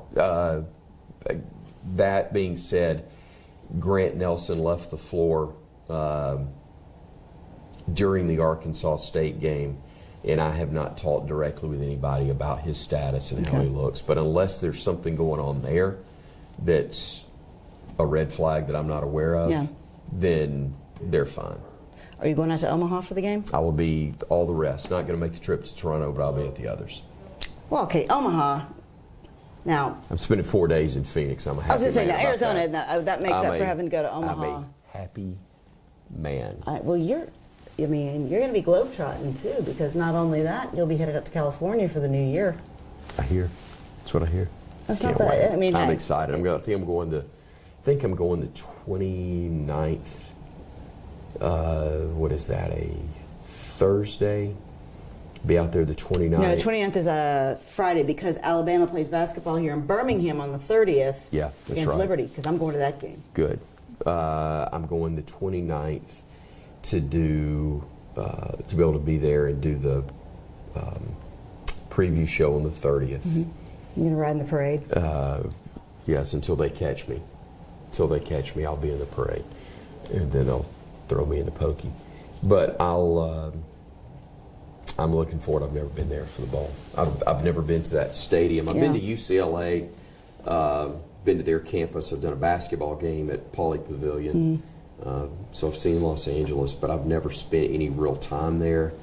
And I am looking forward to that experience. That's gonna be and cool. then the Rose Bowl. Yeah. You know, I hear the stadium itself is not even very good, but the set around it is phenomenal, and I can't wait to see that. You know, you got to stop and take time to Smell the I'll roses, have is what I've heard. Plenty of options to do so. I'm happy for you. I didn't have in the office pool you having any lines cornier than mine, but congratulations.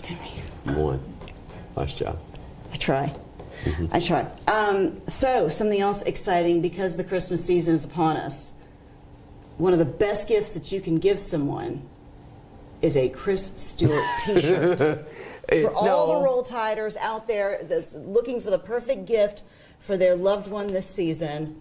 So Jim Carabin's my boss. You know Jim, general manager of Crimson Tide Sports Network, and he said back middle of the season, by the way, we're doing the shirt. I said, what shirt? He goes, let's get out of here.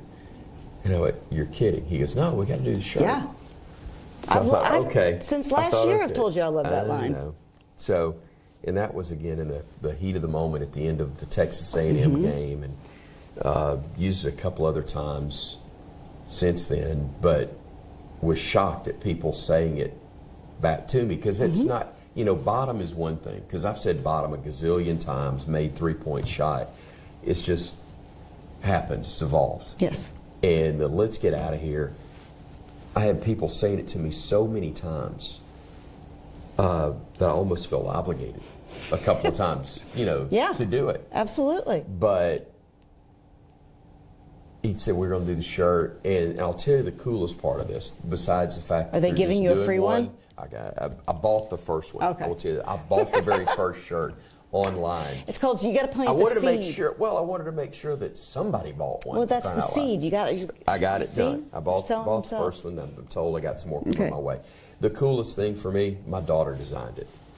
That is pretty cool. She designed the logo. They had come up with, from J&J Apparel, they had sent one that I really did like, but she sent me one that I thought, that is so cool. It was that is awesome. I didn't know that. When you take a look at the shirt, she designed all of that with the headphones and the audio waves and let's get out of here. And they had come up and say, hey, we want your signature on it, which you talk about pressure now.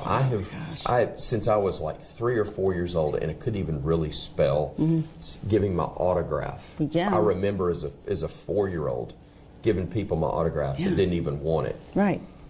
And I've had some people that have known me that long that say, Chris, I've still got your autograph in a drawer, which I just think is hilarious.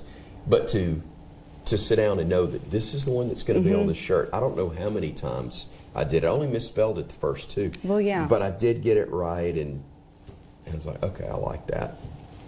So the shirt, That's the awesome. autograph's on there, CTSN logo, and let's get out of here. Yeah. It was fun. So they can find it at JJapparel.com is where they're selling it online. The letter J, the letter N, the letter J, apparel.com. And It's It's cool. a great I'm shirt. excited. I know. They did a nice job with it. It's a Gildan shirt. It's a nice shirt. So it's fun. Again, to bring it back to myself, I'm like, I know someone famous enough to have their own T-shirt. Or goofy enough. That is awesome. No, I'm excited. So size you want. Tell me later. For the loved one, the roll tighter in your life, no more perfect a gift than that. And then also, if they want to find you, they can always go to Chris Stewart, 2 S's online. 2 S's online. Okay, so we'll be back here next week.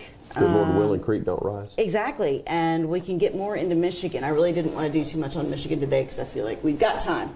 We gotta talk schedules because I'm trying to remember when I'm leaving, but I think it's Thursday. We're good. I'm sorry. We're good. Okay, yeah. I'll be here. Okay, yeah, because I mean, I'm sure in the time between now and the actual game, Harbaugh will say something that will get people going. I'm going to be nice. It is the Christmas season. See, you're better than I am. See, that's why you're better. See, that's why you're getting a T-shirt. The things you say go on T-shirts. Thank God, all of them do. The things I say get, repost. Yeah, exactly. Okay. Even though we got basketball, so we do need a good. Roll Tide, everybody. That's right. For Chris Stewart, I'm Kelly Hunter. We want to thank everybody here at Disrupt the Media, and we will see everybody again next week. Roll Tide. Roll Tide. Basketball Saturday. Basketball Saturday. Great. Okay. Saturday Purdue. Next week Creighton. Sorry. Purdue. I know. International basketball. I missed the dress rehearsal. Same college line, no international line? Correct. Okay. Where you're going with that. I know. Okay. If it's a line, you'll cross it. Thanks, everybody. Have a great week. We'll see you next time.